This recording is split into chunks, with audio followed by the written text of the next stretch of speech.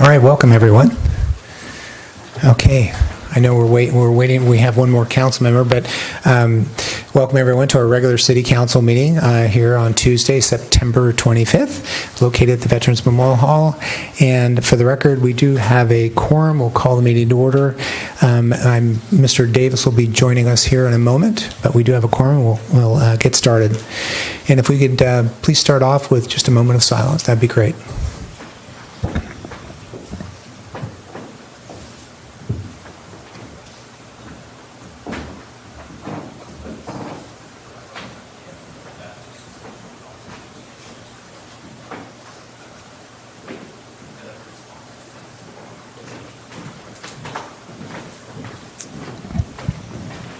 Thank you. And I was going to ask Principal Gould if she had some students of hers that might lead us in the Pledge of Allegiance. Thanks, Janet. I have two fifth-grade students, Isabella Ketchum and Hallelujah Adams, who are going to lead us in the flag salute tonight.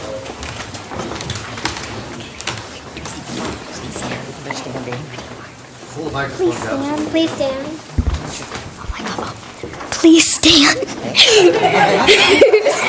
Ready? Right hand over your heart. Ready? Begin. I pledge of allegiance to the flag of the United States of America and to the republic for which it stands, one nation, under God, indivisible, with liberty and justice for all.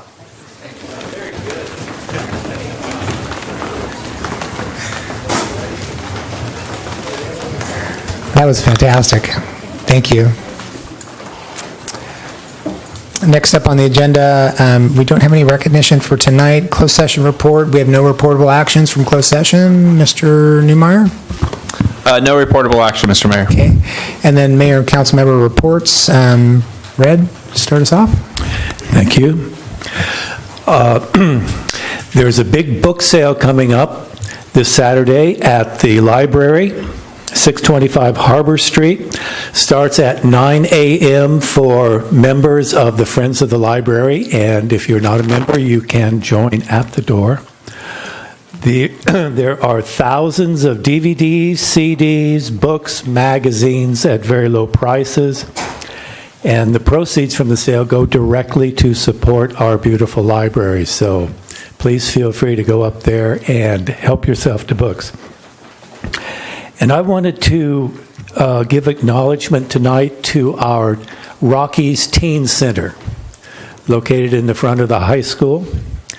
It is open Monday through Friday from 3 to 7 p.m. and on Saturday from 1 to 5. It is a teen center open to all of our young people, grades 6 through 12.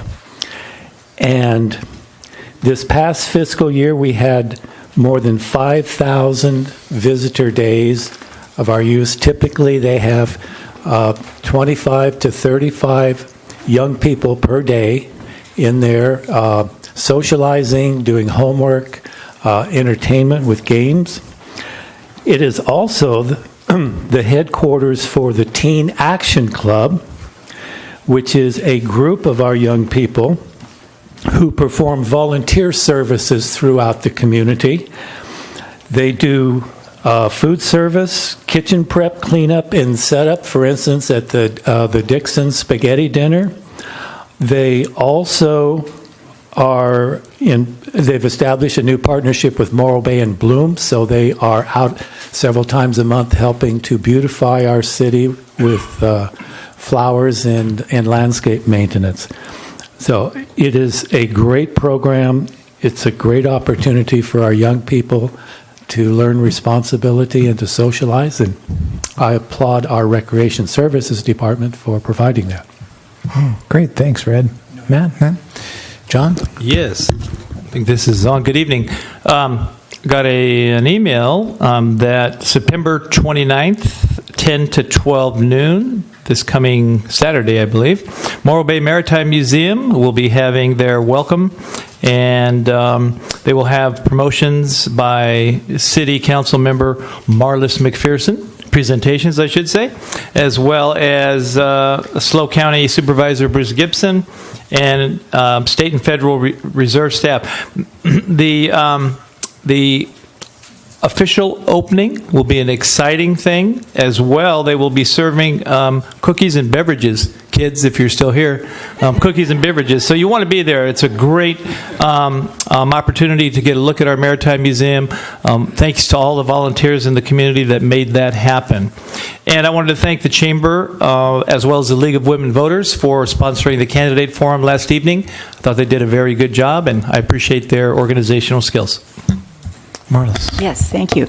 Well, I am going to report this evening about a trip that I took a week ago to the California League of Cities, and it's part of my responsibilities as a council member, and I wanted you all to know that I went on behalf. I was the only representative from Morro Bay there, and I attended 10 sessions, and on very diverse topics, from homelessness to transforming organizational culture to public engagement strategies, and an update on cannabis regulations. And I'm just going to tell you about 3 that I thought were very interesting to me.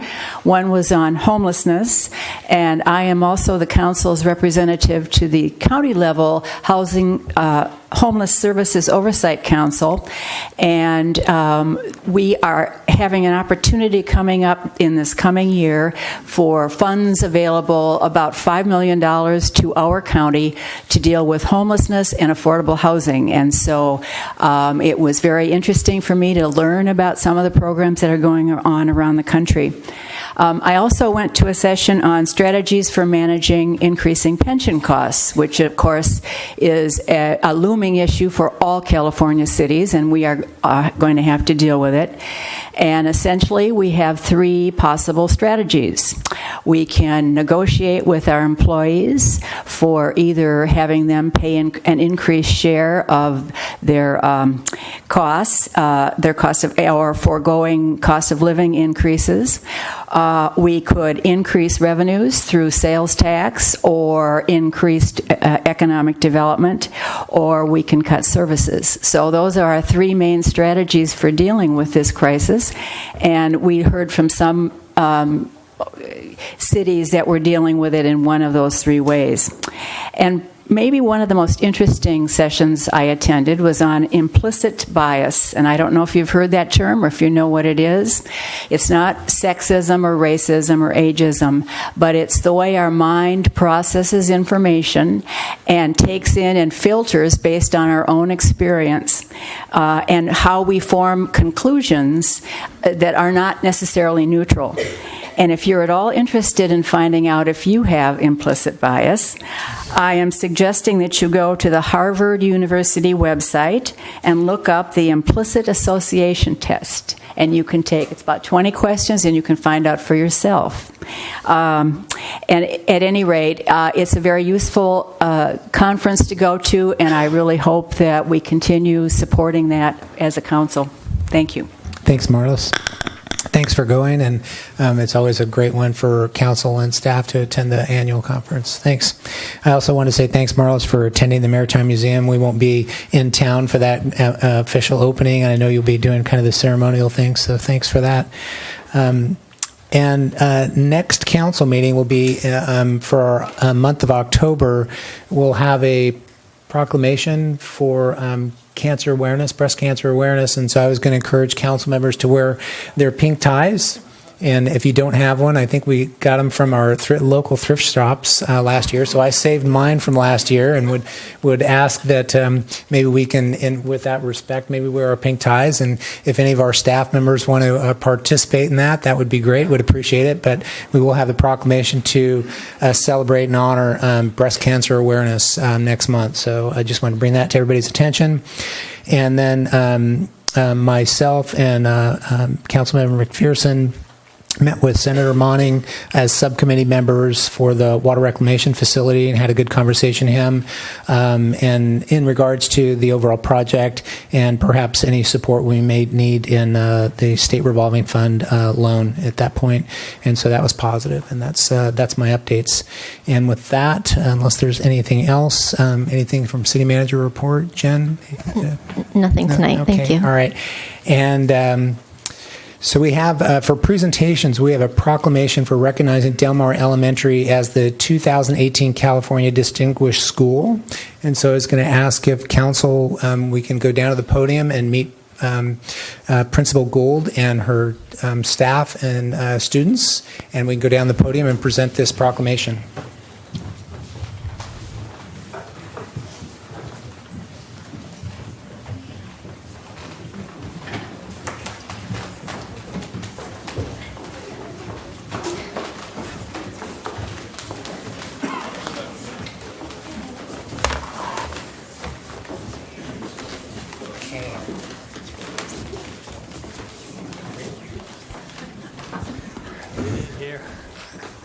I'm going to call you Janet. Okay. All right. Thanks, Janet. All right. Thanks, Janet. Thanks for coming and bringing all your staff and students with you.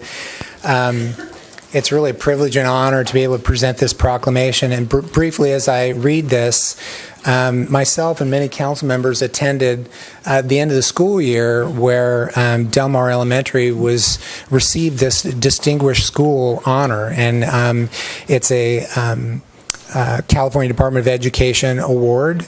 Not many schools get that. The proclamation will read a little bit to that. But what was really compelling was the students read a sentence and what the school, Del Mar School, meant to them.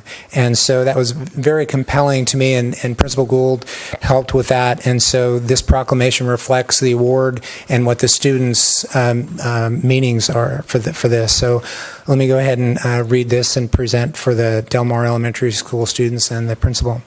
This is a proclamation for the City Council of the City of Morro Bay, recognizing Del Mar Elementary as a California Distinguished School 2018.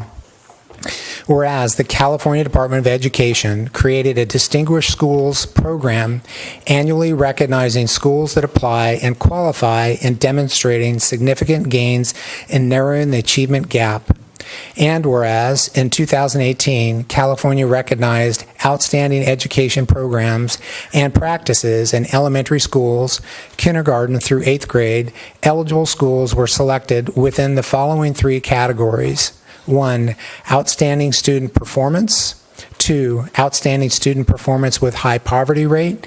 And 3, outstanding improvement and equity across student groups. And whereas Del Mar Elementary School has been selected as one of 287 out of over 6,000 schools in the state of California to receive the Distinguished School Award 2018. And whereas at the end of the school year, the Distinguished School Award was presented at a ceremony at Del Mar Elementary, whereby Del Mar Elementary students proclaimed in their own words why their school, staff, and students are so special, and so will be read into this proclamation. And whereas Mrs. Nolan's TK class proclaims, we are a special school because our school takes care of everyone and makes them happy. And whereas Mrs. Camelli's kindergarten class proclaims, Del Mar is a distinguished school because we are kind and we take care of each other. When we fall down, we help each other up. And whereas Mrs. Hernandez's kindergarten class proclaims, Del Mar is a magical place. We have free play and we have the best teachers. Del Mar is distinguished because we can play with Franklin and Gigi. And whereas Mrs. Labb's kindergarten class proclaims, Del Mar is distinguished because we are kind, friendly listeners, and we help each other to work hard. And whereas Mrs. Harper's first grade class proclaims, Del Mar is distinguished because the kids learn so much. The next year's teachers are going to be so surprised at how much the kids know. And whereas Mrs. Jennison and Mrs. Wyman's first grade class proclaims, Del Mar is distinguished because we celebrate uniqueness and care for each other. Also, you are guaranteed to have fun every day while learning. And whereas Mrs. Montoya's first grade class proclaims, we are a distinguished school because everyone is kind to another and they follow the school rules. However, it is okay if mistakes here are made and we learn from them. This is long, but it's worth every whereas. Whereas Mrs. Britton's second grade class proclaims, Del Mar is a distinguished, safe, and kind place to play and learn due to helpful staff and community that accepts all scholars in their own unique ways. And whereas Mrs. Morin's second grade class proclaims, Del Mar is distinguished because our students are kind and helpful. Our students have a voice and make changes at our school. Del Mar is a safe place. We have lots of fun spirit days and special occasions. All the kids are super unique and we get along. And whereas Mrs. Hantman's first and second grade class proclaims, Del Mar is a distinguished school because we have amazing teachers and staff who care about us and keep us safe. Kids are respectful to each other and the school is always kept clean. And whereas Miss Mishniks, thank you. Third grade class, you're so good, proclaims Del Mar is a distinguished school because of the programs such as STEAM, intervention, field trips. Mostly, we are distinguished because of the people, students, families, teachers, support staff, and principal. And whereas Mr. Roski's third grade class proclaims Del Mar is distinguished because of our amazing STEAM program. Students get to experience robotics, engineering, and tour the world through technology. We're almost there. This is exciting stuff. And whereas Mrs. Kennedy's fourth grade class proclaims Del Mar is distinguished because of our amazing staff, students, and community volunteers. All of the students at Del Mar have a growth mindset and are hardworking. And whereas Mr. Whiteson's fourth grade class proclaims Del Mar is distinguished school because of the amazing teachers that always care for us no matter what. We are also distinguished because of the great things that we learn every day. And whereas Mr. Potter's fifth grade class, there's one more, proclaims Del Mar is distinguished because we go on the best field trips. We go to amazing places, learn a lot, and have fun too. We are lucky because many of our schools don't get to go on field trips.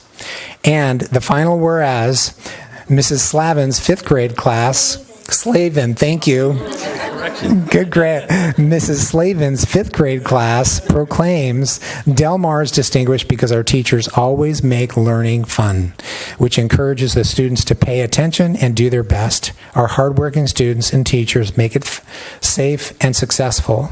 Now, therefore, be it resolved that the City of Morro Bay celebrates and honors Del Mar Elementary School for their achievement as 2018 California Distinguished School recipient, and thanks the Del Mar Elementary School Principal Janet Gould, faculty, staff, school district, families, and awesome students for their distinct qualities of courage and character.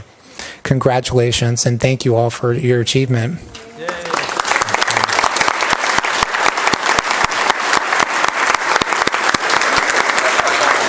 Jan, thank you.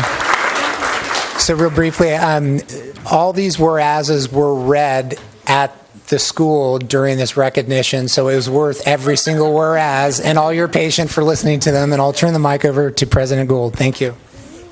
Okay, thank you so much for this honor. We were amazed when we were recognized as a 2018 California Distinguished School, and then to receive this proclamation just says so much about this amazing city that we are all so fortunate to live in.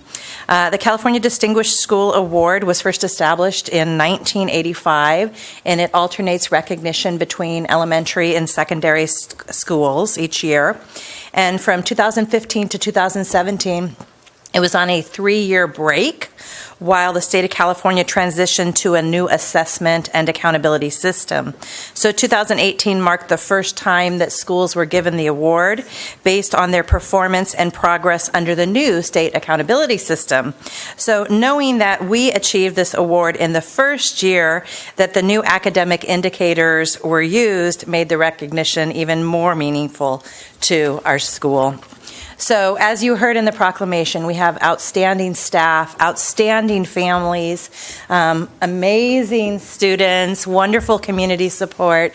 In fact, an example of our student involvement in our school is we have a student council, and we have students who can run for elected positions in our student council, kind of like happening with our city right now.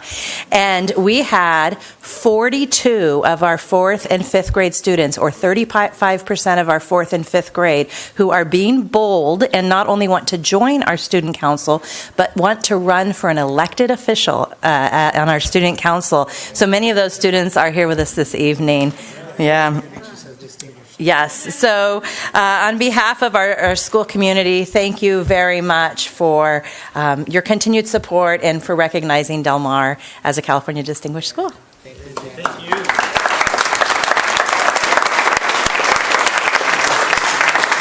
Thank you very much.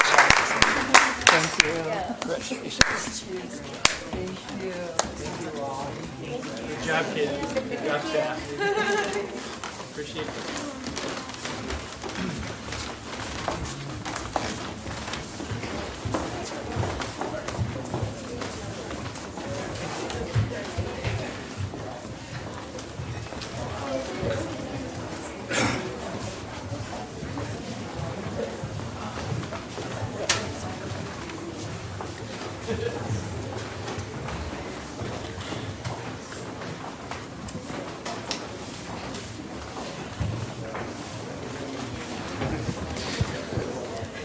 Not only was Del Mar recognized as the most distinguished, this proclamation is probably the longest of any proclamation that's ever come to the city. Congratulations once again.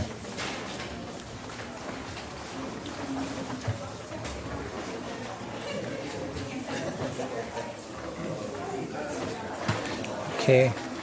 All right, folks, I'm getting speaker slips, so for those who would like to come to public comment for items not on the agenda, I've got speaker slips that are being passed up to me from Dana, and so we'll go through the public comment speaker slips for items not on the agenda. I do have some that were submitted by folks that can't stay for later items that will speak, so I'll do the general public comment speaker slips first, and then the ones for the items that people can't stay to, I'll do last.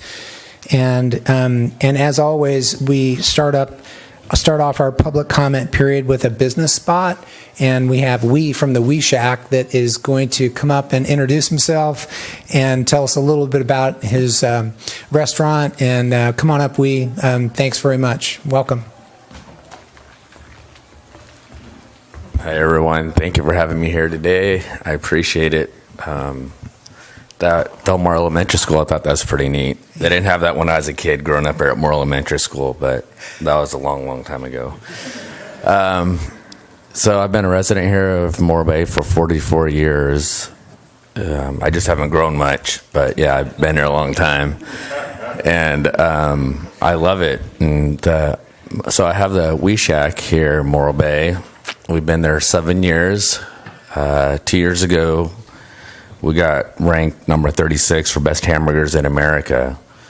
Wow. And the most frequent question I get is people ask me, like, how did you guys do that? And basically, when we started the restaurant, I just want to tell you guys a little history about how we started. Was we did a soft opening, and we actually had we invited a lot of people from the city, my friends, and they came to try out our burgers, but there was a catch. For like 1 week, it was all free, but they had to give me input, like, don't you do this sauce, try this sauce, too much bacon.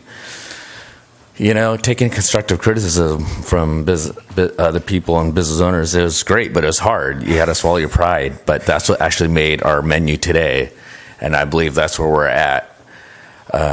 We use Angus beef, fresh baked buns, fresh cut fries, You know, I've had over 1,000 frozen hamburgers in my lifetime. I know it doesn't show, but I mean, I've had. Just fresh is better, and that's what I've always wanted to do since I was a kid growing up here in Morro Bay.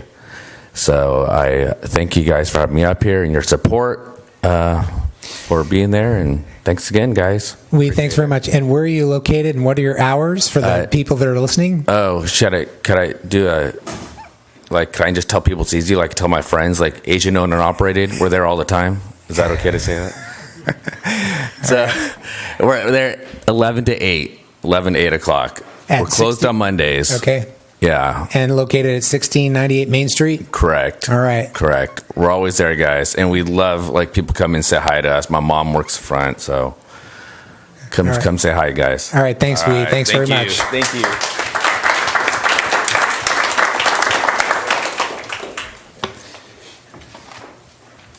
Okay. We're starting off with public comment. First up, Carolyn Brinkman, and then Ken Vesterfeld.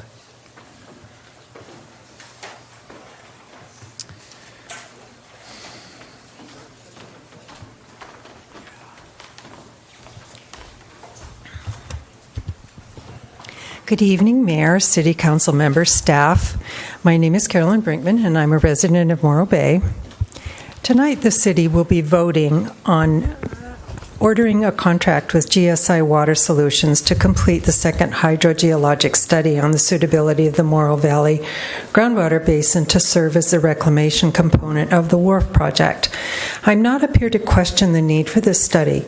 I just want to point out that the timing of this study is off, and to point out that the proposed study shows that the city's water reclamation plan is based on many uncertainties, and I think the city should be transparent about that. Last night at the Candidates Forum, we heard a number of our brave people running for City Council office pledge allegiance to the city's wharf project, based primarily on the city's plan for reclamation. I'm assuming that if they support the city's Plan A for reclamation, they believe that the Morro Valley groundwater basin will be able to do all that it will be required to do to provide water sustainability. That is, to provide water that meets state indirect potable reuse standards and does so at the level that is capable of providing 80% of the city's water needs, as the city claims. I'm assuming candidates who support the city's Plan A for reclamation do so because the city has not proposed a Plan B if Plan A doesn't work. So I have some questions for council and candidates. Question 1, why did the city wait until after the 218 protest vote to order the second feasibility study on the suitability of the Morro Basin for reclamation? The city knew over a year ago that the first study was far from conclusive that injection, storage, and extraction of pure recycled water into the Morro Basin would even work. One wonders if the city was worried that the study being proposed tonight might have ended up showing that its reclamation plan might not work. Question 2, did council members and candidates for City Council office carefully read the May 16, 2017 feasibility study? At one City Council meeting, the Wharf Project Director cited this study when I questioned the city's claim that the Wharf Project would be capable of providing 80% of the city's water needs. Yet there are many red flags in that study as to the feasibility of the city's reclamation project. Question 3, have the candidates read the GSI proposal before the council tonight for its second feasibility study? I have, in great detail. Really, you need to read it. It, too, would show you that many aspects of the reclamation process using the Morro Valley groundwater basin are still very much unproven. Candidates and residents, please read these documents. Don't just take someone else's word for feasibility of the city's water sustainability and reclamation promise. Let's all work for transparency on this promise. That's the city's way. That's the only way we are going to be able to move forward together on the wharf issue. Thank you. Thank you. Ken Vesterfeld. And then Linda Weingart. Good evening, Council. Ken Vesterfeld, resident of Morro Bay. Congratulations to Del Mar School. I have two grandsons that go there, and a couple of weeks ago, my eldest grandson broke his arm, and when I was to arrive there, it was like he was taken care of in an emergency room, so the front office staff is wonderful. What I want to talk to you about tonight, again, I'll reiterate that if I was asked you individually, do you respect the police department? I'm sure all your answers would be yes. But it doesn't show. For years, we have been underpaid, the lowest, underpaid. We are understaffed, which is a detriment to the officers and to the community. I'll cite an incident that happened a week ago where we were understaffed. 2 officers went to a incident where the person might have been under the influence, and when they went to detain that person, he took them on. He was tased 2 or 3 times. It didn't influence him because of his drugs. A call went out to the sheriff's office. Response time, not to disrespect the sheriff's office, was 14 minutes to have someone. It's time that this council, and maybe the future council, and the citizens of Morro Bay respect the police department. Each time I come and I talk to the council, I never get a respectful response by telephone. I never get a respectful response by email. I never get a respectful response by text or even on the street. It's been years that I've talked about this. Why do the citizens of Morro Bay have to have this to be taken care of? I'm hoping that maybe the new city council will have dialogue about this. Even last night at the debate, there was nothing said about the police department. Sooner or later, something's going to happen, and we don't want that. I know you all don't want that to happen. But why do we have to go through this all the time of being underpaid and understaffed? And right now, things are might, as a possibility of some retirement that may take place, may or may not, we are really going to be understaffed. So it's time that the citizens of Morro Bay spoke to you or speak to the new council people here who will maybe take some response. I appreciate your time, and I'm hopefully that I'm speaking to you respectfully, and hopefully the citizens will respect it back, and hopefully the Morro Bay Police Department will get the respect that's due to them. Thank you very much. Thanks, Ken. Linda Weingart, and then Bart Beckman.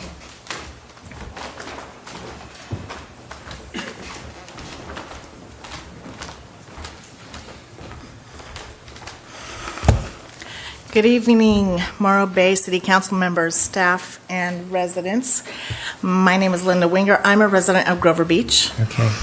But I am also the Director of Community Engagement for the United Way of San Luis Obispo County. Briefly, here in SLO County, our United Way is endeavoring to safeguard the future of our community by nurturing proficiencies in reading, financial, and social emotional literacies through our high-quality programs. We are connecting people in need to resource and referral line 211 and 211slow.org. We are also connecting volunteers to local nonprofit agencies through our volunteerslow.org website. Well, our youth board, which has now just been confirmed of 33 San Luis Obispo County high school students, they are developing promising board members for those same organizations somewhere down the road. More specifically, I wanted to share with you our Real Cost Measure 2018 report recently released by United Ways of California. The Real Cost Measure uses standardized measurements to calculate basic needs budgets based on individual California county profiles, the number of household members, and their individual ages. Our federal government's official poverty measure vastly understates poverty. Established over 45 years ago, the federal poverty level has 2 primary flaws. First, its formula is primarily based on the cost of food, and in the decades since it was created, the costs of housing, transportation, childcare, healthcare, and other family necessities have risen far more rapidly than food costs. And 2, it neglects regional variations in cost of living, and most Californians live in high-cost areas. So, the real cost measure finds that 1 in 3 households in California, over 3.3 million families, including those with income well above the federal poverty level, struggle every month to meet basic needs. Here in SLO County, 29% of our households live below the real cost measure, with 95% of those households having at least one working adult. As a result, the true extent of families contending with deprivation is hidden. Many of these hidden poor find they earn too much to qualify for most income supports, yet still struggle to meet their most basic needs, especially as the cost of housing, healthcare, and other necessities continue to rise faster than wages. The findings of the Real Cost Measure 2018 make plain that, even in the midst of plenty, many Californians are struggling to stay afloat. You may go to unitedwayslow.org to get the full report, explore how our neighboring counties are doing, as well as configure your own basic needs budget. For those of you who would like a guided, deeper dive into the report, I would like to invite you to the Real Cost Measure authors presentation by the authors at the Copeland Health Education Pavilion at French Hospital on Tuesday, October 16th from 2 to 4. Thank you. Thank you. And we're getting right at the long end of the 3 minutes, so thanks, everybody. Next up, Bart Beckman, and then Janice Peters. AGP, we've got a slide up for our public comment speaker, Mr. Beckman. It's on the overhead. Okay, I'll start, but we need the slide. Bart Beckman, Morro Bay, Mr. Mayor, council members, thank you. And I guess never assume. I always thought the Wee Shack meant a little place to go have the great hamburgers, so I guess that's not the case. At the debates last night, I put forth a question that basically said, what have you done, incumbent, or what would you do, challengers, to address the budget gap, which has grown from $1.5 million to $4.5 million over the past 3 years? I'm well aware that legally we must have a balanced budget, or basically we go out of business. So that's a requirement. So having a balanced budget is taken. The term that was brought up, I think 3 or 4 years ago by Mr. Buckingham or the staff then, was budget gap. At that point, there was a one-page piece of paper that he presented that added up to $1.5 million. In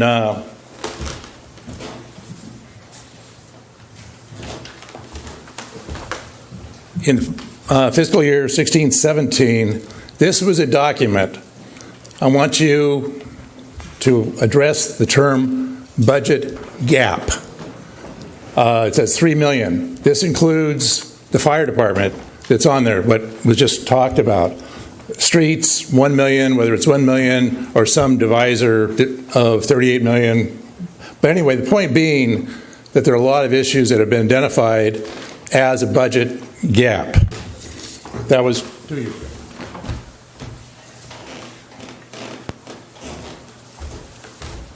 Fiscal year 17-18, you will notice once again in a packet that this council reviewed, the term budget gap was used. Primarily as CalPERS is what grew that, but it's fundamentally the same concept. It's now 4 to 5 million.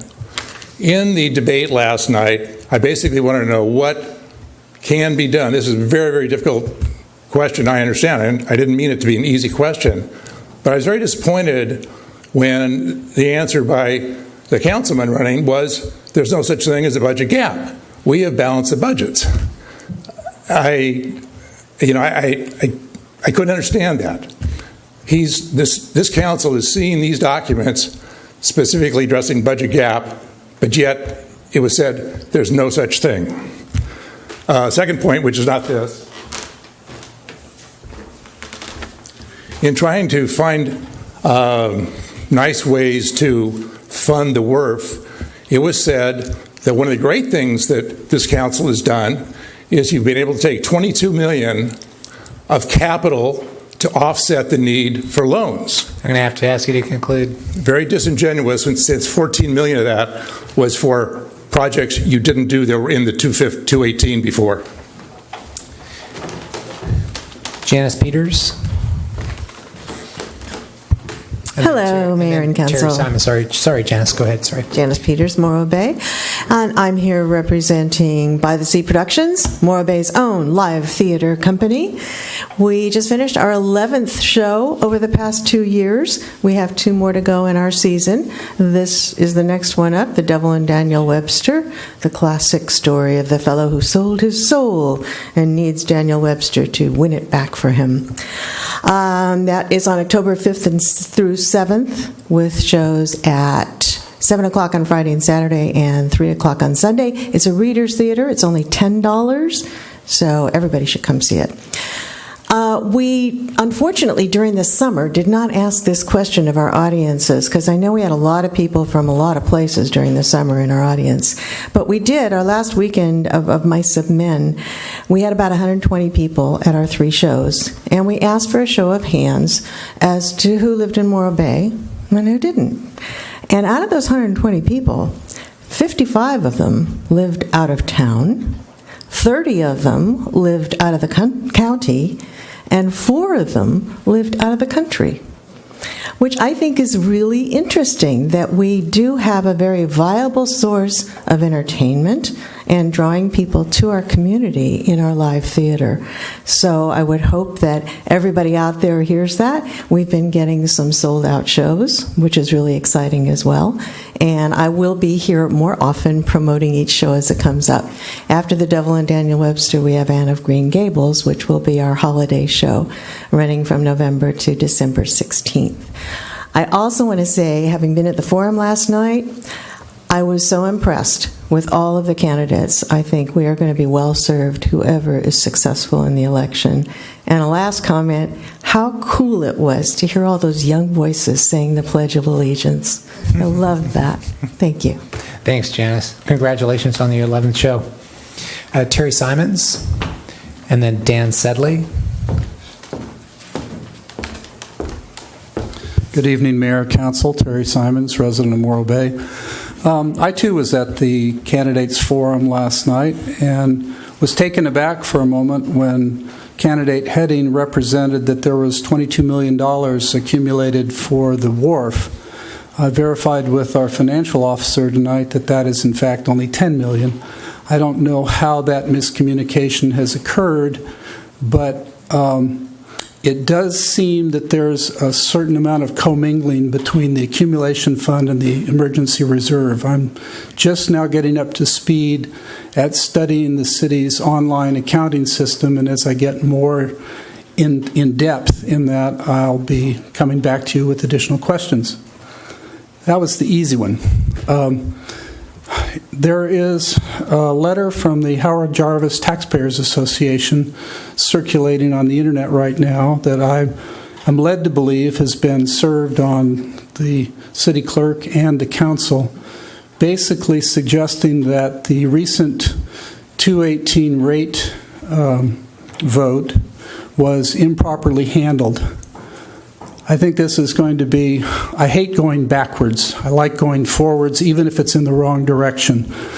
But I'm afraid that unless this council takes the time to revisit their decision on the acceptance or the denial of the acceptance of the 1,000 votes, we're going to be headed into a very wasteful, lawyerly type of event where our already taxed city attorney fund will be expanded even greater, defending yet another mindless lawsuit over a easily corrected problem. I would really hope that the council could reflect on perhaps reopening the situation, directing staff to validate all of the ballots that were received, and just see where this is. I don't really believe in my heart that there were sufficient votes achieved to overturn the rate increase or to validate the protest.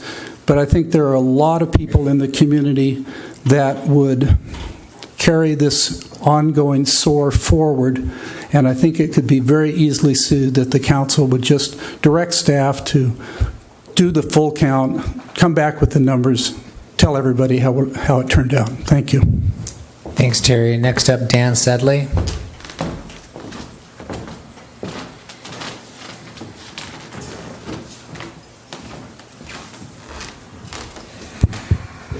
My name is Dan Sedley. I live in Morro Bay. As my slip indicates, I'm here to talk about the Code of Civility. We're all human beings. I understand. We have all made mistakes. I understand. And the truth in a person that is mature, and the truth in a person that has learned from their mistakes is that they're able to admit them.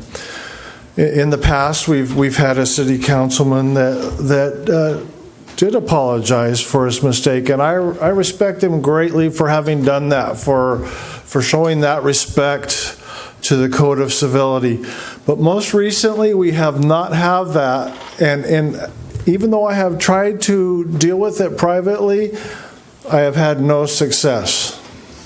I have sent an email. The mayor told me that he received it, that he read it. I appreciate that, Mayor. But the individual who it's regarding, it wasn't regarding the mayor, I wish to point that out. The individual was regarding, the city councilman it was regarding, did not respond to me at all, even to say that they had received it. And let me be more specific. I'm talking in public about something I would prefer to be talking in private about. I'm speaking about the August 14th City Council meeting where City Councilman John Heading personally attacked Aaron Oaks. It was uncalled for. I wish to say that I'm representing no one here, not Aaron Oaks, not any group, just Dan Sedley in reference to the Code of Civility. City Councilman Heading attacked him personally. He attacked an article that he had written in the Bay News saying this is unfactual, this is unfactual, this is unfactual. I saw him get red in the face. I saw him get mad. It was personal. He later came back and said, "Oh, it wasn't personal at all. I was just referring to an email that he sent to me." Well, if that's the case, send him an email back. Debate him on the facts. In the Code of Civility, we're supposed to deal with the subjects, not the personalities. I'm not supposed to get up here and say, John Heading did this. But the fact of the matter is, I haven't been able to achieve that through private means. And so I am here bringing it up publicly. It was brought up publicly by him. I'm disappointed in him as a city councilman and as a mayoral candidate. It was clearly very personal for him. He said that Aaron Oaks had sent him an email that challenged him to support his position. And I'm all for that. Support your position. Tell us why the wharf is the best thing going. I am totally good with that. Thanks, Dan. But don't mention names. John Weiss.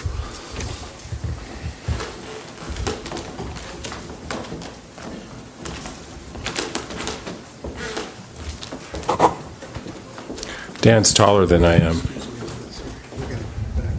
Okay, thank you. We can start the time now.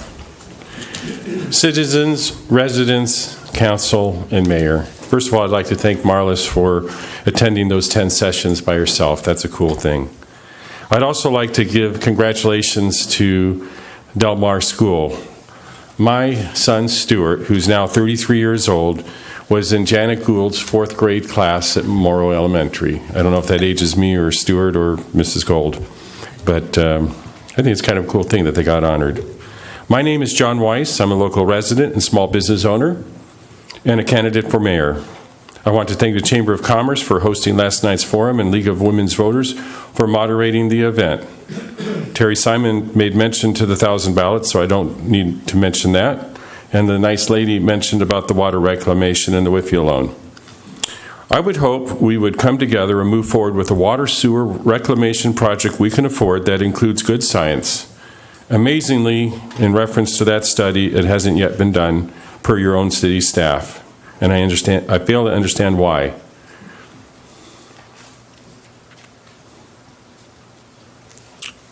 Finally, I wanted to make mention of Roger Ewing, who would close his comments with, "I wish all of you to have a great meeting tonight." And I do. Thank you. Thanks, John. Next up, Bob Keller.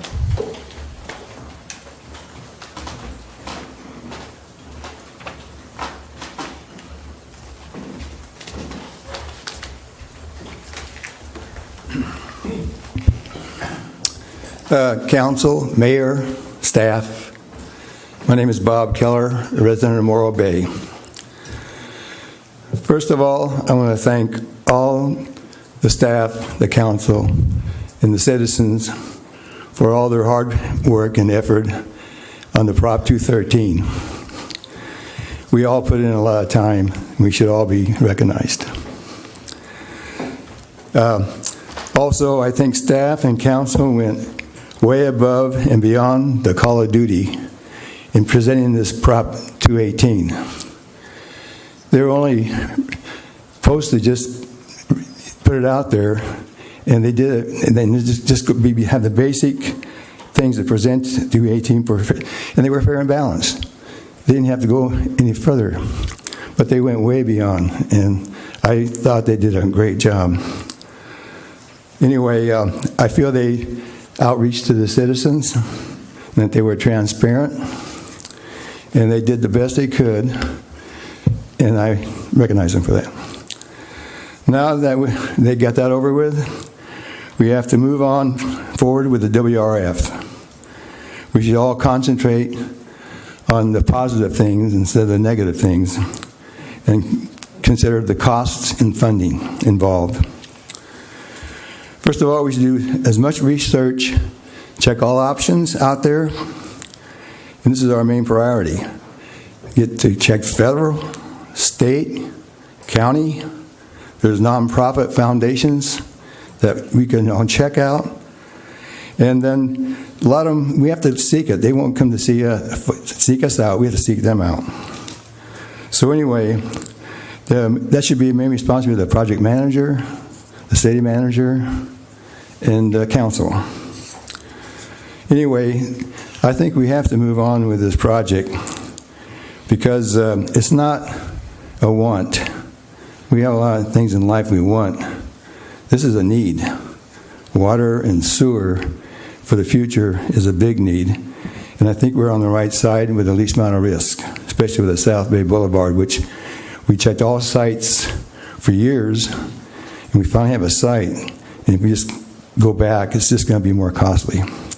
So remember, time is money, time is of the essence, and it's only going to cost more if we delay and avoid. Thank you. Thanks, Bob. Next up, Barbara Dorr.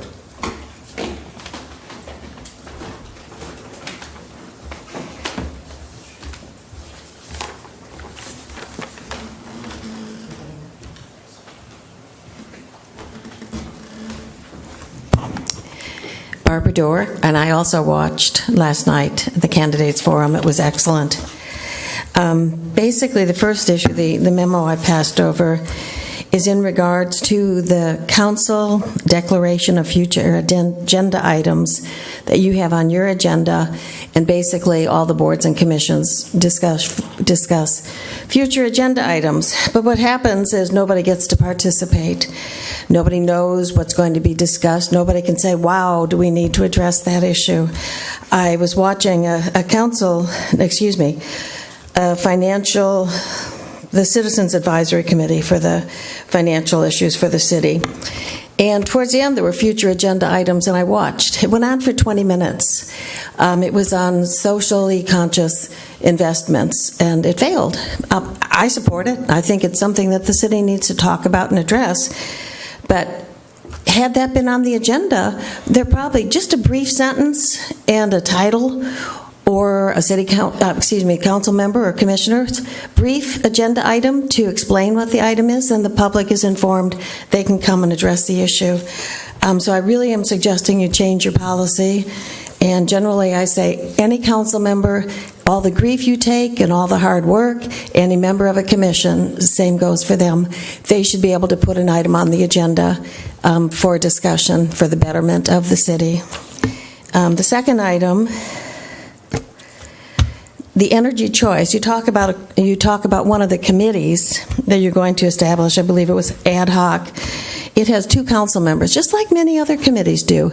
And I would recommend that no council members be allowed to serve on any of our ad hoc committees, standing committees. They usually have a department head that shares the staff perspective. Those are 2 votes most likely when it comes back to the city council, and it's almost decided before it gets here and excludes the public, especially ad hoc committees where they don't have to follow the Brown Act or notice. So that's what I recommend. You look at a policy change. Hopefully with the new council and mayor, maybe they'll be more open to public involvement. Oh, and also on your ad hoc committees, and you have a lot of wonderful people, but they're the same people on many committees. You know, just like how many Yale, Harvard, Supreme Court justices we have out of 300 million people. Look at our community. They all don't have to be the same people. And the last issue, I also saw the Jarvis Association, Taxpayers Association letters. I suggest you got the ballots, 1,000 ballots the evening of the 11th. Count them. And like the man said earlier, it's probably not going to make any difference. But goodness, serve your community and allow us due process and a protest ballot. Thank you. Thank you, Kerrigan Mann.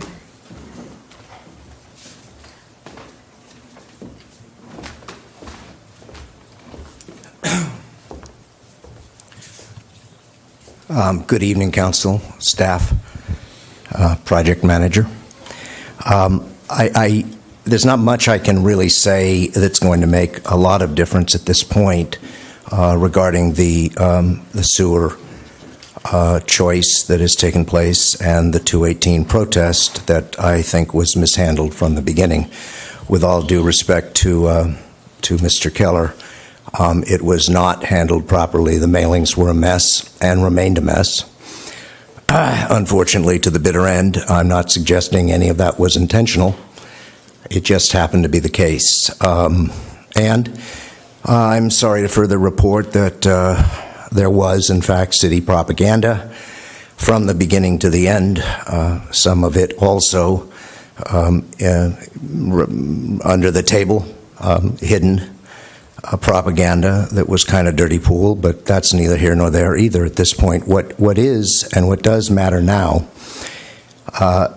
is the egregious, and I don't use the term loosely, egregious handling of the 1,000 ballots. They were handed in during the hearing legally. The requirements that the city attorney made at the beginning of the 218 were in fact city requirements, and they mean nothing. They have nothing to do with California Constitution. Zero. The ballots do not need to be dated, and the ballots and the protest can be made at any time. There is no time requirement. Now, that being said, the city attorney went on to make the mistake of advising you all as to what you could do with the 1,000 ballots, count them or not count them. Well, no, he's not. First of all, as he so much seemingly wanted to be, I'm sorry he's not here, a 6th council member. Well, he isn't. And again, that's neither here nor there. What he did do, and he does regularly, was misadvise you. The ballots were in the city clerk's hands. You can read all about it in the 218. I think it's section 5, 9, 11, and 12. It makes it very clear that once those ballots are in her hands, they are to be designated, counted, or not counted by her. There is no vote by you. That's not legal. You have no vote. Now, finally, it doesn't matter anymore, does it, that they're counted? And with all due respect to Mr. Simons, I understand that the duplicates in the 1,000 are approximately 83. So after they're all verified, we win. It's too late. It's in Jarvis's hands now. Doesn't matter if you count them. Thanks, Kerrigan. And the loans are gone too, I'm afraid. But you know that. You read the letters. So I've got public speaker slips for folks that can't speak for items later on in the agenda. So I've got 2 speaker slips left for public comment, and these are for items A10, A3, A10, C2, C3, and C4, all of these items. And Don Addis wanted to speak to these items. Come on up. I'll be brief, though. I only turned in a 1-minute slip, but I wanted to say thank you to League of Women Voters and the Chamber for the forum last night. I'm Dawn Addis. I'm a candidate for City Council. I wanted to thank the Council for your resolution recognizing Del Mar School as a teacher and somebody who works with Del Mar School. I really appreciate the efforts that took tonight. I want to thank you for proclaiming the 16th annual Week of the Otter as someone who cares about the coast. I appreciate those efforts. But I also want to ask you on items C2 to please move forward with the joint power agreement for the Community Choice Energy Program. I think that partnership with San Luis Obispo is extremely important for the future of Morro Bay. On item C3, I'd like to ask you to move forward with the process of procuring the state revolving fund loan. And on item C4, I'd like to ask that you move forward with the study for the groundwater and injection testing so that we can really understand better if we can have potable water for Morro Bay. And then I did want to address this idea about PERS and how we can address that, and just ask that you consider cuts to employee salaries as the last resort. I know this is a hard decision, and how to address PERS is going to be difficult. I'm reacting to Councilperson Marlis McPherson's comments about 3 different ways to address PERS, but our city employees really are already the lowest paid in the county in many areas, and I don't think it's going to benefit us to continue to cut from our employees. And so I would just ask that you look at other ways to address PERS before digging into employee salaries. So thank you very much. Thanks, Don. Next up is Carol Truesdale for item C4.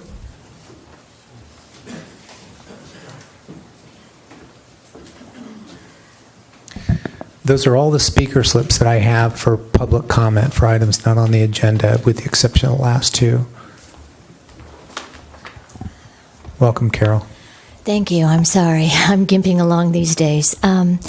Good evening. For the record, I'm a resident of Morro Bay since 1995 and homeowner. I want to talk about item C4 regarding the execution of a $350,000 to $400,000 contract plus $150K costs for injection wells to model the impact of pumping hundreds of thousands of gallons into the lower Morro Valley riverbed, with the hope of someday being able to recover potable water from the basin. This seems dangerous. One should remember the cardinal rule: do not mess with Mother Nature, as her natural systems are generally very complex, and if anything can go wrong, it certainly will. I read over the 2012 DUDEC Recycle Water Feasibility Study paid for by both the City of Morro Bay and the Cayuga Sanitary District. I found a significant number of very interesting facts that perhaps the City Council and staff may have forgotten. This excellent consulting report was very extensive, and in the past 6 years, there have been no revolutionary advances in water purification and recycled technologies. The study says the feasibility of implementing a recycled water program is dependent on a number of factors, including demand, economy of scale, economics, funding operations, geographic location, water supply, water quality, and regulations. Any decision to go after recycled water should involve all of these factors, and with regard to Morro Bay, some of these factors are paramount. Regarding demand, the study concludes the City of Morro Bay has adequate, reliable supplies to meet projected demands.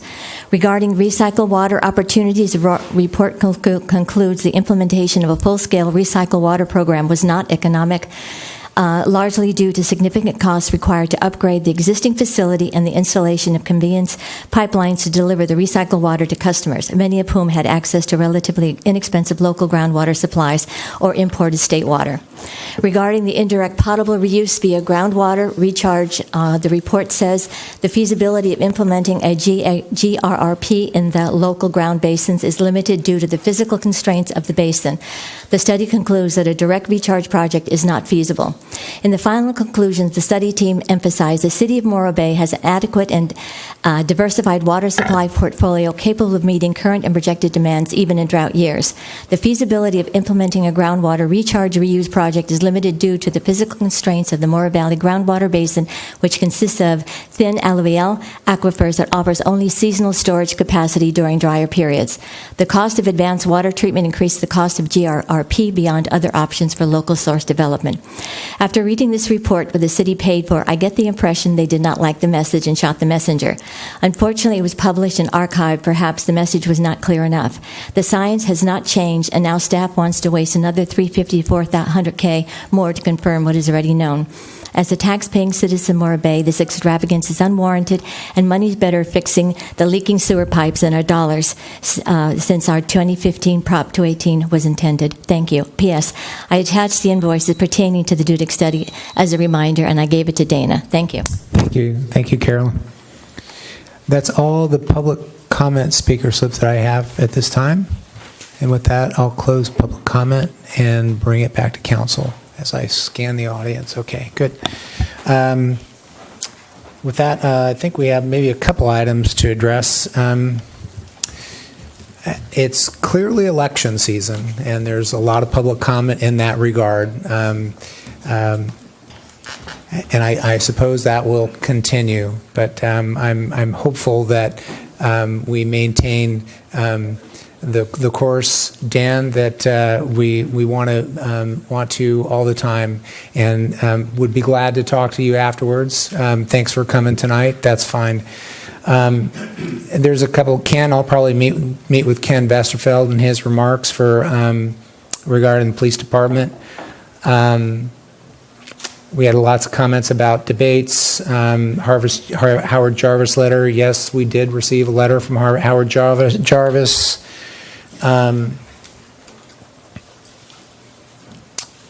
Where was, and then in regard for the C4, Carol, your comments on C4 we'll address when we open the item. Sorry, let's just do it that way.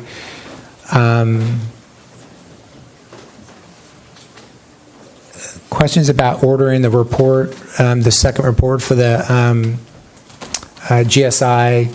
That will be, and we'll discuss that at C4 as well after the 218. This was from Carolyn Brinkman's. There's a question about the GSI report, but that'll all be discussed on C4 when we get to that. Is there anything I'm missing from council on these? Yep. Yeah. John? Yeah, I'd be happy to respond to a number of comments that were made. Thank you. I'm always open to public comment, whether it's election season or not. As an elected official, I'm happy to respond. Let me start with Mr. Sedley. Thank you, Mr. Sedley, for your comments. I appreciate that. If you look at the agenda regarding the first page, it says to increase the effectiveness of public comment period, the following rule shall be followed. Let me remind you of the second rule, which is all remarks shall be addressed to council as a whole and not to any individual member thereof. Since you violated that and it involves me, I'm happy to respond to you.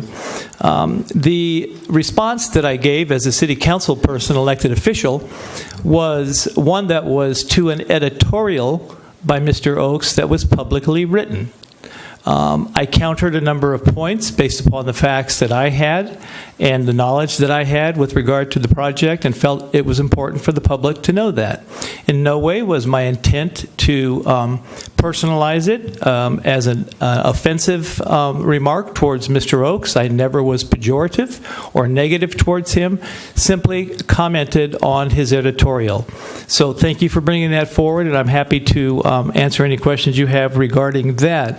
And Mr. Beckman, thank you for bringing your issues with regard to the budget forward. As a seated council person for the last 4 years, let me remind you, as you're a member of the Citizens Finance Committee, that we have had, quote unquote, a balanced budget for the last 4 years, which means that our revenues exceed our expenses. What I will say is what you refer to are the inability to fund full capital projects. That's an issue that I have raised numerous times here. Those issues include dollars allocated to streets. Mr. Leivik has reported on a number of times that the city, through Measure Q and our funding that we receive from our major sources of revenues, are inadequate to fund the street pavement index that's required. That's an important issue. This council has tried hard to address that, and the gas tax has provided an additional $200,000 to $250,000 to help us meet that need. Secondarily, with regard to our pension liability, we have authorized early payment and retirement of debt associated with that in order to decrease our liability. You may have forgotten that as you considered your comments. The other thing I wanted to mention to you is that we also have just recently authorized a study to look at the future capital needs of the city. That's a very important thing for us to do. We've not had that heretofore, and that will help us determine the actual funding needs in the future. And if you had come to the meeting at 4:30 today, you would have heard and realized the establishment of a number of policies that were set that established specifically financial reserve policies for both the general fund as well as our enterprise funds in order to ensure viability for the future. The other thing I might mention to you is that we also have been able to maintain staff increases, although I would agree we're beginning to fall behind with regard to our ability to fund personnel in this city, and we are struggling difficultly with an economy that really is a single source economy, and that is tourism. And until that is diversified and those revenues increase, the only way we will get funds is through, guess what? A sales tax increase that may or may not have to happen to make the things realized that you mentioned. So I would ask you back, sir, if you are a member of the CFAC committee, please engage, be involved, and make recommendations for how to solve those complex issues. Lastly, I would like to respond to Mr. Simons. Thank you for bringing that point forward. An important point. If you look at the rate study showed the total funding for the wastewater treatment facility. What I referred to specifically was the fact that it would be funded by approximately $24 million in cash. Not that we had $24 million in cash in the bank to fund it right now, but over the life of the project, with the $10 million you referred to now and the additional $14 million that will be generated in the future, that will bring us to the point of $24 million, which offsets significant debt. So thank you, public, during this election time for bringing those issues forward. If anybody wants to speak to me individually, I'm happy to do it, and I appreciate your attendance here tonight. No answers? Sorry. Okay. I think we got Marlos. Was there something else that was missed here? And you said there was something, Marlos, to respond to? Well, I was just thinking that Barbara Dorr spoke about the ad hoc committee, and I believe she's talking about the one that we're possibly going to appoint for the community choice energy. And that is specifically written into the JPA agreement who will be serving on that. So we don't really have an option of who we can appoint, just for point of clarification. And that's often the case on a lot of these appointments. They're specified that they have to be a council member. So. I would just echo one thing, Marlos, just for clarification. We probably do, if we really came down to it, would have, as a council, have a choice if we didn't want to agree to that structure. But that structure is a Brown Act meeting structure as well for those. So it's a structural organization that other CCEs use, and I don't think it's outside the bounds. And actually, as far as transparency goes, it's still a working body that's represented by the city for the CCE overall, if that helps clarify some things. But I know we get into was there anything else, Marlos, on that? Only to say that there is also an operating board, so that there is an opportunity for all of the city managers to also participate in the decision process. All right. Okay, with that, we'll close public comment and move on to consent. First up on consent, I have a couple items. Does anybody have any items to pull on consent? None? I just wanted to pull item A8 and A9. Is there anybody else then? Seeing none, I would take a motion to approve all items on consent with the exception of items A8 and A9. So moved. Second. Motion by Mr. Heading, second by Mr. Makwetsky. Any further discussion? None? All in favor say aye. Aye. Aye. Opposed? None. Motion carries 5-0. First one up, A8. Just had a brief conversation on this. This has to do with the purchase of the trolley. And just wanted to get some clarification. And I'll direct my questions to you, Rob. I know I talked with Janine, and she's hopefully coordinated all that. But briefly, we have a grant fund that purchases the trolley. And I guess briefly, what are we going to do with the old trolley? And if you could tell us a little bit about what we could do with that. So, in the past, typically we surplus those vehicles and either auction them, send them to auction, and get funds that would go back into the transit fund, because that is an enterprise fund and it's self-supporting, or we have directly sold them to another agency. For example, we sold Molly the trolley to the Lighthouse Association for their tours. So we have options with the trolley, but so if the city wanted to utilize that outside its designated transportation funds in another way, so we would have to legally purchase that. It's not like we could just say, oh yeah, we want to keep it and use it for something else. Would that the expectation, it's typically federally grant funded. Our granting agencies would expect us to get fair market value for that. So we would look what I think we're replacing the Ford trolley, see what that goes for on the market, and either sell it to the city, sell it to ourselves, either the general fund or whatever fund was purchasing that, or auction or direct sale.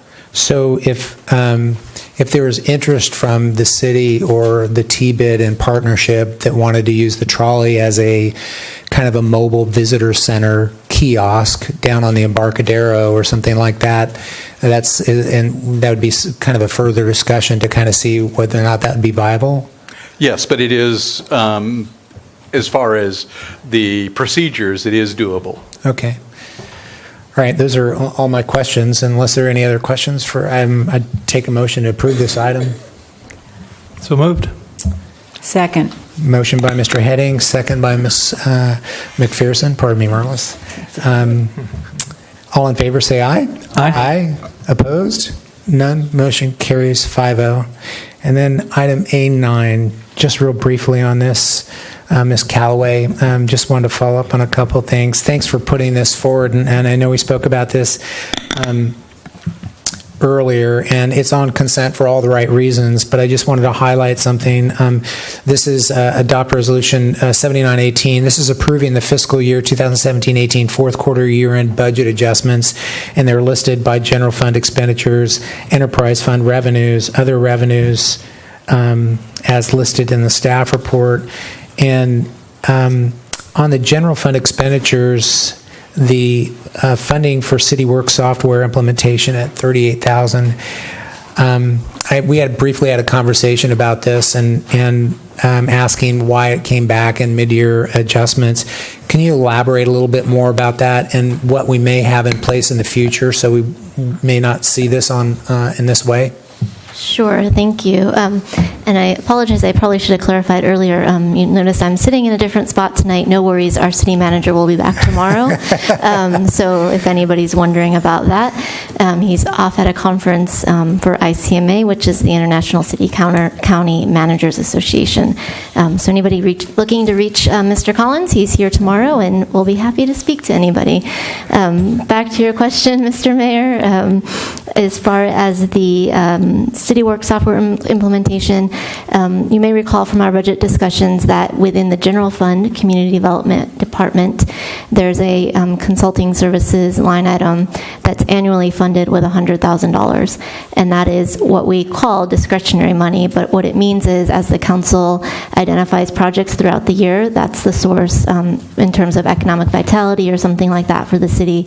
That's the source that the community development director can go to fund those, and that would be with council direction. City Works was one of those projects. What happens if the money is not used throughout the year or the project carries forward over multiple years is that money gets swept at year end, meaning that excess revenues go into the emergency reserve unless there's a project set up specifically for that, or the money is transferred to maybe a trust and agency account, which is what's happened in some cases in the past. For 17-18, we are showing positive revenues over expenditures. There was not a capital project set up for City Works, so some of that funding did get swept into general fund emergency reserve. The $39,000 approximately will complete the implementation of City Works. For the ongoing subscription costs, we have a new fee charge through the impact and community development fees, permit fees, to fund that. So this is kind of a cleanup of those items in the future. As we have discussed wayfinding and those kind of projects, when year end closes and we have that annual report back from the auditors, we'll acknowledge what was not spent out of that general fund discretionary account, if you will, and ask to set up a capital project to fund that, knowing that it's crossing over fiscal years. Then it'll be funded for those ongoing costs. Thanks for that description. So basically, having a capital projects line item will have a stronger accountability for this and instead of coming back at mid-year budget. It'll be able to carry through year to year until it's completed? Correct. Okay, great. Thank you. And with that, that's the only question I had on this, and I'd make a motion to approve item A9. Second.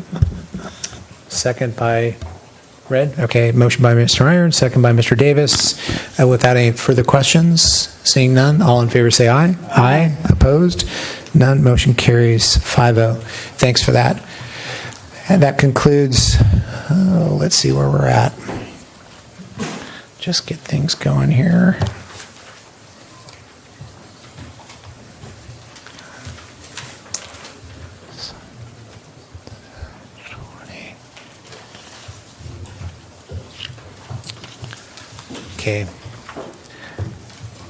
Okay, next up. Thanks. Item B1. Item B1 is our public hearing item for tonight. This is a denial of appeal of Planning Commission approval on August 7th, 2018, of the conditional use permit UPO 470. It's a coastal development permit, CPO 530.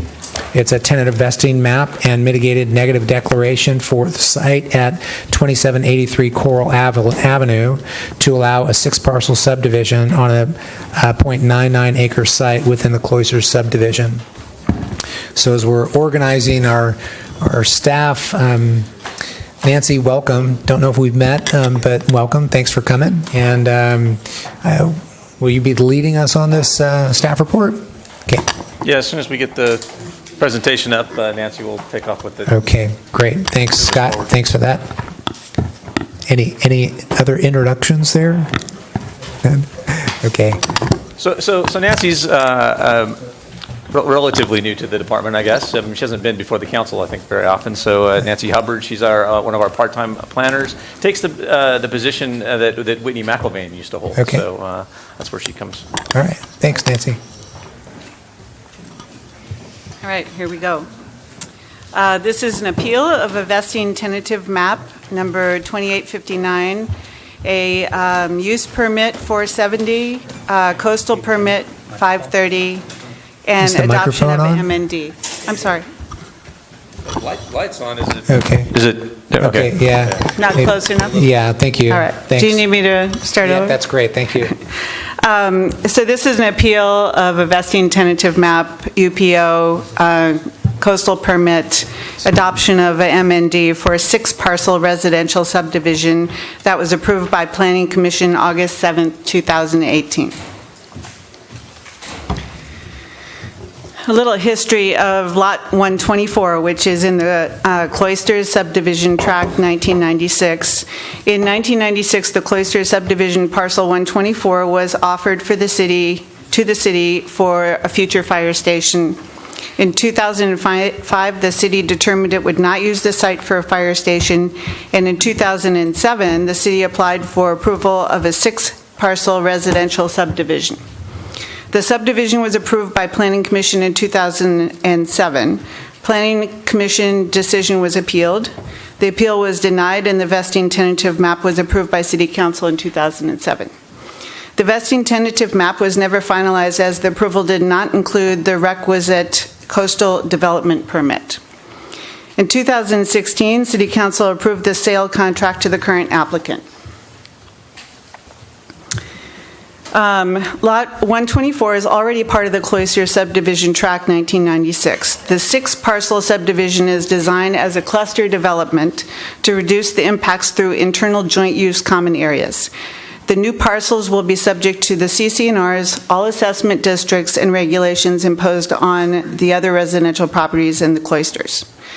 The dedication agreement from the original Cloisters subdivision to the city allows Lot 124 to be also used for single-family residential as the only alternative use to a fire station.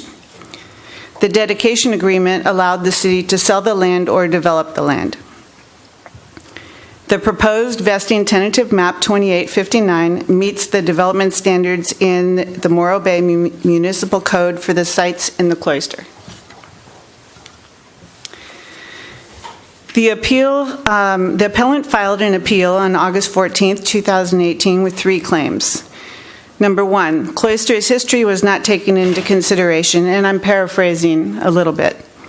Number 2, the Planning Commission hearing notification did not go to all residents in the Cloisters subdivision. And number 3, the Cloisters Architectural Review Committee did not have a chance to review and approve the schematic plans provided. The planning staff met with the appellant and other members of the Cloisters Architectural Review Committee on August 16th and again on September 6th. As a result of the meetings, the appellant was offered extra time to review information provided and to add or modify the existing appeal claims. On September 12th, the following additional claims were added to the appeal. Number 1, the city's legal authority to sell Lot 124. 2, new parcels participation in the Special Assessment District. Number 3, proposed lot sizes and design concerns with on-site parking. Number 4, concern that the Planning Commission hearing, that in the Planning Commission hearing, the ownership of the site was misrepresented. Number 5, vacation rental restrictions. Number 6, raptor habitat was not adequately addressed. I'm going to take these one by one with staff's response. Number 1, the Cloisters' history was not taken into consideration, and the response is the staff report and the presentation to the Planning Commission hearing included the history of the site related to the original intent, the dedication to the city for a future fire station, the city decision to declare the site as surplus, the city application for subdivision of the site, and the city's approval to sell the site to the current project applicant.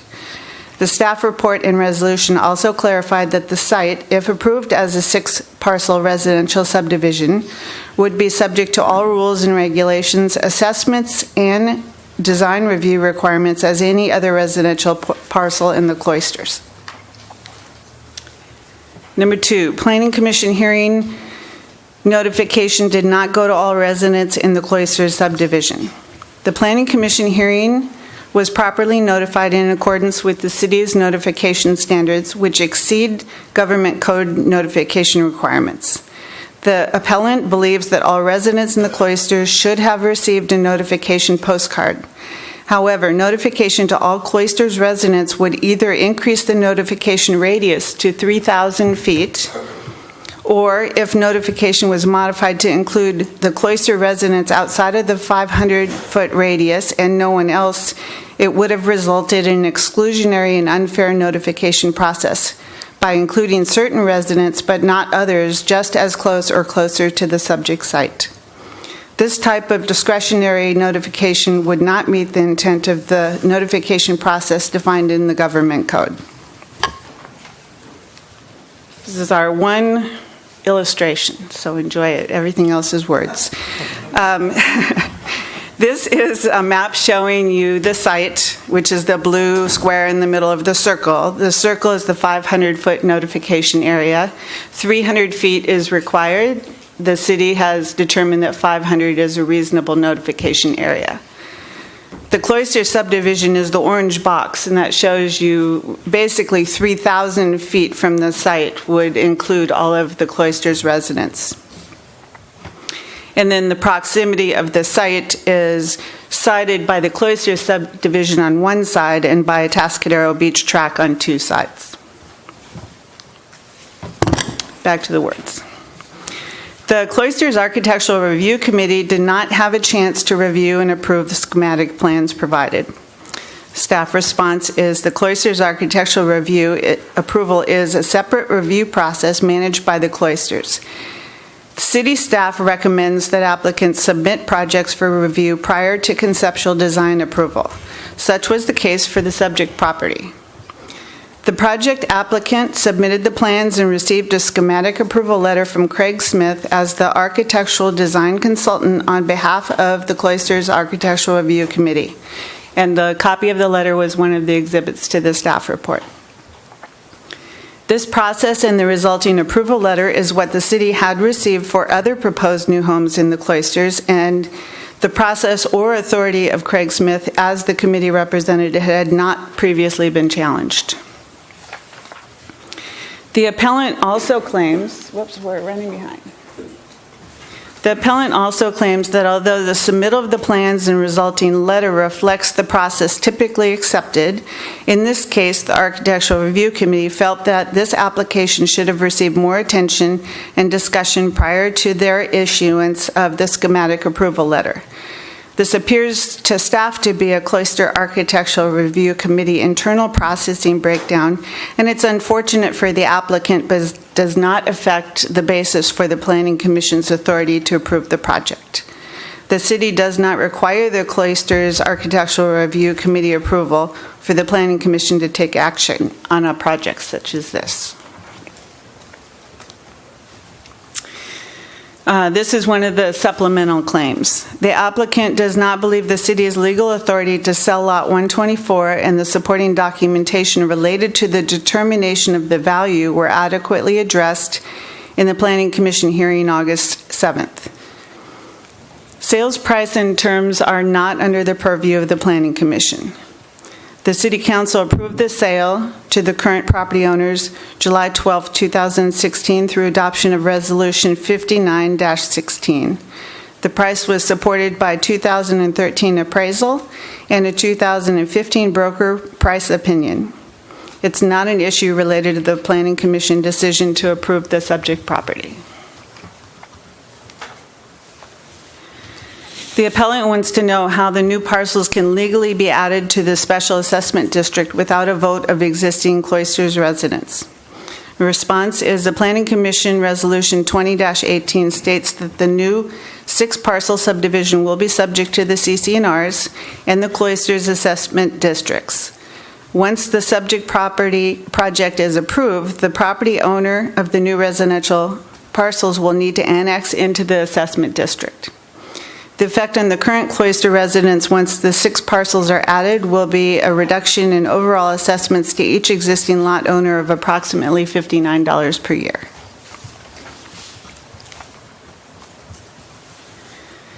The appellant questions the proposed subdivision lot sizes and design compatibility with the governing documents of the Cloisters subdivision. The appellant is concerned with the lack of parking and the existence of a shared driveway when other Cloisters lots have private driveways.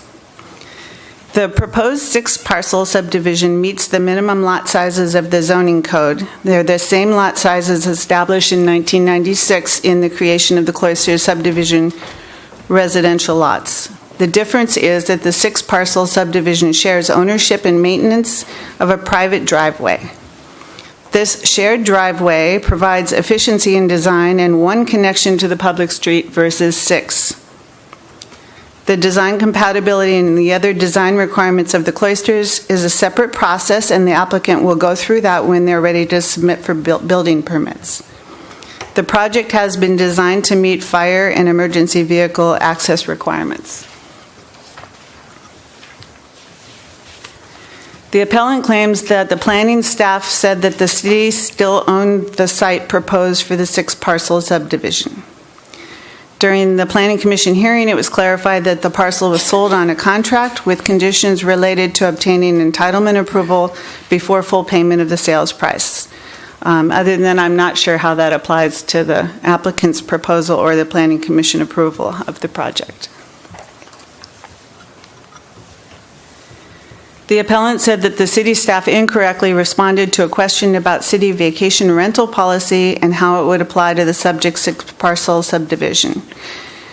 During the hearing, the Planning Commission asked staff how the vacation rental policy would apply to this development, and staff responded that the new residential lots would be subject to the same vacation rental policy as any other residential property within the city.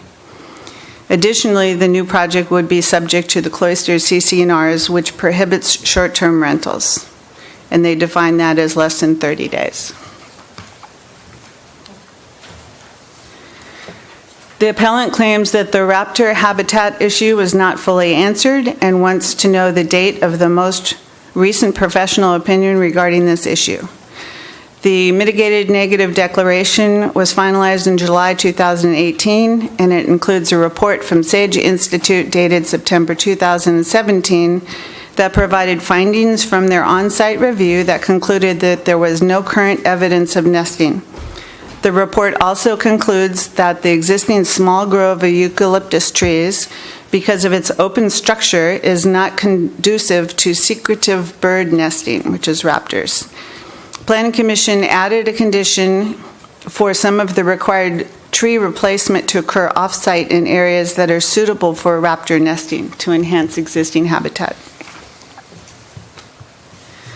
Staff recommends that Council adopt Resolution 72-18, making the necessary findings to deny the appeal and uphold Planning Commission approval of the conditional use permit 470, coastal development permit 530, vesting tentative map 2859, and adoption of the mitigated negative declaration for this project. Okay, thanks for the report. We can go through questions from council, and then the appellant. Would it be more appropriate for the appellant to come up first before questions, Chris? That's at the mayor's discretion on which order you want to go, but we'll just open the public hearing after all the information is received. Okay. It depends on just efficiency on your end. Okay. I'll just ask council, would you prefer to go through questions or have the appellant come in and present first? Okay, the appellant, okay. If the appellant would mind coming up. Dawn, we've got the mic set up over here next to Chris. Thank you.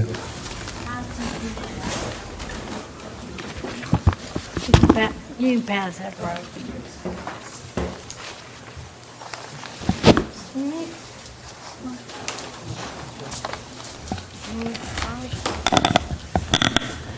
Thank you, Steve Stevens, for Don Beatty and the design committee of the Cloisters. I appreciate the opportunity. The Coastal Commission, in approving the Cloisters via the Cloisters Declaration of Restrictive Covenants recorded October 8th, 1996, gave the responsibility for enforcing the declaration as guidelines during the approval process to the Design Committee. Per the Coastal Commission charges, the Design Committee represents the interests of all 120 parcel owners and has purview over the project, including Lot 124. The Design Committee hereby unequivocally declares the project of Lot 124 of the Cloisters was never reviewed and approved by the Design Committee.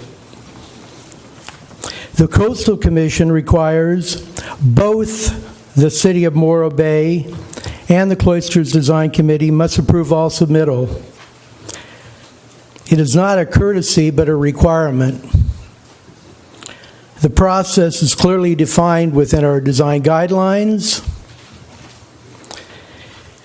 Secondly, even site improvements that do not require a permit for the city will be required to be reviewed and approved by the committee. Regarding notification, the committee, it's clearly stated within the charges given to us by the Coastal Commission, the committee has the sole and absolute discretion on any and all affected.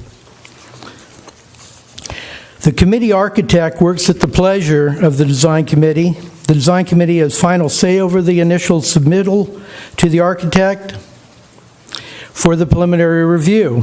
And any project is then to be submitted to the design committee for consideration of review and approval prior to the submission to the Planning Commission. That's clearly within our design guidelines. The design committee has complete discretion to comment or not on any submittal. Because this particular submittal is not a single-family home, but rather a subdivision impacting all 120 parcel owners, per the Coastal Commission, a comprehensive review and written approval is required. The committee was never made aware of the proposal prior to the scheduled hearing. Immediately upon learning of the project via signs going up, Don Beatty and I and the design committee determined, because of the magnitude of the project and the impact and the effect of the project on all 120 owners, notification was warranted to give everyone an opportunity to review and comment as part of the deliberative process. Now, I, on behalf of the design committee, went down to the planning department and I met with the community development planner and learned that the staff was still assembling the staff report. And I communicated to the staff that these facts were omitted from the staff report. The facts that were subsequently omitted from the staff report. The guidelines via requirements of the Coastal Commission, grants, and demands design committee oversight and approval of any submittal. Secondly, the design committee never received, reviewed, or approved the submittal, again, omitted from the staff report. Thirdly, omitted from the staff report, the design committee, via the sole and absolute discretion, requires a notification of all 120 parcel owners for review and comment, and given that they are all impacted logistically and financially. And upon hearing from the community planner of the architect's letter, which was misconstrued as design committee approval and represented as such by the community development planner, I reiterate that the staff report should not reflect the letter as a design committee approval, that is submitted as something that was, omitted from the staff report. As a matter of fact, instead, several times it was commented during the hearing that there was an affirmative response from the design committee. The only response that was given had to do with a schematic pertaining to colors and materials by our architect. I immediately called the architect upon his callback over the weekend, and I was heading down to Los Angeles on a medical emergency, and I requested that he communicate that narrow scope of his review, but that absolutely no approval was given from the design committee. The design committee never heard from the architect. When I got back from LA, I never heard again from the architect. I don't know if there was any call that was ever made. My understanding after talking to Scott was that there was some type of communication, but I'm just familiar that by the time that I got back and got to the hearing very, very late, there was no change in terms of what was stated in terms of the design committee not giving approval. So this is not an internal matter. It is an omission of facts, and therefore these facts were misrepresented in the staff report. Just in terms of the additional number of issues and considerations that we did not get a chance to comprehensively deliberate, and I'd love to have the opportunity on behalf of the members of the Cloisters and the Design Committee in representing the interest of the Coastal Commission to hear from the builder. I'm not in a position, having not seen the project, to have had a comprehensive review. So it's unfair, I think, for us to comprehensively deliberate this now. But I will say that the issues that were spoken of, which were in the staff report just now, pertain to notification. The city, per the restrictive covenants granted by the Coastal Commission, did not cooperate with the design committee's request given the impact of all parcel owners, of 120 parcel owners, and the glaring omission that was communicated to staff. The Cloisters Design Committee review and approval. The staff report does not state the design committee's lack of review and approval. It misconstrues the statement of a narrow scope of review by the architect. The project never passed through the design committee prior to the Planning Commission as required by the charges of the Coastal Commission. In terms of the history, the previous application of a 6-parcel subdivision in 2007 is not germane and was never approved by the design committee, and it was never approved by the Coastal Commission. And in 2013, on the advisement, a sale actually had taken place. You were in escrow. On the advisement of the Coastal Commission, the then city attorney quashed the sale relating that specifically to building entitlements. I don't know what changes took place that allow everybody to move forward at full speed here without any deliberation. The issue relative to the special lighting and assessment district, many of the legal questions still need to be explored relative to the Prop 218 considerations. The special benefits over and above the general benefits on a 20-year-old park and trails.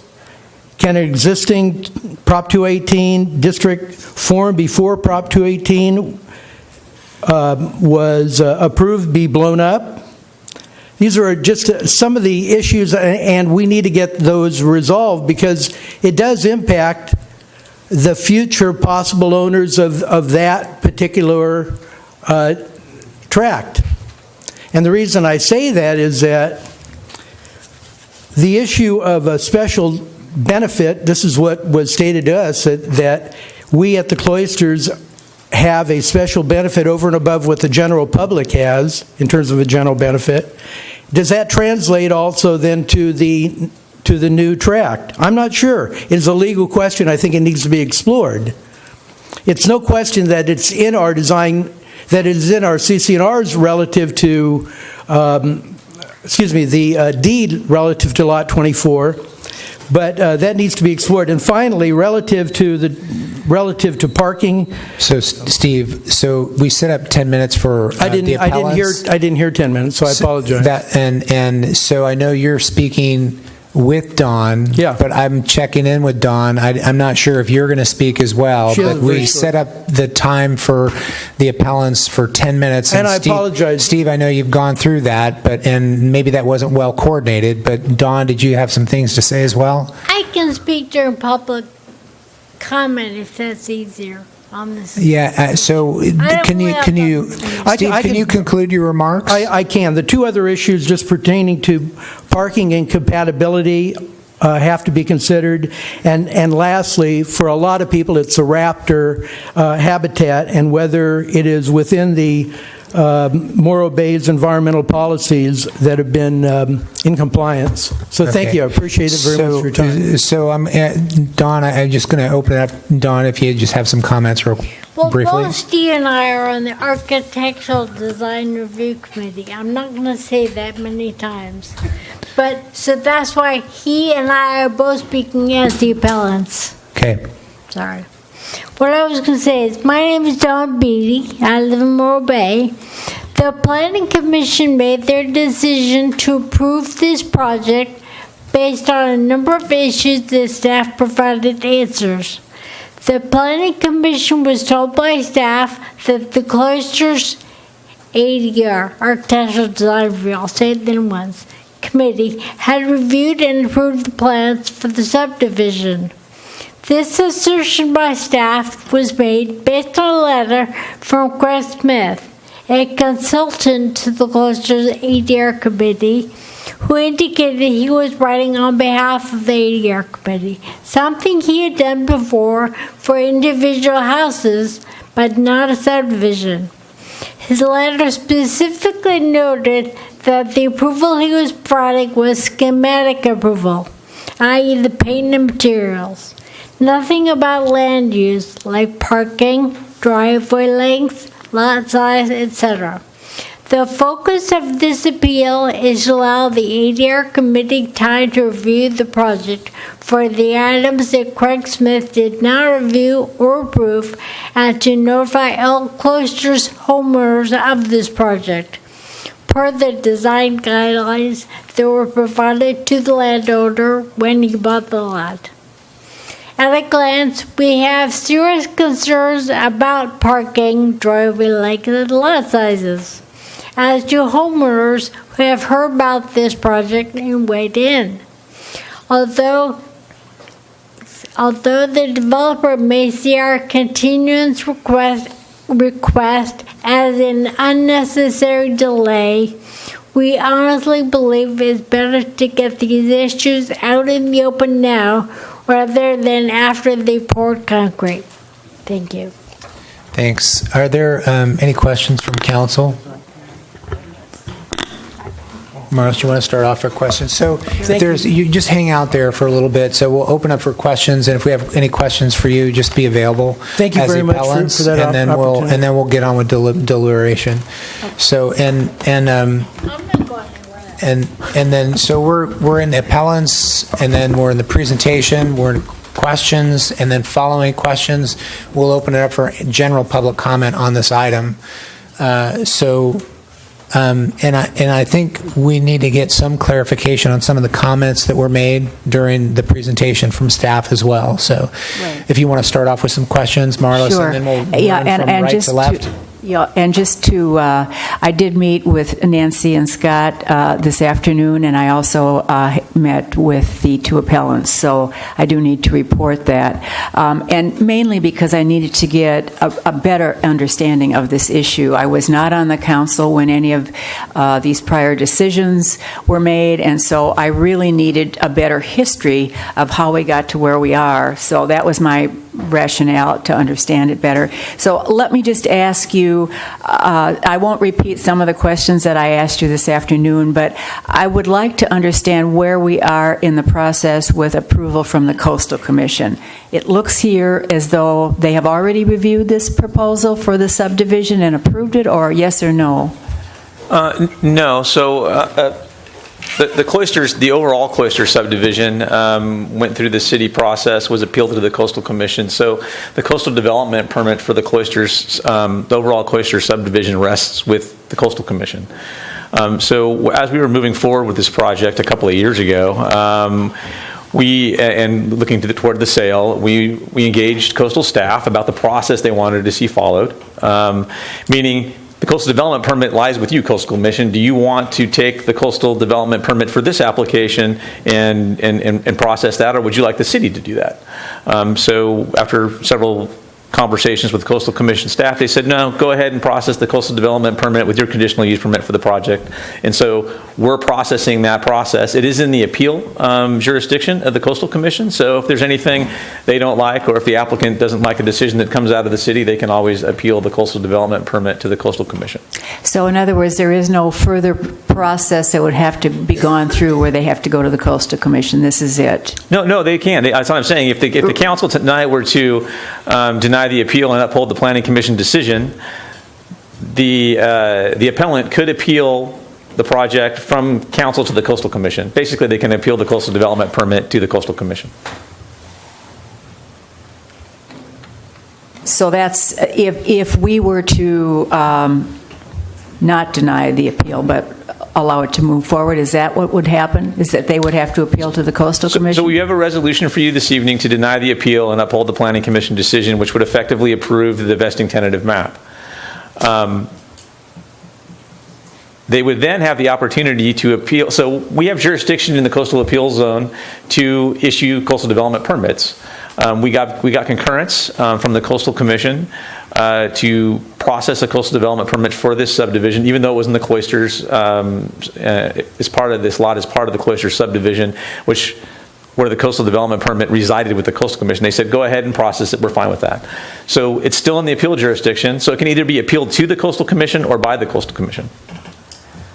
Regardless of, if you were to... Okay, so the applicants are asking for more time to look at the plans and make some determination and notify the other tenants. How does that affect? Can we just delay it? Can it come back? I'm just trying to understand. So certainly the council could make the decision to do something along those lines, yes. I would place a time limit on it if you wanted to. If you wanted to sort of continue this process on down the road, I guess you could do that. But I would place a time limit on that amount of interaction that they would have with the homeowners in the subdivision and that type of thing. So then we could bring it back, after we've gone through that process. That would certainly allow the applicant to work through whatever issues they might come up with. They haven't really stated much this evening, other than they have a parking concern. They didn't state what that concern was, and they had a concern related to lot size, but they didn't state what that concern was specifically. Okay. All right. Thank you. And if I could just add, the Cloisters Architectural Review Committee requires, and the city supports the requirement, a full review before submittal for building permit. So the Planning Commission approved conditional use, coastal development, and a vesting tentative map approval. And they looked at conceptual design.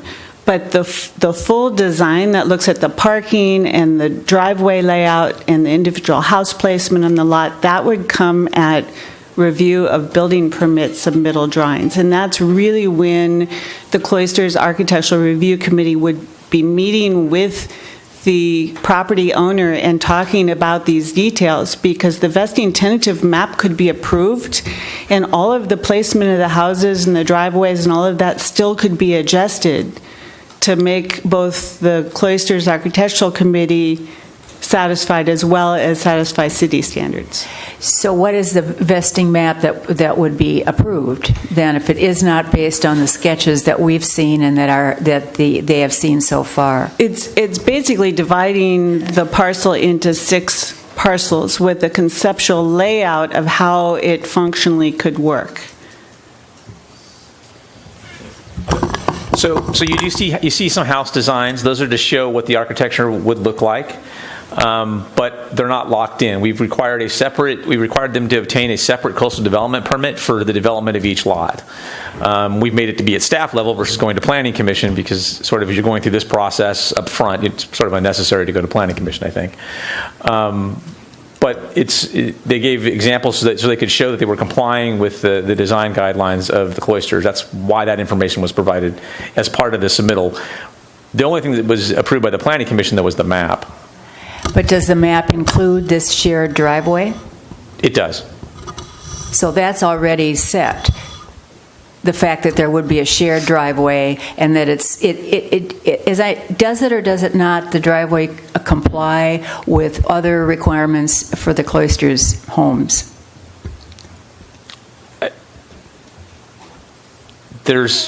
no specific requirement as it relates to that in the To driveways, width of driveways, or? Not that I'm aware of.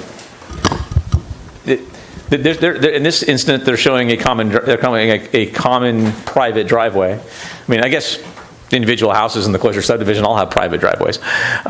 These 6 houses will have a private driveway, as opposed to having 6 separate curb cuts out onto the adjacent streets, which is not an ideal situation, especially when you have San Jacinto, which is a collector. You don't want to you want to have as few curb cuts out onto that street as possible, and there's a turn lane there, so it makes it difficult to get out there, and you don't want cars interacting on that street. You'd want them elsewhere. So having a single point of entry and exit is really the preferred design and layout for the subdivision. And it also complies with safety standards?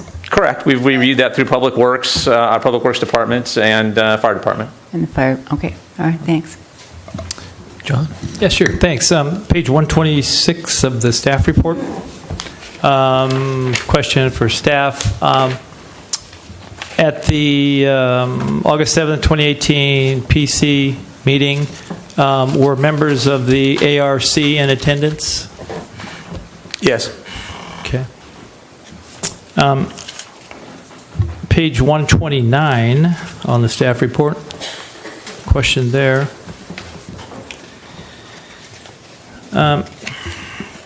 At the 7/2016 meeting, when the parcel was considered by the city council, do you recall if there was any objection by any of the Cloisters residents then regarding the sale? My recollection is there was none. Okay.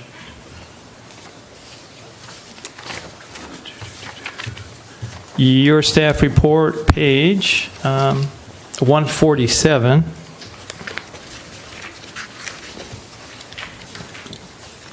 If I can get there. That's the letter from Mr. Smith. Is it staff's interpretation that at this step of the process he was formally representing the Cloisters ARC and that this implied their consent? Correct. Correct?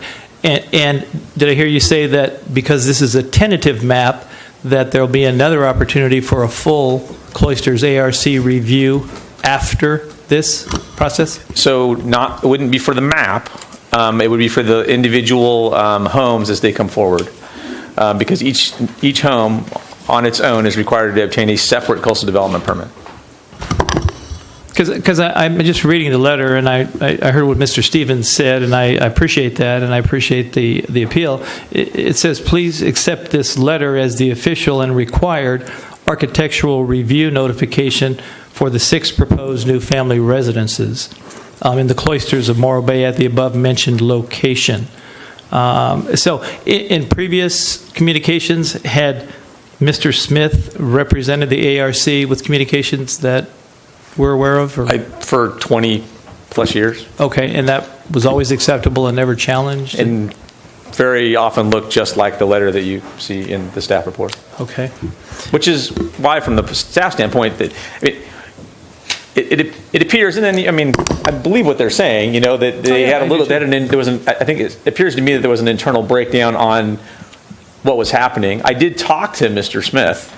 I called him on the phone after all this happened, and after I met with after the meeting happened, I met with Don and Steve, and asked him, what happened? What normally happens with approvals? Sorry, let me get the microphone in front of me. And he said, oh, well, applications come into us, and I let the Architecture Review Committee know that we have them, and sometimes they might weigh in, sometimes they don't, oftentimes they don't. And that was the conversation that I had with him about that. He no longer represents the Cloister subdivision. He's retiring and moving out of those things, and I think this was probably one of the reasons that helped him make that decision sooner rather than later. But that was the way he described it, this process and how it worked on their side, because I was sort of unfamiliar with it. I was just used to getting the letters that looked like the one that's in the staff report. And just a quick question regarding that letter. That was dated July 23rd, 2018. When was the first correspondence from the ARC that this, quote-unquote, didn't represent their review? I don't remember the exact date, but I was still working on the staff report. So it was within 10 days of the Planning Commission hearing. Okay. Page 155, had a question there. Under 3, seller financing, is the buyer current on their payments? I don't have an answer for that. I'm not sure if Ms. Calloway is aware of those payments or the status of them or anything like that. Sorry to put you on the spot, Jeff. That's okay, but I can look in OpenGov and get back to you in a few minutes. Okay, I'd appreciate. I just wanted to know. I think that's an important Nice. point. That's a good Thank plug. you. Get back to me soon, probably. Yeah. And I'll go back to page 152. Sorry for that. I had a question about that. This will be my last question. If I can get there. At the bottom. How was the fair market value determined of the property? Because it's contended that it was priced at a higher price. Previously, the council was considering selling it. It didn't, and the market value is lower. But just if you could just go over the process that was utilized, I'd appreciate it. So we have we had a 2013 appraisal done for the property, and then we were engaging and working through the process of selling it. And then fast forward to 2015, sort of reinvigorated that process. We got a broker's price opinion from Shanna Real Estate. They were representing the city at the time. Just to verify that the appraisal was still valid. That appraisal was based on land value plus the city-approved map that went along, so the entitlements, basically. The broker's price opinion backed out the cost of obtaining those entitlements and arrived at the $799,000 price tag, I think. And so that's what we moved forward with in the sale. We had, at the time, we initially entered into it, we had, I think, 2 interested parties and 1 dropped out, and we moved forward with the sale to the applicant of the project currently. And my last question, you prompted another one. So it seems to me the crux of the matter, and I'm asking if this is a correct summation, is that the appellant is concerned that there wasn't a full ARC review and that Mr. Smith did not adequately represent the concerns of those on that committee and that their due process was not followed. Is that correct or incorrect? That is, I think, yes, that's a very concise statement of what I took away from the couple of times I've met with that committee, with the representatives from that committee. That seemed to be the biggest issue was the fact that they didn't get to go through a full vetting of it, and their architectural review policies and the architectural review document that they use that provides them the authority to review applications that come through the subdivision there suggests that they have the ability to require the applicant, when they're going through that process, to notify everybody in the subdivision, and that's what they wanted.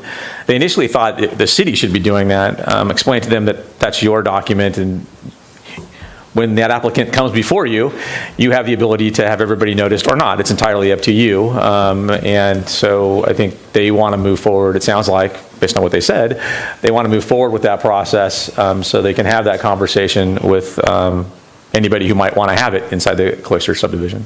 Thank you. Thanks. How about Matt? Sure, Scott. I'd like to piggyback on what John's question right there. So if this item were not approved tonight, in terms of your commentary earlier, in terms of the timing, if we threw it back to the Cloisters ARC, what sort of time frame would you think would be the most, besides a week, would be the most doable to throw back to them and have that come back to planning?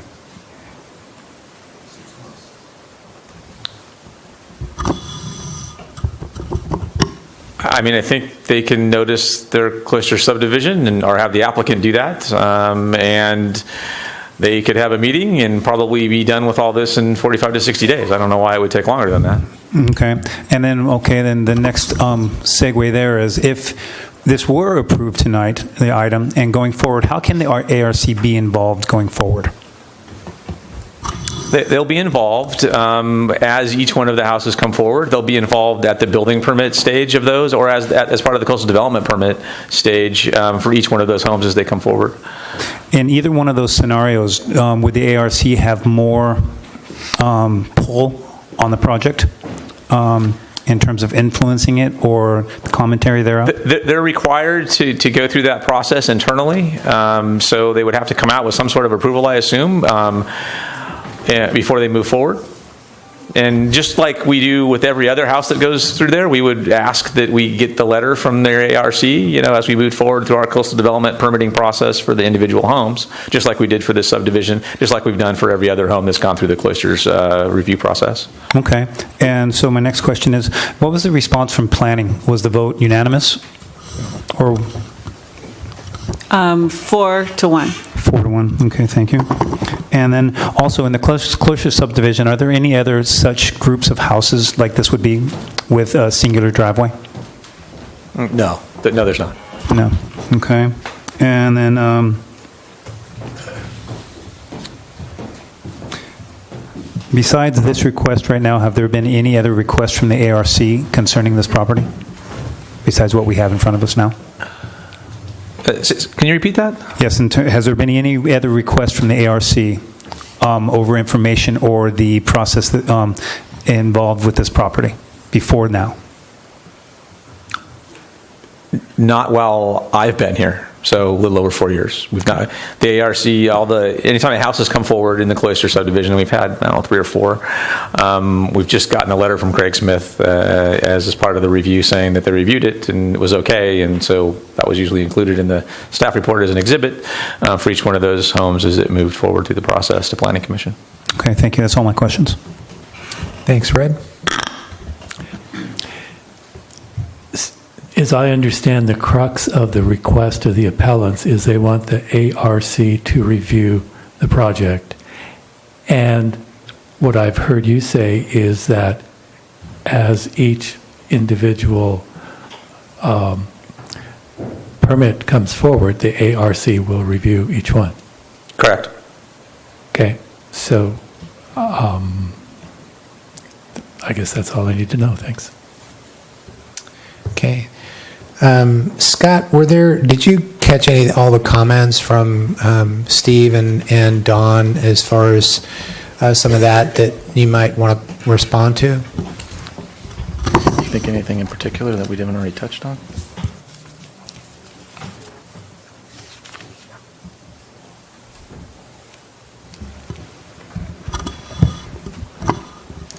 I would disagree with the repeated commentary that we misrepresented their position. We had conflicting information coming back from them. They certainly had the ability and did speak at the meeting, so they were able to clarify their points of view to the Planning Commission. I think we've kind of clarified what that process looks like, in the conversation and the questions that the council's asked just now.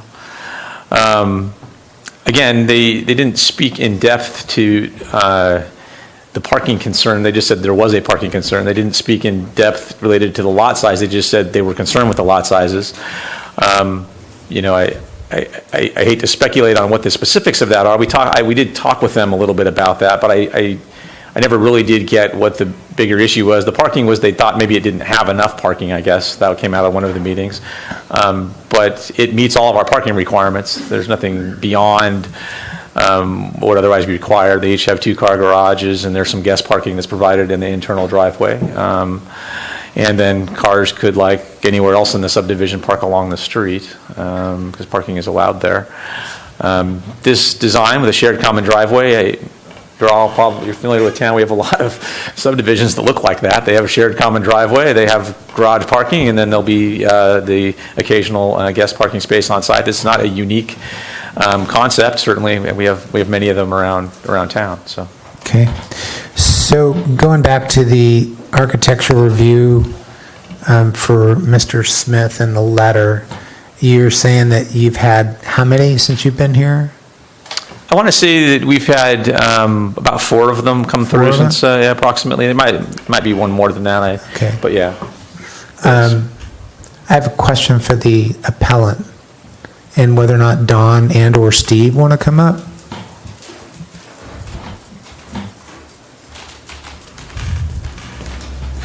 How can I help? So Steve, how many reviews have you done from the ARC, your ARC? Over the past 4 years, you're saying? Or, yeah. It is written in with our design guidelines by the charge of the Coastal Commission that is our discretion in terms of what we want to comment or not comment. And so relative to the single homes that have been submitted, we have decided not to comment and to allow those to go through. Here we're dealing with a subdivision, and we're also dealing with a subdivision that is not compatible with the cloisters in terms of what we have been submitted. We would love an opportunity to review it. But as I said, in specifically answering your question, it has been our discretion not to comment on the 4 single homes that have been submitted. Okay. So we have no problem. There's no point in us. I'm still asking. So please. I mean, so you've had experience in reviewing other projects, and it's at your discretion to do that. It is at our discretion, and through the years, we have at times given comments, and at other times we have chosen not to. Obviously, we're dealing with a different market now than it was, between 2002 to 2004, and right in there where it was quite active. Okay. The ARC area, whatever it's called, does not just look at homes. In fact, one of the things you did was my backyard. So if you want to make a change to your home, you also have to send it through the committee. It's not just homes that are reviewed. That's a good point now, Don. So how do you get notified then? Who notifies who? Who notified? Okay, so the process has been that we have requested that Craig Smith notify us upon submission. The way the process works is any applicant or submittal puts that submittal into Craig Smith. It does not go to us first. It goes to Craig Smith. Craig Smith then is after the project has been reviewed, is supposed to be sending the paperwork then back to us relative to the design guidelines, and we can then comment or not comment on it. On this particular, in this particular circumstance, the applicant put in the project. We did not hear about it until the sign went up on the project, and because we were dealing with a 6-parcel tract incompatible with the cloisters, we thought it was in the interest of everybody and relative to our responsibilities given to us by the Coastal Commission to ask for a review of that by the design committee. Okay, all right, thank you. Thank you. Yes, Jen? Just as a follow-up, my shameless plug of OpenGov might not have worked, but I can't get down to individual detail. I can tell you based on the amount of interest we're showing for 17-18, it looks like they are current, and I recall in some of our recent conversations with staff in doing year-end close that there was interest in there, so I believe that they are. Thank you. Okay. With that, I don't have any more questions. I was just going to open up for public comment. Good? Okay. First up, Barbara Dorr. And then Melanie Williams-Mann. Barbara Dorr, Morro Bay. And first I will start with the way the agenda item is written. It's called a denial of an appeal with a recommendation to deny. Hate to tell you, but I believe this is an appeal of a project with a staff recommendation of deny. They have to have at least the hope of having an appeal presented to you with no predetermined denial. I mean, that's my opinion. I think it was written wrong. And if there was correspondence on this project from the Coastal Commission, it should be included. And the staff report says this parcel is unneeded by the city. Your general plan studies show that your per capita recreational acreage will be reduced per person by the end of your general plan. Instead of adding more parklands, you're going to be losing it with population growth. So you should keep the land for parks for the community.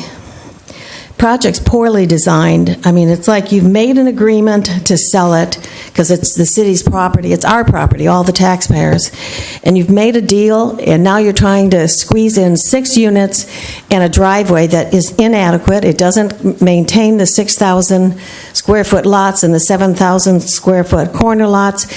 The driveway is taken out of the parcels. There's no parking on that driveway. There's 6 guest spots, and not all. 2 of the homes will not have apron parking at their homes. They may have a 2-car garage. Staff says that they are entitled to street parking and the other streets just like everyone else. But everyone else has a garage and parking in their driveway and legal street parking in front of them. So I think it should be a street, legal size. If this is what our future looks like in Morro Bay, just for greed for our budget, this is a wrong way to develop it. If anything, it should be 5 parcels and have adequate driveway and require the parking at each house and on-street parking within their subdivision, not in the other subdivisions or in the cloisters. And I think the sales agreement is a giveaway. I think your price is too low. And the trees that are there should be maintained as much as possible, and a subdivision should grow around it, not take them all out. And yeah, the raptors love the eucalyptus trees. Maybe they don't nest, but we're housed from the golf course, and we watch the hawks, and they use them all the time. And staff has said that the ARC will review each project as it comes forward, but that's not going to change the inadequate street driveway where nobody can park. And that's something they'll never change. Keep them minimum 6,000 square foot lots, have them provide the street, and yes, then they can have their ARC review appropriately. And the vacation rentals, you better make a consistent policy citywide. If they're prohibited in the cloisters, they should be prohibited citywide. Thank you. Melanie Mahan.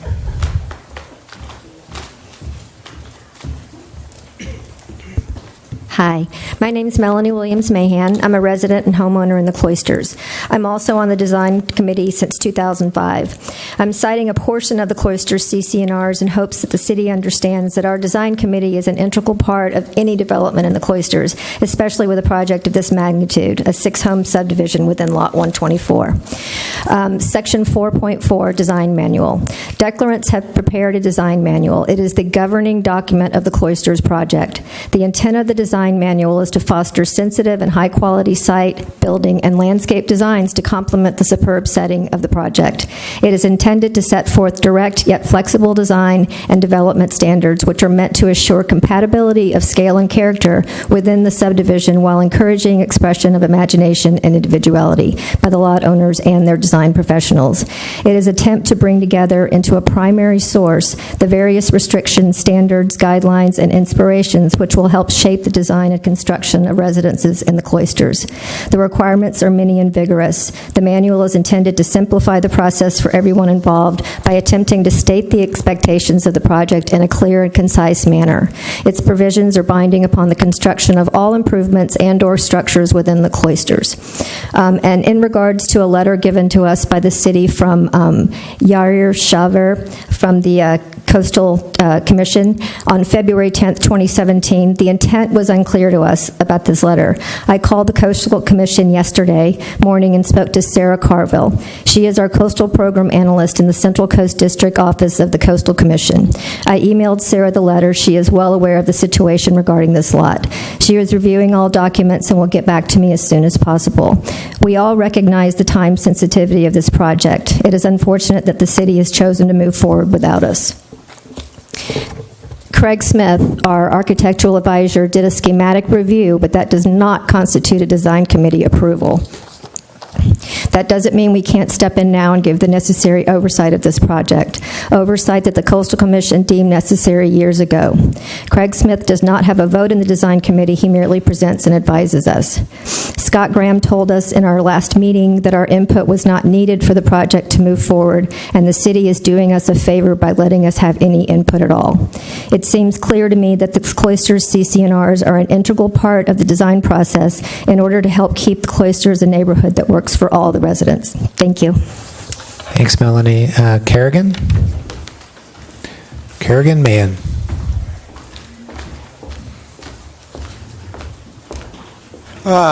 City Council, staff, guys. I'm going to kind of just bullet point on this. This is a really important appeal. The last thing I want anything to do with at this point, with all of the horrors that have taken place in the past year regarding the 218. Now we're on the other side of the 218, the other part of the 218 that also doesn't seem to want to go away. So I'm stuck with 218, it would seem, in my life. The problem that exists here, amongst all of the procedure that did not get handled properly, we are dealing with a very separate entity here. This is 6 units. This is a very unique development within the Cloisters. And, you know, to not whatever term you use to approve this appeal, or to, you know, stop this here and let us get it straight, it's only causing the applicants further problems. We don't want to go to coastal, but we will, obviously. The biggest problem is the parking, and we were very clear, Scott, in our meeting about the parking. Yes, we were. You have, just so that you're clear, 4 of the houses cannot house cars in their driveway. They can't sit in the driveways just the way all the other houses do in the Cloisters. Nobody uses their garages to put their cars in. What percentage is that? How many people have, you know, their garages filled full of God knows what?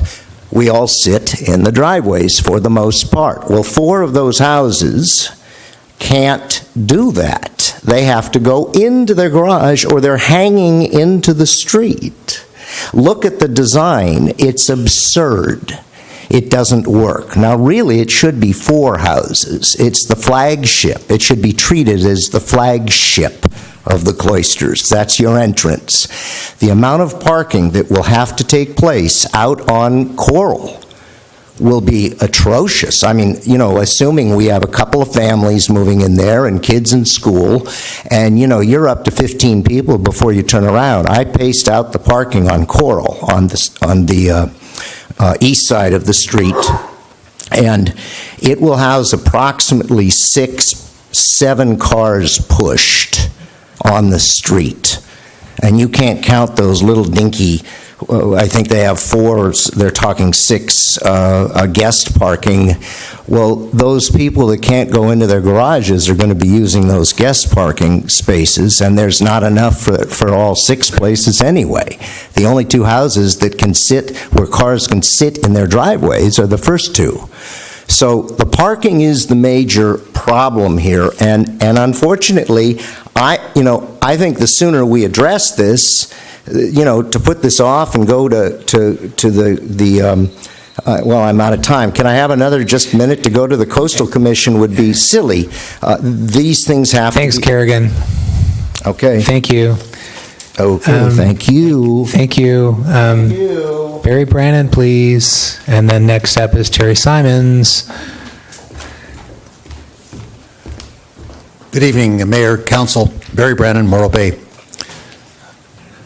The original piece of property, as you know, was, I'm going to use the word, extorted from the developer for a fire station for the city. So he said, okay, we'll give you the land for a fire station. And I understand we spent a lot of money to build a new fire station, and we needed the money from that property to pay for the fire station. The question is, are we using the money from this project to pay down the fire station loan? I don't know if that's true or not, but that was the understanding when we were talking about selling this piece of property some time ago. So the intent was a fire station. I live in North Morro Bay.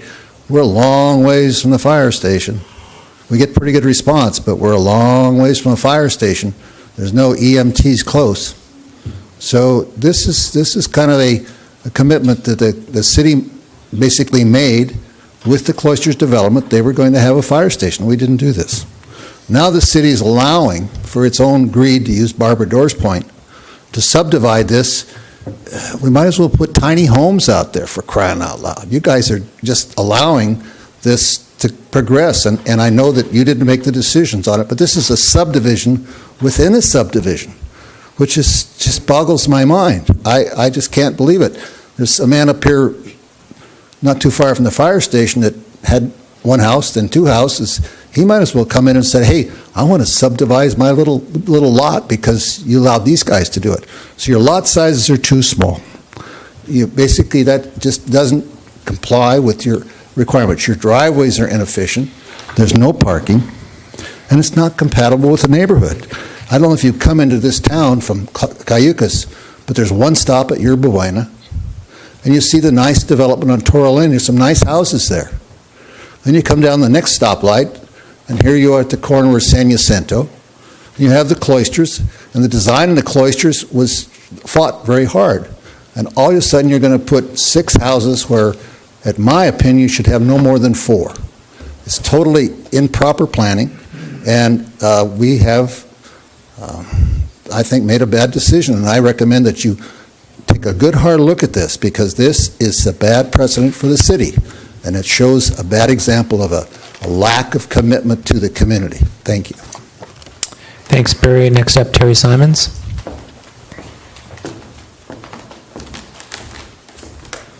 Good evening, Mayor, Council.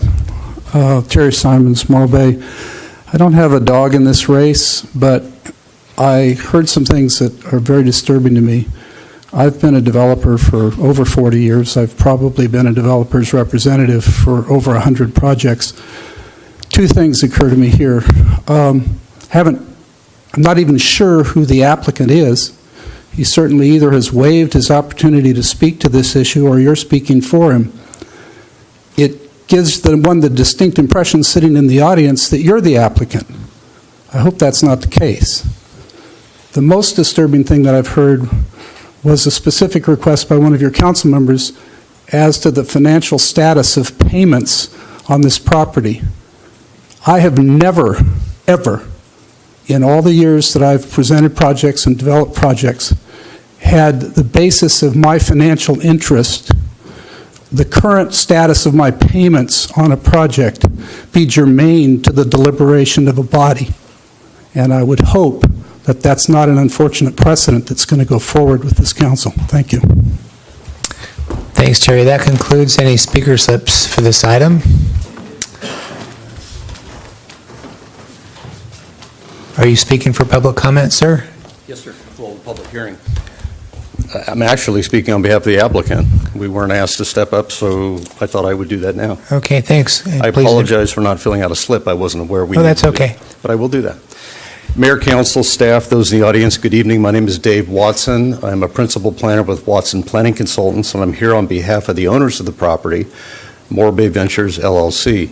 With me tonight also is Kevin Huber, the managing member of that LLC, and we're available to answer any questions and clarify anything we possibly can for you tonight. First and foremost, we're here in support of the staff recommendation. We respectfully request that the council deny the appeal and uphold the project approved by our planning commission.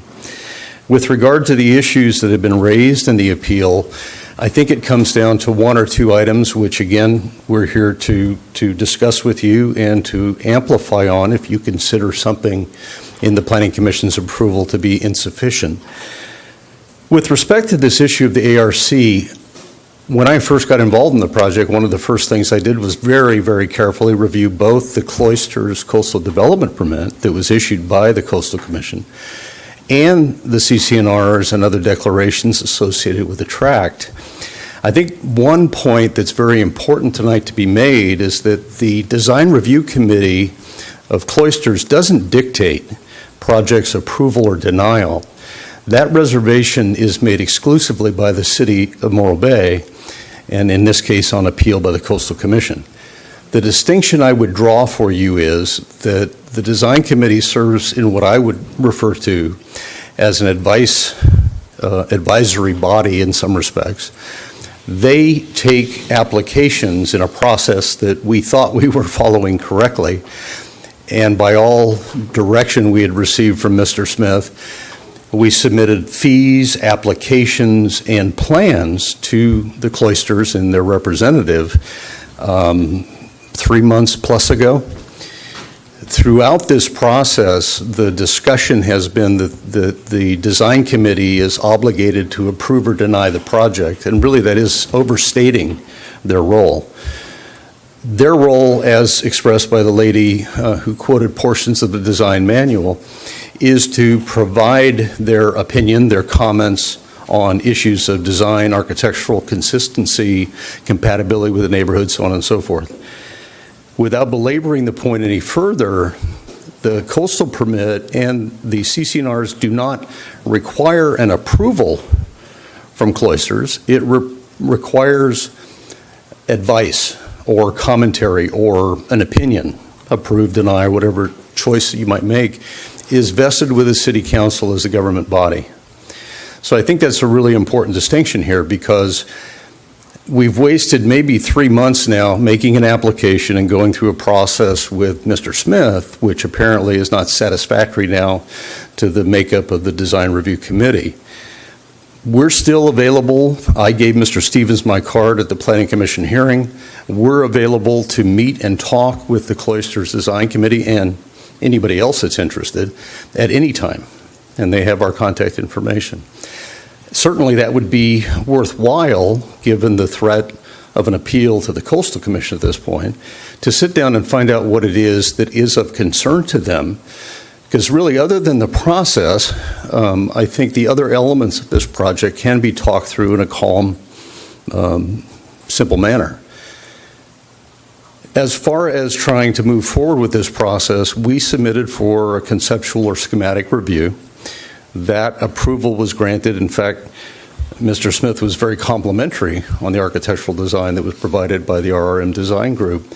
And our humble opinion is that the project is very attractive and very compatible with the types of units that occur within the Cloisters, as well as many other parts of the city of Morro Bay.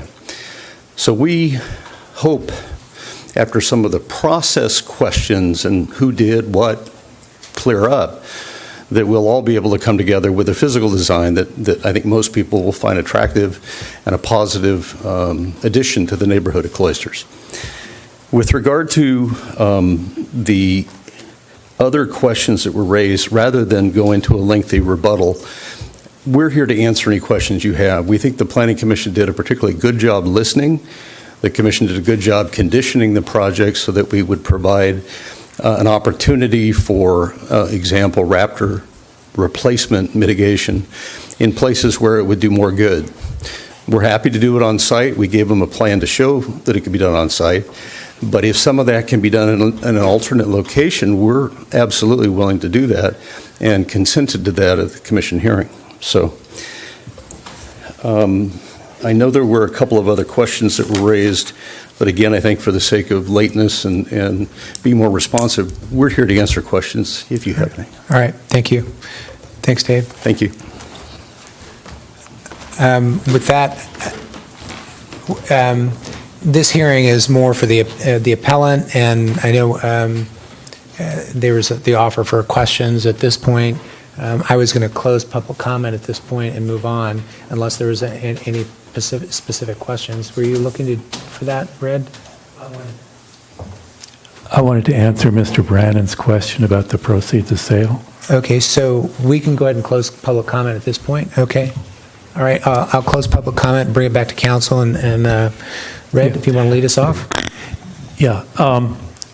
In 2016, council passed Resolution 75-16 that directs the proceeds of the principal payment from the sale of the property to pay down the fire administration building loan, provided that staff will have the Citizens Finance Advisory Committee review that use and make a recommendation to the council. And then Mr. Brannon also made a statement that said the lot sizes are too small. But in the staff report, it says the proposed 6 parcels meet the size criterion of the zoning code of interior lot size of 6,000 square feet and 7,000 square feet for corner lots. So we do meet the code, is that correct? That's correct. I think the appellant's issue with that is the lots include their private driveway. Okay. Matt? Yep. John? No further questions? And then, okay, so at this point, let's get into deliberation. Red, you want to lead us off? It sounds to me as if the city has done its job, staff and the Planning Commission.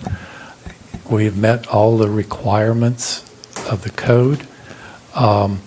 The appellant's concerned that the review committee needs to look at the proposals will be met during the development process. So I am prepared to deny the appeal as recommended by staff.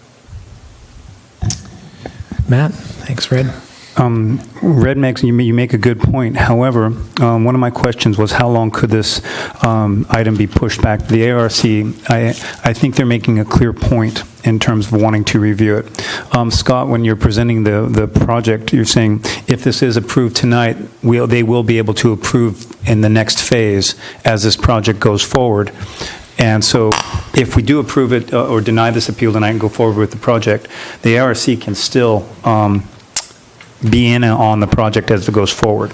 However, I asked him the question, the ARC, this project does not have to go, we could vote to against, we could vote with the appellants to stop this process and for 45 days, let the ARC be involved.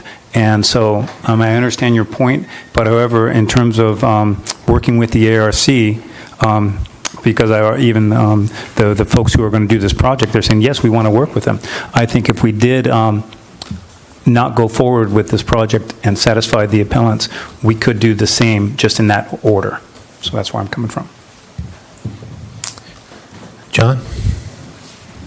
Thank you. Thank you to both parties for bringing information forward. Again, it seems to me, as I've stated earlier, the crux of the matter is the apparent lack of quote-unquote full review by the ARC in the subdivision according to their CCNRs. I understand that. I also want to state I am very grateful to our Planning Commission for the work that they have done and our staff in vetting this and bringing this information forward. It appears to me that if this is denied, that the appellant will appeal to Coastal Commission, which could further delay the project. And I heard the developer in his statement, or the representative for the developer, state that they were willing to take time to meet with the ARC folks, try to iron out the details and come back. And again, understanding our process and the fact that we're within the confines of everything that we are supposed to be doing by law, etc., I still feel that there should be an opportunity for, as Matt stated, a time-limited review by this ARC in conjunction with the developer. Otherwise, I think there will be appeals, delays, and so forth and so on, and I'm not so sure that's in the best interest of any party, including the city and or the developer. Lastly, thank you, Mr. Simons, for your comment. The reason I asked the question was to determine the viability of the developer. If they were behind in their payments, I would be concerned that the developer would not be viable, but thank you for bringing that forward and asking that question directly of me. With that, thank you. I'll summarize that. Marlos. Sure. Yeah. I had asked for a copy of the Cloisters Covenant and what it actually states, and I just want to read this first, and then I will say what I what I think. Before any residential buildings, remodeling, additions, or landscape improvements may begin construction, plans of all proposed work must be submitted and approved by two bodies, the Cloisters Design Committee and the City of Morro Bay. So it sounds like they actually can make a decision to approve the designs, at least weigh in on them. I appreciate the fact that our staff has adhered to the technical requirements, but I don't think to the spirit of the requirements. And I do think that the Architectural Review Committee should have an opportunity. This is different from a single home. It's a development and a subdivision of the Cloisters, and because they're going to be actually combined into the Cloisters, they really should have an opportunity to speak about it. So I am in favor also of a limited time period for that review to occur and for them to have their opportunity to do that. Okay, thanks. First, I want to just thank Dawn for talking with me today about the project as well. I want to back up a little bit. I know we covered a little bit of it in the staff report in that, yes, this lot was part of the subdivision, and yes, it was for a fire department, and it sat for many, many years, and it went through a city process once before, exactly like this, with the exact number of lots that were proposed at that time. Obviously, there was a requirement that was missed. So when we went through putting up the property for sale, it didn't fall out necessarily, but it was removed from sale because we were selling it with 6 lots, which weren't in fact legal. Is that correct? Yeah, all through the process, based on when the city approved the 6-lot vesting tentative map, it never got the associated coastal development permit. Yeah. And so coastal said, hey, city, that's great that you did half of it, but you didn't do the other half. You need to do the other half. And I think that's the reason that it was pulled back and fell out of so at that point, the city was the one that did the subdivision. Correct. Right. So the city did the subdivision. The sale was higher than what it is now, and when we decided to put it up for sale, it was sold under the conditions of a bare lot with conditions at the price that the applicant would take the risk on whether or not they could get the 6 lots out of it. That reflects the sale price of the lot, which is why it's less now than it was before, because before it was actually sold with the premise that 6 lots were approved, which in fact they weren't. So that's kind of a little bit of the backstories as we get here, and we went through that. I think, rightfully so. We have a piece of lot there that there's not going to be a fire department built, and we need to do something with that. That's the responsible thing to do. We've done that. After talking with Dawn today and going through the staff report, understanding that Planning Commission went through that, I had to reflect back on, I thought about this because I saw the ARC, and I've had the privilege of sitting on the Planning Commission as well, and reviewed a project with, interestingly enough, Michael Lucas and Jerry Lure were on the Planning Commission when I was on. And we had a project that came through, and it had the same letter. And forgive me, I didn't have time to find my notes, and I know that the notes aren't there anymore. But what was interesting is some of the design, in my opinion, some of the design in the Cloisters have morphed a little bit. Some of them don't all reflect the craftsman style that was initialized. In fact, the exact project that I'm talking about had design elements that I didn't think met that, and my questions were right on point as like, how did this get reviewed? There's an ARC that did this, but it went through the process, and it was approved by Planning Commission at the time. So what is afforded with this project is every single one of the houses that come before you, the Cloisters, you'll have that opportunity to review that. My understanding is there's the appeal here is because there wasn't enough time to review the project overall. I agree with Red. We've gone through the process. We've done the parameter that we were noticed. Mr. Stevens and Don were able to speak to the item at the Planning Commission meeting. This is my interpretation of how I'm concluding my decision on this. And I believe that we've gone through the right requirements to come to approving the project, not upholding, actually denying the appeal at this point. I understand that it can be appealed to Coastal Commission, but I feel as though we've gone through done the proper diligence. We've had Planning Commission that's reviewed everything with input from the appellants as well, and I would move forward that we deny the appeal as recommended by staff. Those are my comments, and unless there's a motion otherwise. Or any other discussion? Oh, no, I'll make a motion. I move that we uphold the appeal and remand the project back to the Planning Commission for review of a revised project after it is reviewed by the Architectural Review Committee of the Cloisters and return to council in 45 days. Second.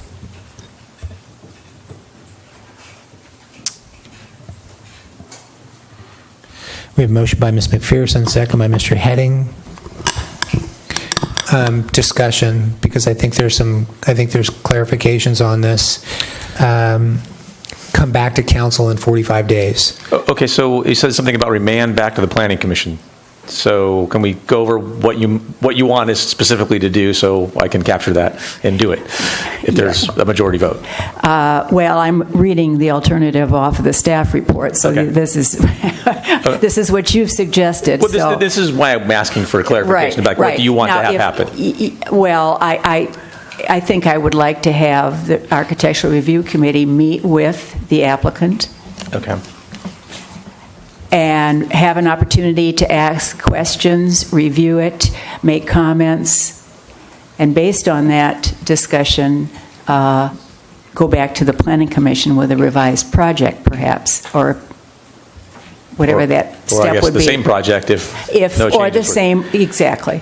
So let's talk about that for a minute. So we give them 45 days. They don't come to an agreement. I'm required at that point to go back to Planning Commission with the project. They approved it once. I would imagine they would approve it again. And then we would be back here on appeal. Just putting that out there. Yeah, I think so. To your point, go through I'm going to interject in some of the conversation here. So the request is to uphold the appeal, have a 45-day review period. And if it comes back with the same project, then it should come back to council.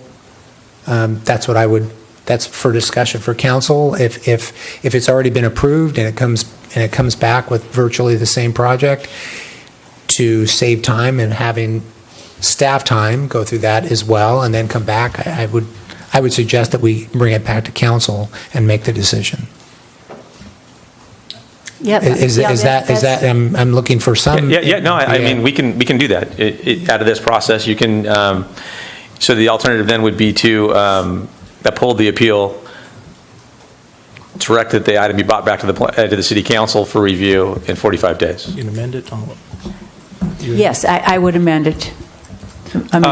If I could make a suggestion, we might want to, just for formality's sake, possibly amend the resolution that's before the council, rather than have a resolution that's just simply a few sentences, to make sure that we comply with the requirements for the council's decision to uphold the appeal, which is the equivalent of we're making findings that these permits were not properly issued. So to be clear, Chris, so you're saying you want you don't want us to go through the motion of the 45-day period, but you want us to pass a resolution to uphold this. Well, we have three options. One would be to have these conditions, but I think we need to be clear, are we upholding the issuance of the permits? Are we denying the permits because we've made findings contrary to the Planning Commission's findings? Or are we adding this condition where we're kind of splitting the difference? And to Scott's point, we need to clarify what the difference is that we're splitting. My concern is that the action that's being taken needs to conform to the legal requirements of an upholding the appeal. And right now we're working with a resolution to deny the appeal. Perhaps Scott could speak more to what he thinks would be satisfactory for. So we could alter so let's work on this a little bit. So we could alter the resolution to. So can I interrupt for a minute? Just for the sake of discussion, would it be worthwhile withdrawing the motion and second to work out, because it seems as though we might be making a motion that's different anyway. Would that just be appropriate at this point? Yes. Okay. So I'll withdraw the motion. And I'll withdraw the second. Okay, great.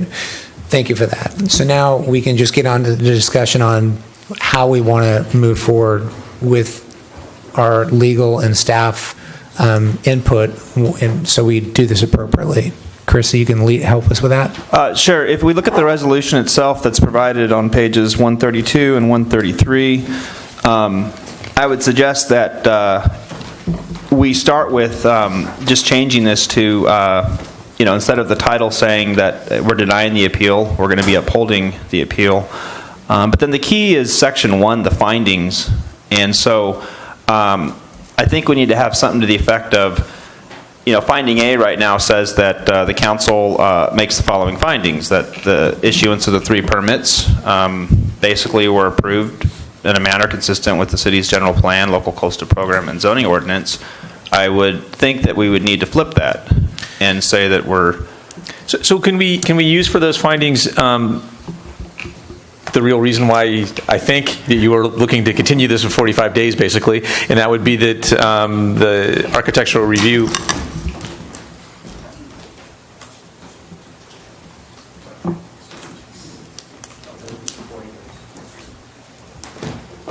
The applicant just brought up a good point. The code does allow the applicant said they'd be willing to accept a 45-day continuance. I actually looked at these 3 permits. The 3 permits actually, the council's decision can be delayed for up to 40 days pursuant to local code. That makes more sense. So it might make sense to make sure we bring this back no more than 40 days, which the code expressly says your decision can be up to 40 days after the hearing. So, Scott, you're doing the same thing I am. Yeah. So are we? Yeah. We're talking then about a continuance. Yes. Okay. Which makes sense. Yes. Yeah.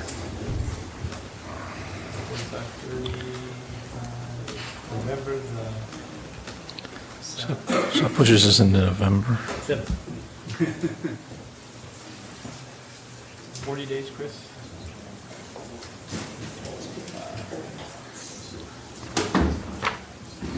October 23rd, we have a council meeting, I believe. I think we would shoot for that. Has to be the 30th, Mayor. 23rd. The 23rd of November. That'd be the 23rd. We've only got one meeting in November, That'd be right? around 40. So we've just got November 13th, right, Dana? A special Yeah. meeting. That's beyond the 40 day requirement. So, Jen? After the 23rd, you could schedule a special meeting if we could fit that in. I'm sorry, Jen? We could schedule a special meeting if we could fit that in, if we don't want to do the 23rd. Yeah, it's either the 23rd or a special meeting if we're going to meet the 40-day Right. period. So, so we continue this. So why don't we just continue it to a date certain instead of the 45 days? Not to exceed 40 days? Well, no, I mean, because to the date certain would be on November 13th.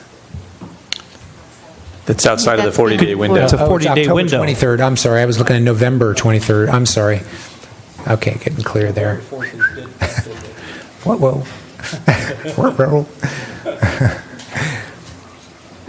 Scott, if that was the plan, then within the next 40-odd days, I suppose then we might amend what we're bringing back to council with input from the applicant and the appellants. But yeah, but that's kind of the issue with the continuance is we're on a short time frame if we're going to the 23rd. And then, so that means we'd literally have to get input from them 2 weeks before that to have a staff report prepared.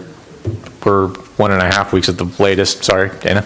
And they would have, so that would have to be some. So they really have basically only a couple of weeks to. The dates aren't working. An alternative could be that we describe in substance the nature of a conditional denial. Basically, we want this to go back to review, but a limited review, and then bring back that resolution for approval in 2 weeks. And if it's just consistent with what you all have stated, then we've conditionally denied it. Or we can conditionally approve it. I'll call it whatever you want. But I just am concerned about us having a proper resolution to make sure both the applicant and the appellant are comfortable with us documenting in a resolution the basis for our decision. So, and I think and this is where I was going before, I think you can make that basis on sort of the review authority that are inside of the architectural review documents for the Cloister subdivision, and the fact that it appears they didn't have the opportunity to give that review. That's what they've come up here and stated. Take them at their word, and that's what they've stated consistently since we started going down this road. So I think we can put that in here, and then also add in there that we'll bring this back in 45 days and go, or whatever. I mean, we'll look at the date. I mean, I guess we have to bring the resolution back anyway. We'll have the correct date in there. To be clear, the 40... Let me ask you something. I'm sorry. So we're continuing it, and we're concerned about the time, 40 days legally, right? So yes. The applicant is here. So if the applicant agrees to the continue, it's to beyond 40 days? I mean, are we satisfying things that way as well? If both the applicant and the appellant would agree to that, then I believe that would be fine. Because we're trying to time crunch this on many ways, and to keep within the letter of the law, the 45 days criteria as I understand it. But if we continue it to beyond that with both appellant and applicant being agreeable to that, then we'll still meet the letter of the law, and we won't have this time crunch, and we'll be able to fit this into a more reasonable schedule. Yes, that's a great idea. Yeah, and we could put it back on maybe for the November 13th meeting? So I guess we would need some feedback from the appellant and the applicant. Open it back up. If we could invite, sir, if you wouldn't mind coming right up. Thank you. Introduce yourself. Thanks. Mayor, members of the council, Kevin Huber, Morro Bay Ventures. We'd be agreeable to a November 13th date and would waive the 40-day period. Okay. Do I have to still pay interest during that time frame? Absolutely. Yes. Actually, they don't. And it'd be best if the appellants would agree on the record. So, Don, and then we're copacetic. I'm going to invite Don up. That'd be cool. Anyway, we're okay with the extension. You're okay with Yes. you're okay continuing it to the Yes.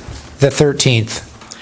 Yes. Okay. And I'd just like to add, and we appreciate very much the consideration here, so that we can comply with everything in our design guidelines. The one big issue, thanks, Steve, would be a matter. Thanks. The one big issue, Steve, if I might, is Steve, that we public do not have. comments on- Pardon me. Come We do on, not. Steve. Wait. Can I just finish? No, this isn't public comment Excuse me. anymore. Okay. Well, excuse me. Yes You asked or me to come no. up. We've gone through the appellant. You're not the appellant. Please sit down, okay, Steve. respectfully. You're out of order. You're out of order. Please sit down, Steve. You're out of Excuse order. me. Respectfully, can I ask? No, just you that cannot. Scott Graham please communicate with our architect, Craig recess. Smith. You know what, you're out of order. So We that we called might up the be applicant and the so that we appellant, can and you're out of expedite this. order. Excuse me, can I just say, can you give me the moment? You're out of All order. I'm I would just asking is ask that you we to sit down. so that we can I'm asking for a expedite. recess, I'm asking Mayor. you for a sit down. All I ask is that we expedite this process by having second? Scott do us a courtesy of just calling. That's all. That's the only thing I'm asking for. Thanks for sitting down. Appreciate it. Thank you. Okay, so we got a concurrence for the 13th. Yes, to confirm both the appellant and Yeah. applicant All have right. concurred. So do we need a motion for that? We need a motion to continue to the 13th. Marlos, will you do that? Yes, I move that we continue this public hearing to November 13th. Thank you. With further information submitted. With further information submitted from the Architectural Review Design Committee of the Cloisters and the applicant. Second. Thank you. So we have a motion and a second. Motion by Ms. McPherson, second by Mr. Heading. Any further discussion? None? All in favor say aye. Aye. Opposed? None. Motion carries 5-0. Okay, all right, good. All right, we'll take May a I short s- recess. May I say, Mr. Mayor, thank you for leading us to a unanimous decision Oh, on this. thanks. Thank you. All right, thanks.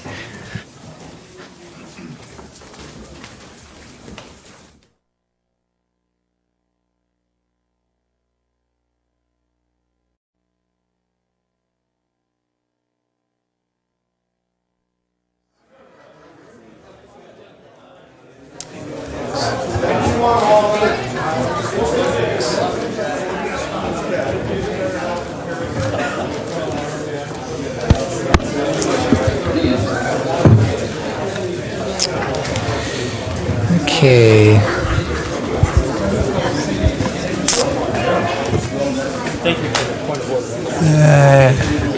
All right, everybody, thanks very much. Next up on the agenda, item C1, this is City Council input and direction on update of the Harbor Department Lease Management Policy Document. Eric, I know you're going to introduce the item, and then we'll go to public comment, look for anybody who wants to speak to this item. And I know there's some people that are staying for the CCE item, and I think maybe during public comment, I'll just entertain if there's anybody that wants to speak to that item now, so they don't have to wait.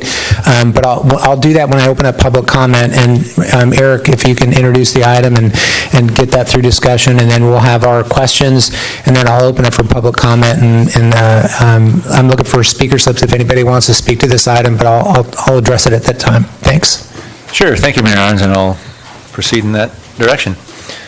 Thanks, Eric. So purpose here tonight, we're looking at the city's Harbor Department Lease Management Policy Document and obtain some council direction on a process that we're proposing to update that policy document, which we've been wanting to do for some time now. Recommending council give us input and direction on three, what I'm calling action items. Number one is the lease management policy document itself and what we want it to be. Number two is items of the LMP. I'll probably keep referring to it with that acronym. What areas of the LMP warrant more detailed follow-on documents? And item three, the process by which we want to undertake the process, i.e. who does what and how. And we'll have more detail on this later. Alternatives, I'm keeping it simple. Not presenting any alternatives other than the three items that we're looking at. There's a couple options in there for you, but no alternatives at this time. From a fiscal standpoint, no fiscal impacts, no direct fiscal impacts at this time. Background on this is the LMP was created in the early 2000s as a guidance document for lease management and protecting the public's interest. A quote there of what the document's purpose is. It was an attempt to integrate existing policy with a broader statement of public leasing policy to enhance public understanding and provide a framework for future actions. And as I've stated here, while this document is it's done a pretty good job of this. It's really just a mission statement, and it's pretty lacking in any real detail on how we execute many of the things it's trying to accomplish. And really, for consistency's sake and long-term health of the process, and certainty for the city and leaseholders, and changes in staff and changes in city councils, I think this document really needs a good updating and provide us some more detail on process and methodology and criteria and whatnot to achieve its purposes. So recognizing this, the council made updating this council goal objective for this year. We've done some past research and outreach that have enabled staff to propose a draft process forward for this update. So action item 1 is the LMP itself, the document itself, and what it wanted to be. In staff's estimation, this document should be, it's a solid base to build on, but as again I said, it needs more detail. It's lacking in detail. It's really a 30,000-foot overview. Where more policy, procedure, criteria, more detail is needed. What I'm calling the follow-on documents, we're recommending policy directive or policy implementation documents be created. These are documents that follow similar formats to Port of Los Angeles, Port of San Diego, and some of the bigger leasing entities on the coast use. Some of the analogies might be, as a follow-on document, the lease policy says every 5 years we'll conduct financial audits on the percent gross payments of our lease sites. That's all it says. It doesn't say what you're going to audit, how you're going to audit, how you go about it, really any detail on how you execute. So that would be an example of a follow-on document. Another one might be how we undertake negotiations and by what process we conduct those and who engages and how the process works. Another one might be, and this has been an issue that we've talked about fairly recently, the financial partnership criteria that we've been looking at. What are our criteria? How do we estimate who's a good financial partner, who's not? That would be a document that would follow onto this. I'll give the mayor credit for this and bringing up this idea, as sort of another analogy. It's the general plan, and the general plan provides the sort of 30,000-foot overriding document of guidance, but then the zoning code and then the master plans really give us the detail on how to execute. So kind of looking at a similar sort of process here. So what we're looking for from the council tonight is, does the council concur with this approach? Action item 2, what areas of the LMP warrant the policy directive or the implementation follow-on documents? In other words, where do we want or need more detail? In the staff's estimation, these are, and I've got a laundry list of items, lease sale and assignment assumption, subleasing, lease negotiations, renewal and extension, lease terms, fair market rents, percent gross rental rates, site inspection and compliance monitoring, site redevelopment, financial partnership criteria, I brought up earlier, lease sale, assignment and assumption, subleasing, lease negotiations, license agreements, approved uses. 3 items that weren't in the original staff report, but that have come from council input, specifically Councilwoman McPherson. Termination, putting sites out to bid and RFP, and integration in harmony with the community development and planning process. So those are the items that we'll be looking at for more guidance on. I'm not looking for specific input on these items tonight, per se, but really looking for direction on the list and perhaps prioritizing the list. It's a pretty long list. There's a lot of things to do. The timeline that we propose is fairly short order. Probably can't get through it all by the time that we're looking at, but we'll have some discussion on that and see where we want to go. Some of these items will be pretty short and simple in the long run. Some of them are not going to be very simple. They're going to be pretty long and complicated in terms of how we execute. So in terms of what we're looking for the council tonight is concurrence with this list, and do we wish to add, remove, or combine any items, and see how we move forward with executing the list. And then action item 3 is the process by which we want to undertake this update. For example, who does it and how.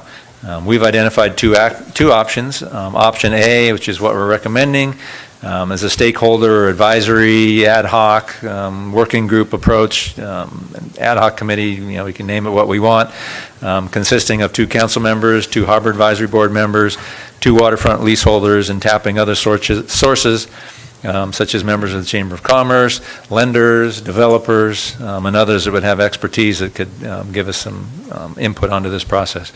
As far as the Harbor Advisory Board goes, knowing that we're on a short order, back on September 6th, we identified 2 Harbor Advisory Board members by vote of the Harbor Advisory Board, and those were Sharice Hansen, who's the current waterfront leaseholder representative on the HAB, and Mark Blackford, who's also new on the HAB. He's an at-large member. He's got banking and legal and some business expertise, so Harbor Advisory Board already approved those 2. This would be a Brown Act body with the 2 council members and 2 Harbor Advisory Board members being on it. Pros and cons of this approach, I think, would be the most nimble from a work product standpoint, meaning this body does all the work and passes it on to the City Council. It's a little more cumbersome from a staff management standpoint in that it's a Brown Act body and we've got to do public noticing and do the normal public meeting process, which gets a little more cumbersome. But it does provide, we think, a little more public input opportunity with notice meetings and public involvement with that regard. Option B, city manager and harbor director seek input from another, either, again, an ad hoc committee or another committee or task force or working group consisting of 2 HAB members, 2 waterfront leaseholders, the other sources that I spoke of, who would then provide their input, and their work product would go to a subcommittee of 2 council members who would then make recommendations to the whole council. It would not be a Brown Act body by its necessitated out of its makeup. Pros and cons, a little easier to manage because it's not a Brown Act notice meeting body, so a little easier for staff to manage. A little less nimble in that you've got a council subcommittee of 2 that is sort of a middleman, which would, I think, make the process take a little bit longer because you now got an extra step in the middle, and probably a little less input, less opportunities for public input into that process because you wouldn't have normal Brown Act notice meetings. So in conclusion, once we receive input and direction from council, we'll go to work on implementation. We've previously done some research and work on this project. We've engaged some of our leaseholders already previously this year and gotten some input from them. Done a fair amount of research in getting documents from our brother and sister agencies up and down the coast that have larger documents and larger policies in place. The proposed timeline at this point is get some council direction on process and approach tonight.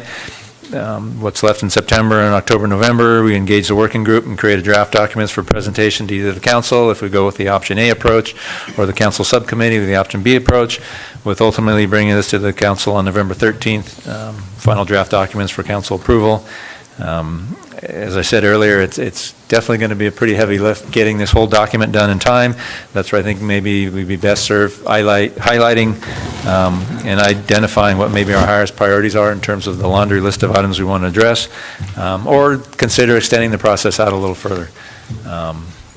With that, any questions, comments from council, I'll entertain, and then we can go into public comment.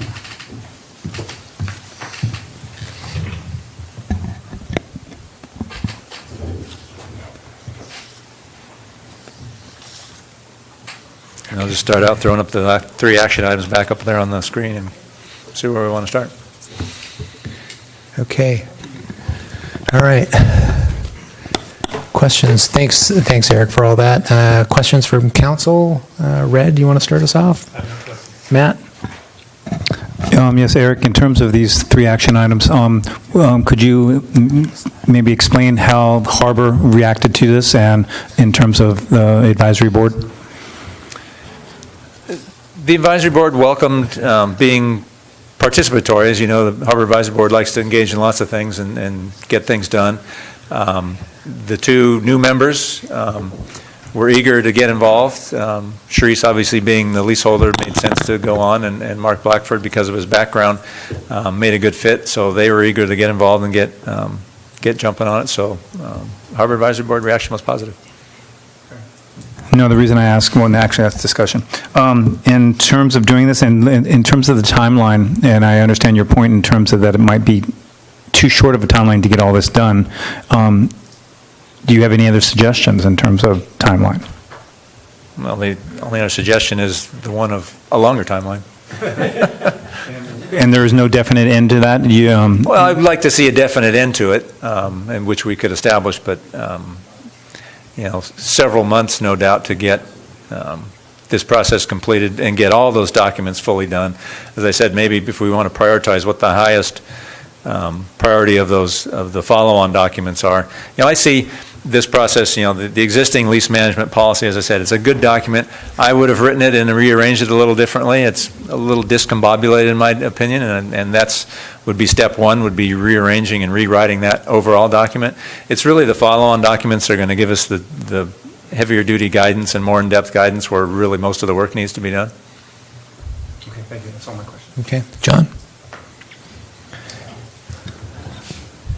Erica, as I look at it, it appears like a very comprehensive project that would require significant internal staff resources. So the direct question is, do you think we have not only the internal resources to accomplish this, including the body you're talking potentially about creating, but also the internal expertise to do this? Well, we've got internal expertise and be tapping external expertise and hopefully making a good rounded body to do so. This is a high priority on my list to get to. Now that we've got some of our some significant lease issues, knock on wood, out of the way for now, it's given us a little more time to work on some of these issues. So assuming we keep going on a good path on those other issues, we'll make the time and get this process moving. I think having a working group or task force or whatever we're going to call the body working on it and positively tasking them with to-do items and not having staff having to do all the to-do items, I think will be a good process and will help that along. Thank you. Marlis? Yeah. Well, we're already 2 weeks behind on the plan because this item didn't get addressed on September 11th. So your timeline is already off, and I would just point that out. And I did have some questions for Eric, but I think I just wanted to make sure that when we talk about, when we're looking at the policy implementation areas, that the financial partnership criteria and financing included items such as a valid business plan, marketing plan, and proof of financial viability. Yeah, I think it includes any and all of those above items and more. It's okay. A lot of things to be looked at. All right. And have you yet, or would we be doing, or would whoever is going to be on this be doing, looking at at other harbor lease policies, so we might do some benchmarking to others? Absolutely. Being a good bureaucrat, I'm always one to take material from other entities, and there's plenty out there to draw from. Okay. And you've already suggested adding some of the things that I thought could be added, so I appreciate that, Eric, and that's all my questions. Thanks. Okay. Eric, I don't have any questions at this point. I know we covered a lot of ground earlier on some of these things, and I'll just go ahead and get to the next step, and then we'll bring it back for discussion on that. So I was going to open up for public comment on this item, but I do have some speaker slips for item C2, the community choice energy, for people that don't want to stay any later, because we still have some more work to do. So if there's no public comment for this item, are there anybody that wants to speak to the lease management policy? Then I'll invite people up who want to speak to the community choice energy, just so that'll allow you to speak to that now, because it's going to be a while before we get to it. I have Jesse Barone, Justin Bradshaw, Jason Riley, and Teddy. Did you want to speak to this as well? Teddy, you want to come up first? Thanks. Thank you.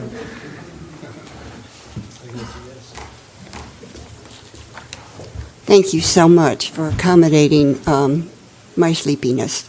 I want to go home and go to bed. I'm Teddy Levette. I'm a resident of Morro Bay, and I'm a proponent of renewable energy.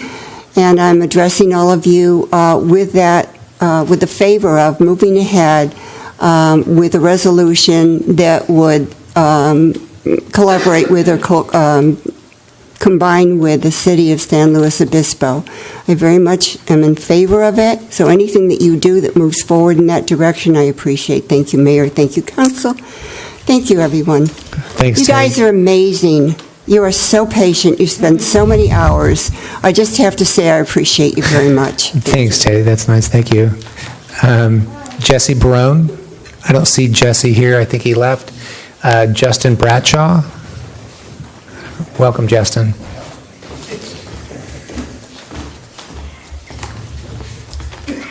Thank you. Yeah, I would second that sentiment about you guys being patient and amazing. Good evening, Mayor Irons and Council. My name is Justin Bradshaw, and I'm a San Luis Obispo resident, member of the Slow Climate Coalition, and also a member of the Morro Bay Yacht Club.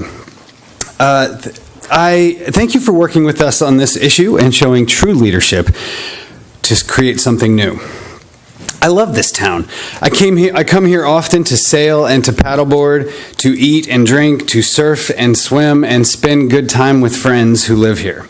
I've spoken to many of them about community choice, and they're excited. They're excited, as I am, to have another option for cleaner, cheaper electricity. They understand the unique challenges confronting Morro Bay and the Central Coast regarding energy and water. as Diablo Canyon closes and goes offline, as our ocean gets warmer and our water gets more scarce. They share my passion for solar and wind power and see the tremendous opportunity as residents that Community Choice can give them to install their own little power plants on their roof, which would not only save them money each month and clean up the grid, but potentially provide a revenue source if they don't use all that power. That financial incentive to invest in your home by installing solar panels is something that PG&E doesn't give us. Right now, if a resident installs a system that produces more than they personally consume, the potential profits are basically nothing compared to what a CCE can provide. So CCE works. It's good for the environment. It's good for communities like this one. It will be great for the Central Coast. So once again, thank you for your strong leadership. Thank you for being such a great place to play and to live. And thank you for joining SLO as charter members of Central Coast Community Energy, perhaps. Thank you. All right, thanks, Justin. Jason Riley. And then I've got Eric Wiem. And was there another one? Good evening, members of council. My name is Jason Riley, and I'm a resident of Morro Bay.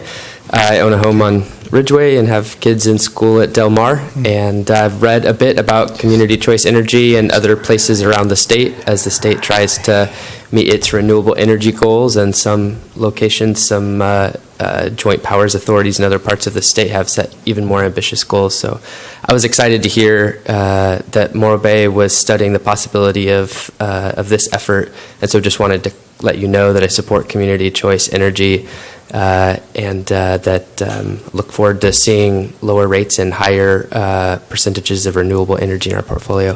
Thank you. All right, thank you. Eric Wiem. We're going to get there, Chris.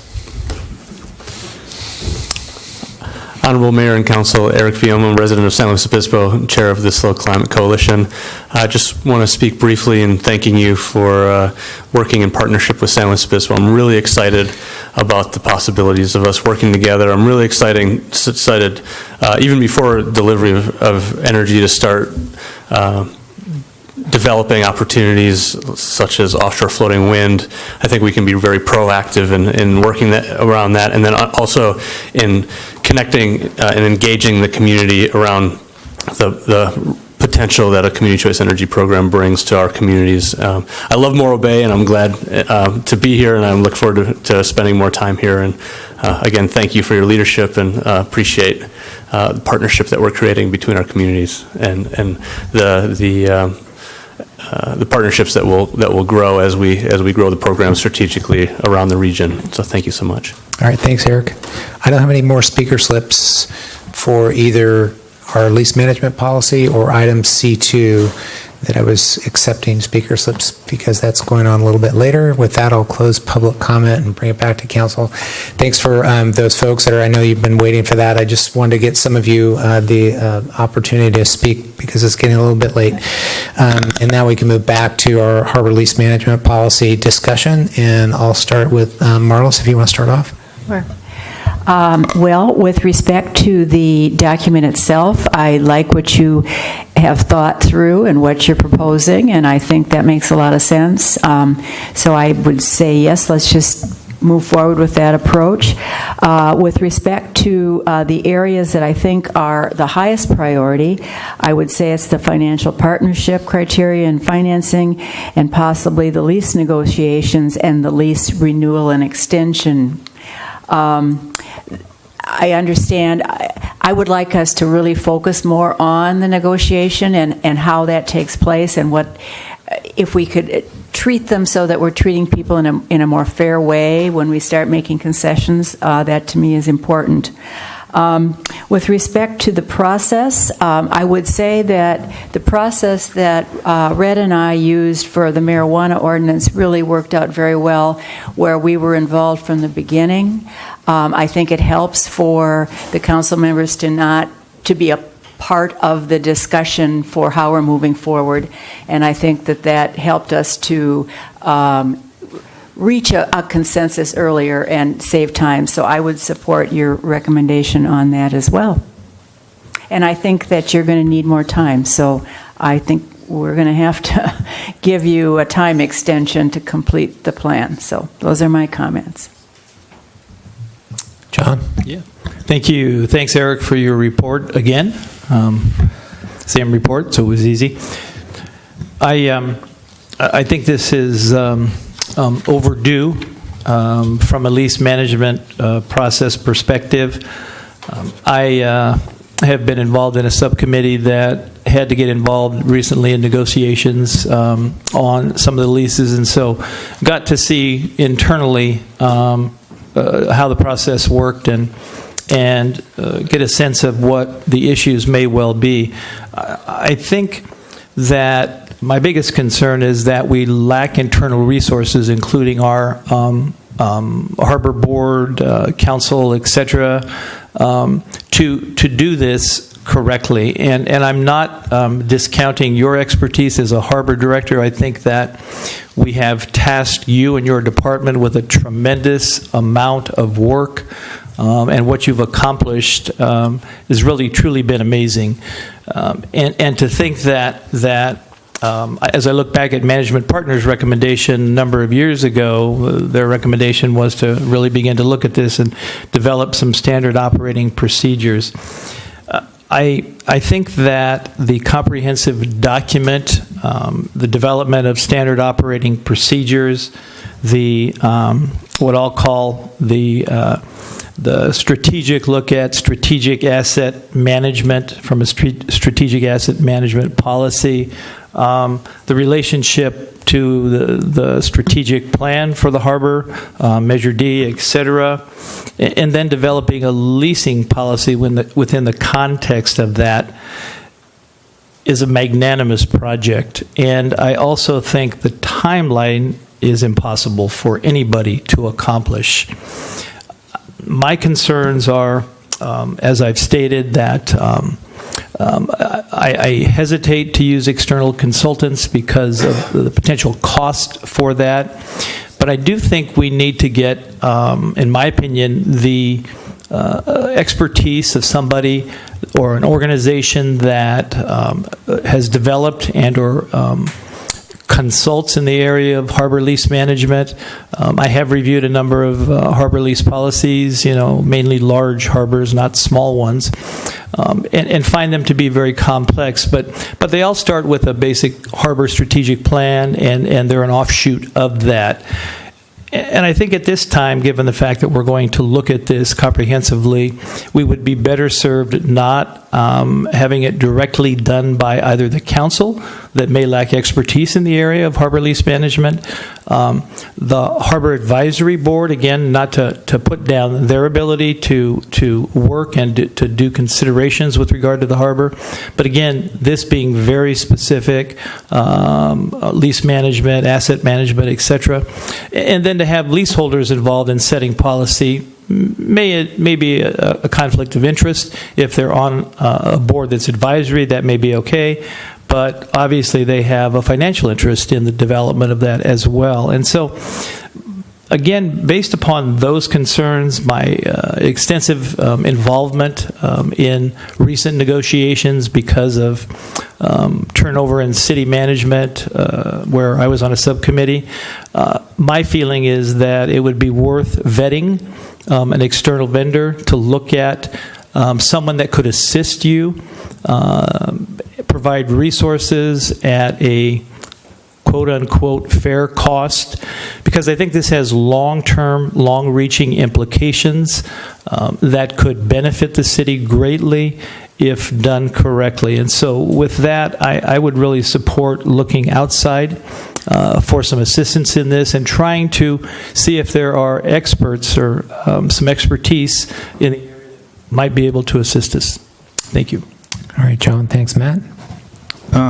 Yes, Eric, in terms of action one, I do agree with your approach to mix and match the 30,000-foot view and the 10,000-foot view and to place it, the LMP document together. Action number two, I understand that you have a lot going on, the A through M. And so I would agree with Marlis that some of them could be mixed or matched in terms of the timeline, i.e. the financial partnership criteria. Perhaps that could be higher on the list if there was a priority part of it to it, or perhaps maybe establishing a priority enumeration of that list. So I do agree with that. In terms of action number 3, I also agree with option A in terms of the two members of the council doing it, and with the harbor. I appreciate your point, John. However, I do believe getting the stakeholders involved in this, perhaps there could be some sort of extension to have an outside body helping along with us. But I do believe that having harbor involved, council involved, and the harbor advisory board buying into that with some have their hands in the till, if you will, and having some stake in it, I think that will move us ahead in a more cohesive way as this process is established.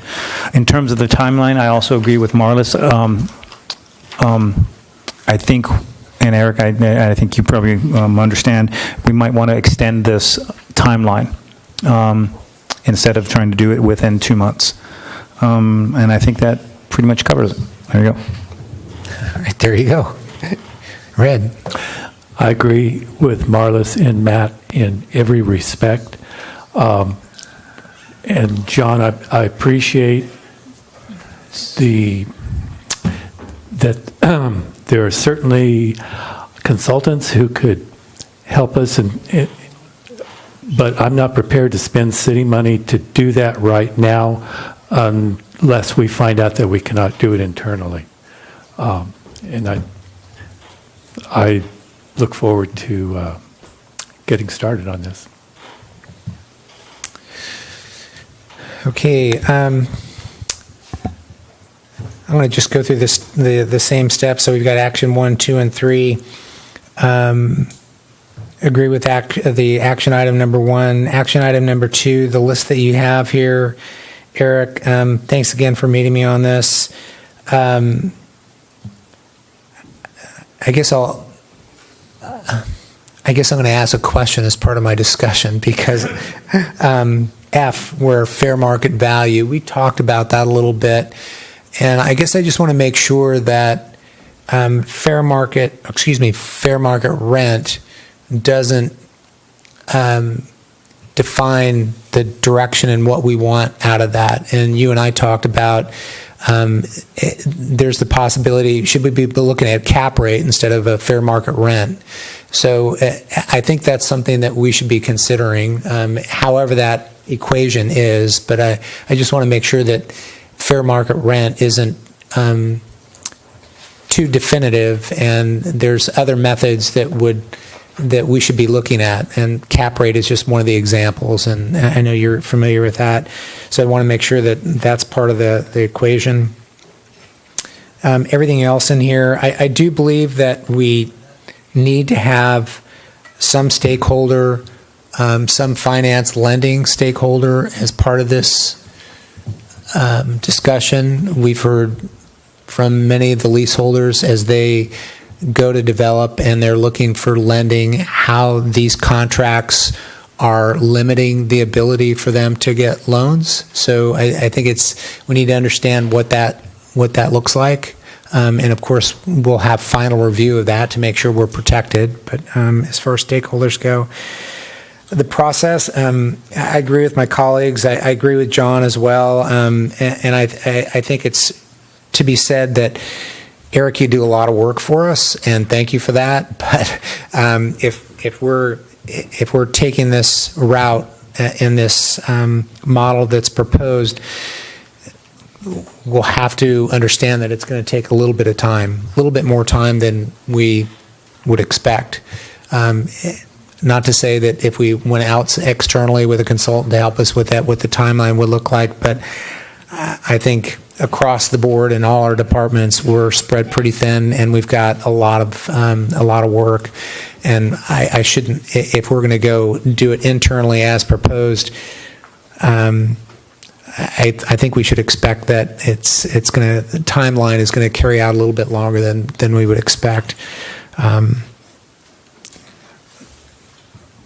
So those are my comments there, and I would support my colleagues on that, and at this point, I think there's probably more consensus to do it internally than externally, and just to get this going, I would support that and move ahead. Do you need any more input on that, Eric? No, I think in terms of going back to the timeline, I definitely don't want to promise more than we can deliver. And like as I spoke to you earlier today, it is a heavy lift. There's a lot to be done, and it's entirely up to you, the council, and your purview and how you want to do this on a timeline. And I'm completely fine if we want to extend that out. I wasn't necessarily saying we got to get this done by November, December by any means. That's the timeline. Yeah, and I think the other thing, if two council members are on this, just to remind everybody, most council members are on a liaison. They're liaisons. They're on various boards, and with the meetings, no different than staff.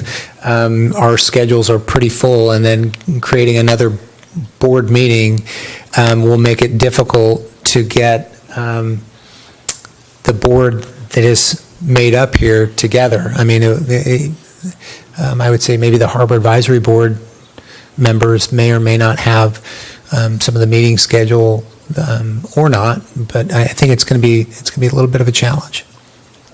Yeah.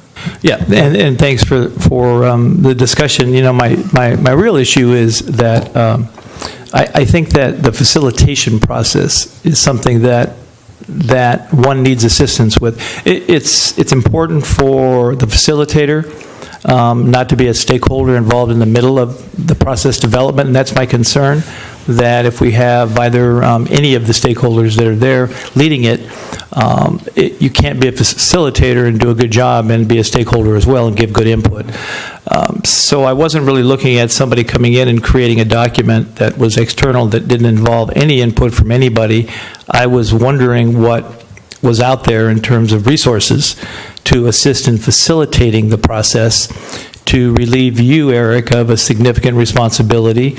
But also, Matt, thank you for your point. I didn't want to exclude the Harbor Advisory Board at all. They would be stakeholders. Leaseholders would be stakeholders in terms of giving input. But I'm going back to a very large process concern in a very short timeline with concerns about facilitation. And facilitation versus the creation of a huge work product is very different in terms of costs. And so I'm morphing into, thinking about or asking us all to think about the feasibility or possibility of looking at what kind of facilitation might be out there to assist in the processes that have been outlined that we might come to agreement with. So as opposed to a consultant that would... Is your mic on? Yeah, I believe so. So as opposed to a consultant that would physically do the work and create the document with input from others, a facilitator that just more or less oversees that process. Exactly. Sounds like what you're getting to. The same as the process that we use for our goal setting. Mm-hmm. That individual was not a stakeholder, but that individual allowed all of the stakeholders to participate and not have to worry about facilitation. And that's not expensive. I think it's helpful. It could move the process forward, could save you a significant amount of time, and it could allow the participation of all the stakeholders and the summarization of the data by a professional facilitator that could make that happen and really assist in the process. That's what I'm referring to. Okay. Red. May I suggest in that regard, local person Don Maruska would be somebody who might be suitable. And let me ask Eric, when do you need to have the names of two council members? Tonight? Tonight, yeah. Well, I mean, it sounds like we're likely extending this process out and getting more time to do it, because I agree. I don't want to promise more than I can deliver, and I don't want to do this fast for the sake of doing it fast. We need to do it right. So if we name council people tonight, that's fine. If we need to take more time, that's fine. Just, it's going to fit into the longer schedule, and that's entirely up to you, but I'm fine going, if you have names tonight, or if we need to go extend this out a little further, and you guys need to internally figure that out. I guess I'd like to suggest that we put that off for a little bit, because I think in our next item, we are going to have to supply a couple of names in our next agenda item. And so I'd like to put off naming council members for this item right now. So, question for you, Red. This is on the agenda. I mean, if you want to, we can get into this next agenda item, and if we, select the members, then if, we can reopen this item here, if that helps us understand how we get to it, if that's where you're going at, and that's helpful. Okay, so you want to just wait until we get CCE done on the selection part, and then based on that, we can come back and review where we're at? Yes, I would like to do that. Okay. Thank you. All right, so I was just going to ask anybody to weigh in on, the facilitation piece is really where I'm landing, and I heard Red, but I don't know if there's consensus for that. I'm just curious. I'm okay with having a facilitator. We actually did not need a facilitator per se when we worked on the marijuana ordinance, and it was actually helpful to have legal assistance. So somebody who is a neutral person who can actually, deal with some of the issues might be helpful. So that's an alternative but I'm okay with having somebody in that role. I just wouldn't want to pick them at this point. Okay. Matt, any comments? No? Good. I can support the facilitator part as well. How about if we have some selections of people to do? We're pretty much 70% there on this discussion, Eric? Yeah, it sounds like the action items 1, 2, 3, pretty good consensus on most of them, and now sounds like we got consensus on facilitating in a process, which I'm good with. Timeline may be the only thing we want to address, and maybe rough out something, and then if we're going to go the facilitator route, then we can start looking and bring something back. Yeah, there's a matter of Jen? Yeah, exactly. Trying to do that. Yeah, I know. Sorry. I was just going to ask the harbor director if he had funds available for a facilitator, or if we need to locate. Oh, I've always got funds available. No, so in all seriousness, obviously it's not in the current budget. Some of our contractual services are padded a little bit for some unknowns, as they always are, but we'd probably be dipping into accumulation depending on what the cost is. It'd be an unknown for a facilitator at this point. I see it being less than what we originally were kind of thinking about, was somebody to actually do this document update for us, but a facilitator is a lot different, and Don Maruska is a name that got thrown out there, or somebody similar. That would be something we could dip into the accumulation fund. I don't think it's a six-figure item. I'd hope it's not a six-figure item. Yeah. If it is a six-figure item, it has to come back for council approval anyways per the purchasing policy. So I guess we'll come back with options if we get proposals or something for facilitation. I think that's going to be a necessary step, is obviously get some proposals and get some idea of what the cost might be, and then come back with that and get an authorization from council and up to not to exceed number or something. I guess I need to understand something else. I have a question for Mr. Newmeyer. So this is going to be a contract, so the makeup of the board, we need to have your oversight in this as we go along. So can you explain how you can participate on this, whether it's just review, or if it's during some of the meetings? Sure. So it looks like I guess there would be two contracts. One, if we were to actually contract with an outside consultant to work with the group, and then second, moving forward with the content, and certainly legal review of that content I think would be important. So I can talk to Eric after the meeting, and, I can be available for any part of the process that Harbor Director considers important, but I would think those two are ones that immediately come to mind. Okay. So at this point, I think we're pretty close. Can we kind of recess this item at this point, move on to CCE, and then we'll do some selection, I suppose, on members? And Eric, do you mind hanging out with us for a little bit? And I'd love to. All right, good. All right, you're good. I get lots of homework done. And looking for our city attorney, just checking in on process-wise and making sure we're doing okay. For this item or for the? So we'll just go ahead and recess this item, jump into the CCE. Yes, absolutely. And then following kind of decisions on nominating people, then maybe we bounce back and then and go from there. Maybe we could tidy this up. Absolutely. Okay. That's all right, the good. perfect Is way to everybody do it. okay with that? All right. So we'll do that. With that, we'll move. We'll just recess this item for a minute, and we'll move on to item C2.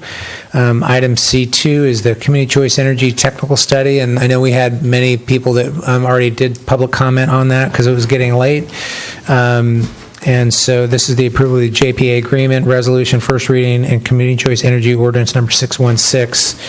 And looking to see who's going to lead us off on this. Jen, are you going to introduce this item? Yep, I'm going to pinch hit for our city manager and start and off. You're doing a great job. Start off the conversation, and thanks to Chris Reed from City of SLO for joining us again tonight and staying throughout the whole meeting. Chris is pulling up the presentation we have, but I think I'll keep it brief since we did a lot of the work at the last meeting on this.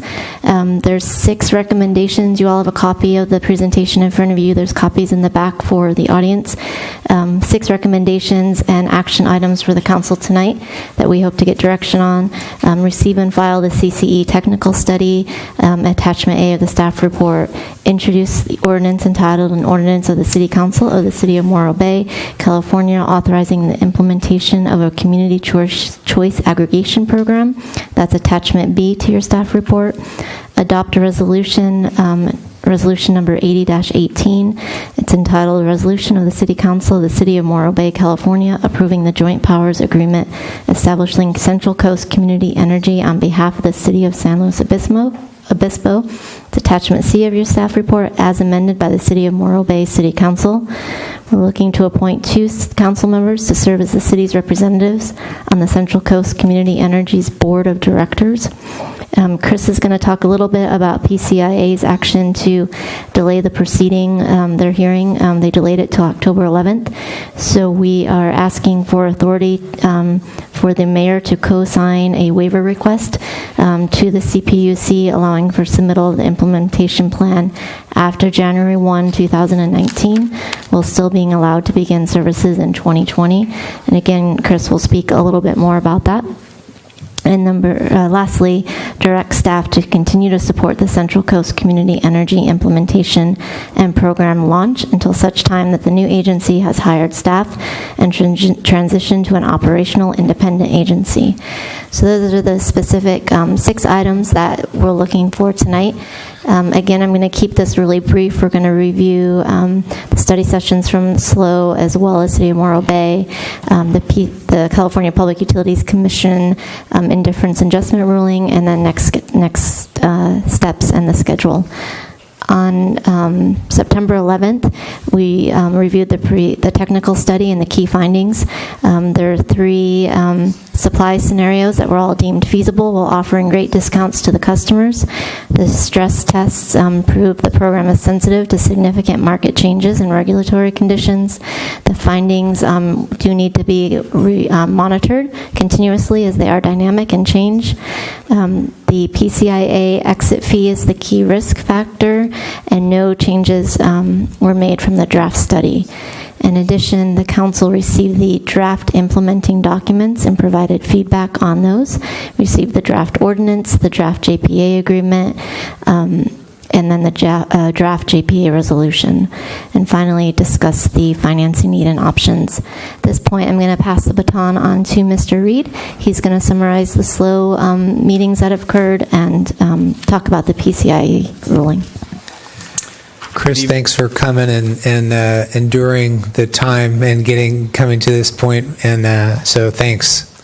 Thank you, Mayor Irons. I share Harbor Master Endersby's enthusiasm, or Harbor Director's enthusiasm for late night meetings. So I'm Chris Reed. I'm the Sustainability Manager at the City of San Luis Obispo, and I've been directing the Community Choice Energy Project for the City of San Luis Obispo. Again, since it's getting late, we'll keep our comments brief as well, but just wanted to provide an update on the City Council meeting that occurred last week in the city.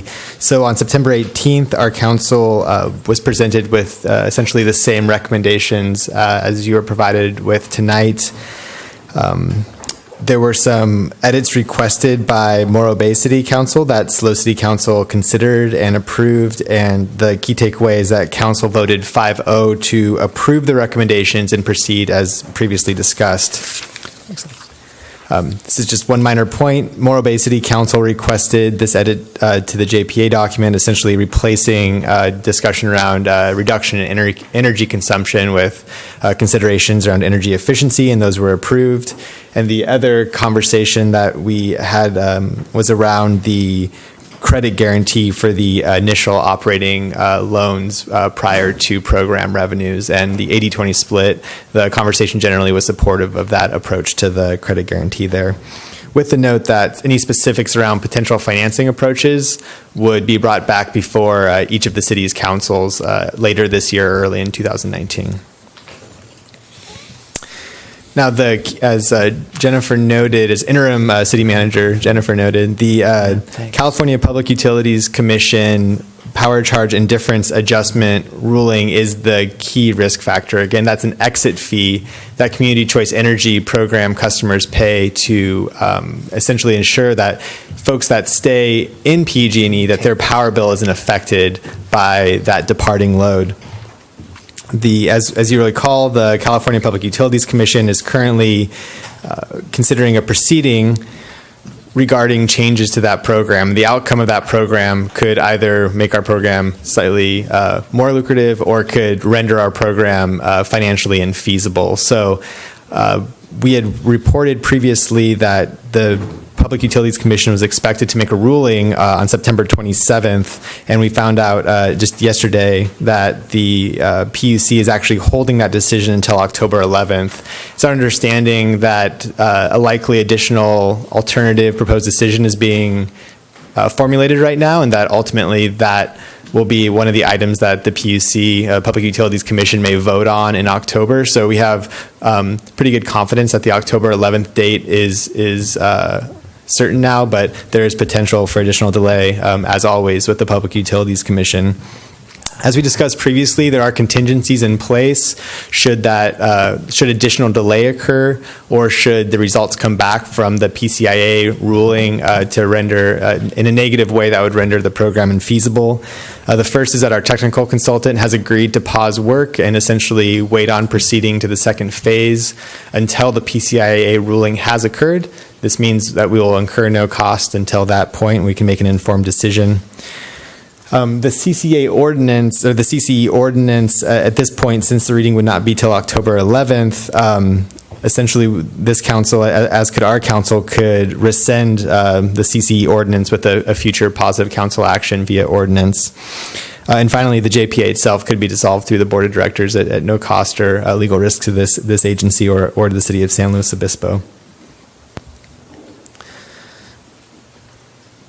As far as schedule and next steps go, again, on September 18th, the city of San Luis Obispo adopted the JPA agreement and had the first reading of the CCE ordinance.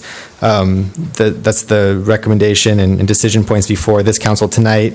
Should you choose to proceed, the week of October 1st, so essentially next week, we would file the JPA documents with the Secretary of State.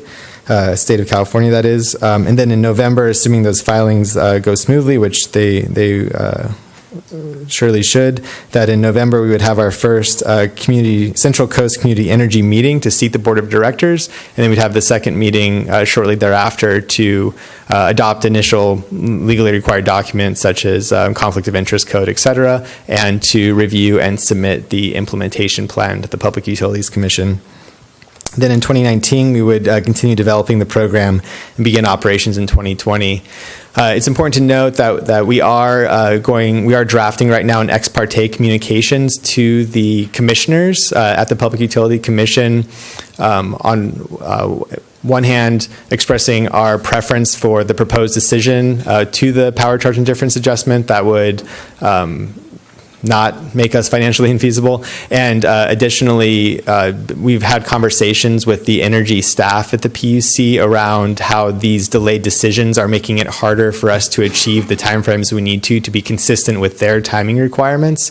So requesting for essentially some kind of waiver around the January 1st, 2019 deadline. And while energy staff has been supportive of that concept, there's not an existing process in place that we're actually petitioning. We're just essentially making it known that this is something we would like to proceed. And I can't tell you one way or the other if that's going to be approved, but certainly the point's being made, and we'll hope that there will be some sort of amendment to that process. So for alternatives, these are the same 4 alternatives that were provided at the September 11th meeting. The council could pursue a single city municipal program, join an existing CCE program, request additional information, or not proceed with CCE. Since none of those were elected during the last meeting, the recommendation at this time is to, again, there's 6 of them with the addition of the authorization of the mayor to co-sign that ex parte communication that Chris just referenced, adopt the ordinance, the resolution, assign 2 council members to sit on the JPA board, receive and file a technical study, and direct staff to continue to support the program. So with that, Chris is available for questions, and I'm available to attempt to answer questions. Thanks, Jen. Thanks, Chris. We'll open for questions from council. We've already gone through public comment on this, so Marlis, you want to lead us off on questions? Yeah, well, you've answered, I think, the important question, which is when is the PUC meeting going to take place? And I believe you also suggested that we still have the agreement to hold off on any incurring costs until we know what that decision is. So that's the most critical question. The only other question I had concerned the makeup of the board and the officers, and I noticed that there's a director and a chair and a vice chair, and then a secretary and a treasurer auditor.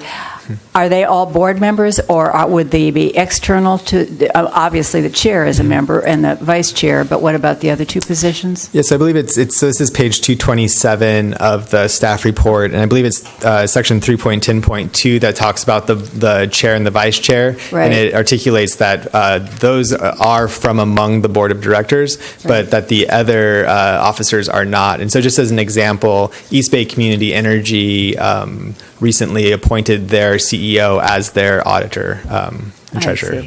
Yeah, it didn't make sense that it would be board members, so I just wanted to verify that was indeed the case. Correct. All right, thanks.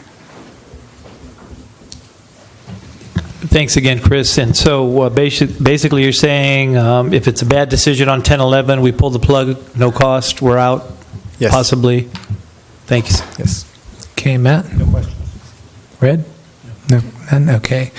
None for me as well. Just to reiterate, we did have public comment on this prior to the item, just for people that wanted to leave earlier. So I won't entertain any more public comment on this item, unless there are people that didn't speak to it at the time. Just one bite at the apple. Thank you. All right, we'll close public comment and bring it back to council. Marlis, you want to lead us off on discussion? I think we continue to move forward. I don't know. I mean, we had a lengthy discussion and vetting at our last meeting, and we all wanted to move forward. And aside from the date having changed, nothing else has changed. So I say move forward. Okay, John. Ditto. Matt. Exactly. Red. Okay. All right. I think we made the decision as well last time, and we want to continue that. Thanks for the changes. It was nice that we had the discussion, and they were light but agreeable for council. And as far as the letter, there is perhaps a dual letter from the city of Morro Bay and San Luis that might go out depending on the PCIA, as I understand it. Is that correct? So, well, Chris is coming up. That's the ex parte communication that he was referring to. Yes. The council could elect to send a letter independently on their own. We're recommending that to give the mayor authority to co-sign the letter written by SLO. That seemed to make sense, but you could change that. So we just want to, are we in agreement to that, everybody? Okay, all right. So based on that, we're ready to go. Based on, we can take a motion for staff recommendation on this. Anything particular for first reading, Mr. City Attorney? No. Okay, all right. I'd entertain a motion. So I move we receive the CCE technical study and presentation. Introduced for first reading by title only with further reading waived, ordinance number 616 entitled an ordinance of the City Council of the City of Morro Bay, California, authorizing the implementation of a community choice aggregation program, which is attachment B. Adopt resolution number 80-18 entitled a resolution of the City Council of the City of Morro Bay, California, approving the joint powers agreement establishing the Central Coast Community Energy on behalf of the City of Morro Bay, which is attachment C, and direct staff to continue to support Central Coast Community Energy implementation and program launch until such time that the new agency has hired staff and transitioned to an operational independent agency. And 5, authorize the mayor to sign the ex parte document. And I'm purposely leaving off the other. Yeah, that'd be good. Thank you. I'll second that. Okay, so a motion by Mr. Heading, second by Ms. McPherson. Any further discussion? None? All in favor say aye. Aye. Aye. Opposed? None. Motion carries 5-0. So item number 4, appoint 2 council members to serve as city representatives on the Central Coast Community Energy Board of Directors. And any volunteers? Yes, I would like to volunteer for that. Great. Anybody else? Well, I'm assuming that I will also volunteer. Okay. All right. So we have Marlis and Red. I will move the appointment of council member Davis and McPherson as the 2 council members to serve as the city's representatives on Central Coast Community Energy's Board of Directors. Motion by Mr. Heading. I second that. Second by Mr. Makowetsky. Any further discussion? None. All in favor say aye. Aye. Opposed? None. Motion carries 5-0. Any further discussion on this item for Chris and Jen and staff and anybody? Chris, thanks for staying with us and taking the time tonight. Appreciate it. All right, and thanks. Everybody took the time to come out as well. With that, we'll recess back to item C2. Excuse me, C1. And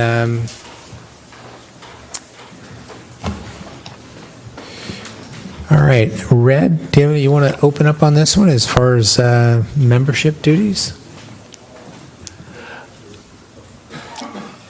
If it's the election that throws uncertainty into the timing of moving this forward, because Marlis and I are the only 2 council members whom we are certain will continue to hold office past the beginning of December. So, but I'm not sure that Red and Marlis can handle it. I'm certainly willing to make the effort because I'm very interested in harbor operations, and I have been wanting to have consistency in our lease management program for almost 2 years now.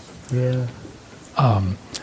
So I'm willing to join that committee if the rest of the council feels that I could handle that workload. So you bring up, thanks for those comments and offer, and that's why I brought up earlier the number of committees and boards that we serve, and then adding all that to it, not to discount what our staff does on a daily basis as well, but to be able to make everything work is quite a bit. So, I mean, if you're willing to, I'm certainly open to that. But I think we do need to recognize that it's a lot to ask. And I know we have two interjecting comments. Do you mind if we go with Matt? Okay, Matt. Well, knowing that the election is coming and I have a few more months left on council, I would also volunteer, as I am the liaison with Harbor. It would be, I could do that also, but I kind of have a short time period. Until then, when we have the next council seated. You're right. Yeah. And I would also be willing to serve on it. And I would point out that with a new council, we wouldn't necessarily have the same assignments as we have now. So we would not have the load of work that we have now. It's just that the new council would have to assign people to some of the committees that we are currently a liaison to, so that we aren't overworked. So I would be willing as well. I'm interested in joining the committee. And while I love Matt to death, and I would love to work with him, we have to recognize that Matt has a day job, and that makes it difficult for him to attend weekday meetings. It does limit the flexibility Yeah. of getting the meetings. Well, if you guys were willing to meet at 5 o'clock in the morning or 5 o'clock at night, we could do it. But barring that, I think you're right. So it looks You like... ready for a motion? Yeah, so it looks like we have Marlis and Red doing double duty. You guys are amazing. My heroes. Yeah. All right. So Eric's writing down. He's just whittling away over there on who's doing what.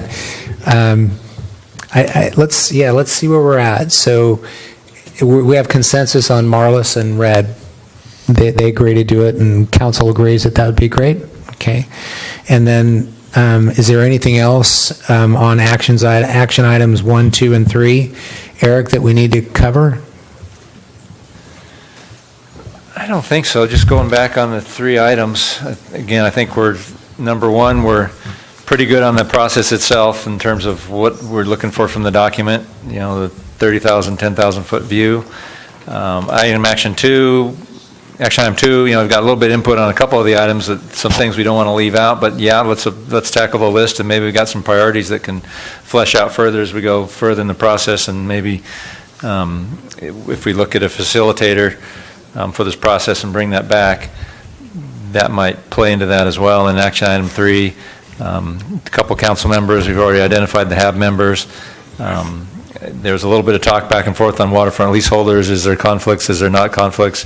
But other people and bodies like lenders and others that would have important input. So I think that's still, I think I've got enough direction on that and consensus on that we are seeking other input, but we don't want a leaseholder per se to be in control of the process. That's or right. Have definitive decision-making on the process. Just input and guidance on it is what we're looking for. So I think I've got enough, and then we've got our 2 council members on board, and we'll see how the election goes. I would just like to add that it would be very helpful when you bring it back if you actually think through the process and how many meetings might be required, so we have a better sense of the timeline and what's realistic. If you preset a schedule and a calendar, yeah, that would be the way to go. We don't need a motion for this then, Eric? You're good? I don't think we need one unless our city attorney thinks differently, but no, I think I've got enough direction. We'll be bringing it back. The official appointment of the 2 members, but I believe we already covered that and that's I it, think right? We didn't make an official motion, but Yeah. I'd make a motion that we Yeah, appoint official. Red and Marlis as the two council members to the task force. Second. Motion by Mr. Irons, second by Mr. Heading. All in favor, say aye. Aye. Opposed? None. Motion carries. Okay, good. Thanks for that, Chris. And then just to wrap up, so what I'll be bringing back is, we'll look into facilitators, and I'll see what may be out there. Yeah. I'll drill down more on the process and timeline and have a proposal on that and how many meetings and what this might take. And but with the facilitator will come potential cost, and we'll look at all those things when we bring it back. Okay. All right. Thanks, Thank you. Eric. Okay, moving on. Mr. Mayor, if I can interrupt. Yes, Ms. Callaway. Being respective of the time here, perhaps we should take C4 before C3, in that might be more time sensitive in terms of Okay. work, Yep. if you're willing to do that. Let's do it. Is council willing to make the adjustment as well? All right, cool. All right, next item up, item C4. This is consider a proposal from the approval and contract of GSI Water Solutions for groundwater flow modeling and injection testing for future and direct potable reuse in Morro Valley. And Rob and Eric, we miss you. I mean, you're over there, and we're all right. Thanks, you guys. Thanks, Mayor, members of council. Eric Caceres, the WRF program manager. So just really quickly, what we're asking for tonight, our staff's recommendation tonight, is that the council review the recommendation from staff to award a contract to GSA Water Solutions for groundwater flow modeling of Lower Morro Valley Basin and injection testing for future indirect potable reuse in the Lower Morro Valley Basin, and to authorize the Public Works Director to execute an agreement for the amount of $351,000 with the 15% contingency for a total authorization of $403,650. So this is something that we've been discussing for a number of months, this follow-on hydrogeology work that we're recommending from GSI. The city developed and put out an RFP back in the spring of this year, received a couple of proposals, and is recommending a contract with GSI for this follow-on hydrogeology work. GSI produced a report back in May of last year, which looked at the feasibility of doing indirect potable reuse in the lower Morro Basin. The outcome of that study is that it was feasible, the minimum travel time could be met, but there was additional work that needed to be done. One, to best identify what the best location for the injection, if that was west of the highway or east of the highway, close to the Narrows. And then number two, what was the exact amount of injection and extraction that could happen without impacting water quality. So with that, any questions? Any questions from council at this point? To my left. Marlis? I asked my questions and I got them answered, so thank you, Eric, for sending the responses. You're I welcome. appreciate it. Okay. You ready? Anything else on that? No, I think that was it. The only other thing was there were some questions that were asked earlier in regard to this item, so I didn't know if there was anything that you noted that you wanted me to answer. You want to go through those? During The ones that you emailed? No, just during the previous public comment. Oh, okay. Yeah, that'd be great. Thanks. Yes. So there was a couple of questions or things that were raised about the DUDEC report back in 2012, 2013 time period that was developed. And I just wanted to comment on a couple of those things that I noted from my review of that previous study. One is that probably nothing has changed more in our industry in the last 5 years than, well, in the last 20 years has been recycled water. But in the last 5 years has been this movement towards potable reuse. And so some of the findings that were made in that study or the recommendations made in that study were based on incomplete regulations. So if you go back to 2012, there weren't even, there were draft regulations for the type of project that we're trying to do now, but there were no actual regulations. So that's something to note. There's also a discussion of maybe the necessity of recycled water because of the city's supply situation in terms of their potable water supply. And just to note, that potable water supply, or that assertion that the city has an adequate water supply, was based on a couple of things. One was the availability of state water, which we've discussed here, can potentially be impacted by drought, and there was also discussion of the city's existing groundwater resources, which we know are impacted by water quality concerns. And then the third was the desal facility, which the city hasn't operated, and recent work done by the city has indicated that if the city needed to use that facility, it couldn't really use that facility readily. It would require some improvement. So I would challenge the finding that was made in that study about the adequacy of the city's existing water supply. A couple of other things to note. That study did identify that it was based on a limited review of existing hydrogeology studies. And so just to go back to what we're recommending here tonight and the previous work that was done in May of last year, is that work done in May of last year was a preliminary feasibility study to figure out, one, is it feasible to do this? Meaning, can we meet the minimum requirements for the travel time in the basin? And that question has been answered, and so that's where we're coming back with this recommendation to do the follow-up work. I think that was all that I had noted. Thanks for covering that, Eric. Any other questions, Marlos? John? No? With that, we'll go to public comment. I've got 3 speaker slips. First up, Barry Brannon, and then Terry Simons, and then Dan Sedley.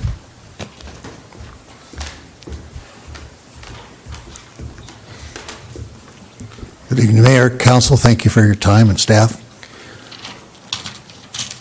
The 218 process that we just went through has come to the attention of a lot of people. And so I'd like to read a letter into the record that I know you received. It came yesterday to the city. And I quote, September 24th, contractors, lenders, bond purchasers, and all other potential creditors, Honorable Mayor of the City of Morro Bay and City Council, and to the Attorney Joseph Pannoni.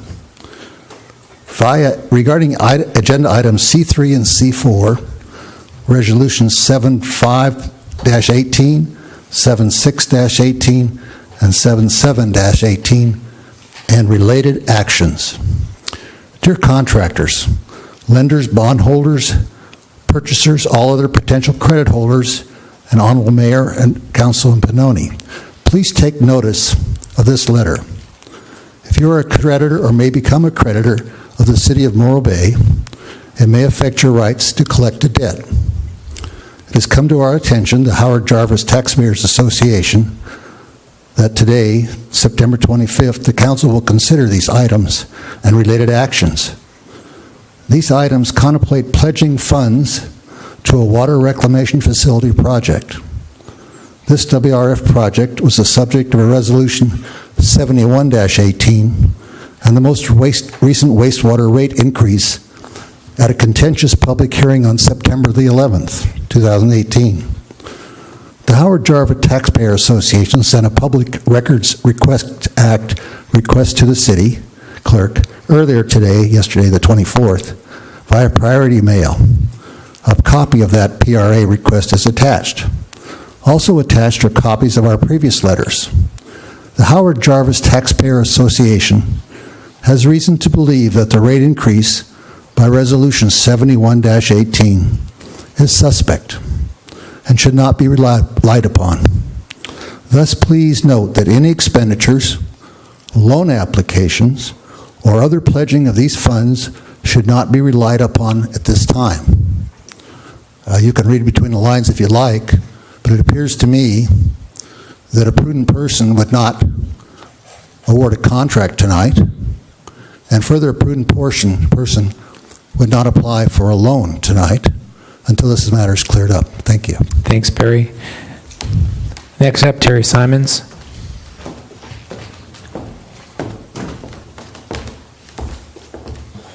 Good evening, Mr. Mayor, Council. Terry Simons, Morro Bay. At the risk of seemingly being associated with those other two guys, I just want to tell you I'm going in a different direction here. I should have spoken when Carol Truesdale spoke earlier, and then I could have left hours ago, but that's neither here nor there.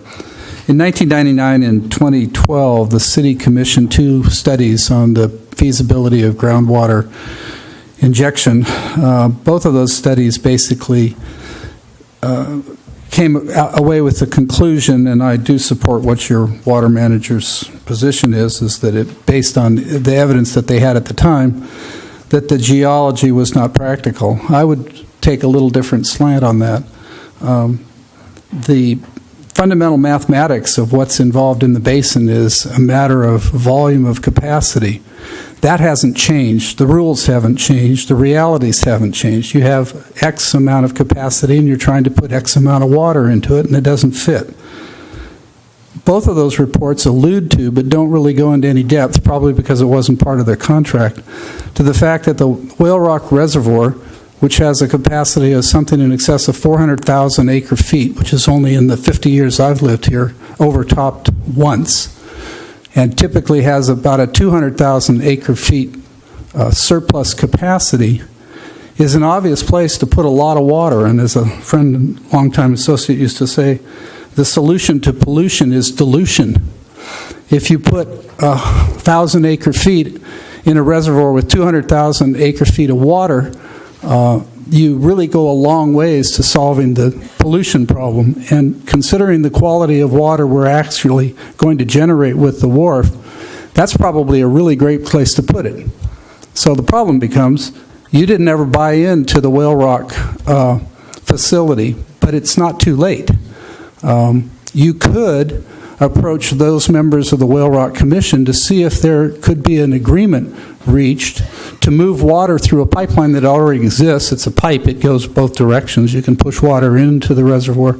You could even push water to the back of the reservoir, and you'd have a long hold period as that water migrated down the reservoir. And then you could come up with a sharing agreement in terms of operation and maintenance, and all of the beneficiaries would be knowing the fact that there's a huge amount of surplus water that could be stored there. Both Cayucas, who is a member of Whale Rock, Morro Bay could become some sort of de facto member of Whale Rock, and San Luis Obispo, which is always looking for water, I'm sure would love to share in the generous amount of water that the new wharf is going to create. And if you didn't have to pump it all into the ground, if you just pump it out into an open reservoir where it would naturally mingle with other waters, I think that the real solution is right there. And it's in the original reports. Thank you. Thanks, Jerry. Next up, Dan Sedley.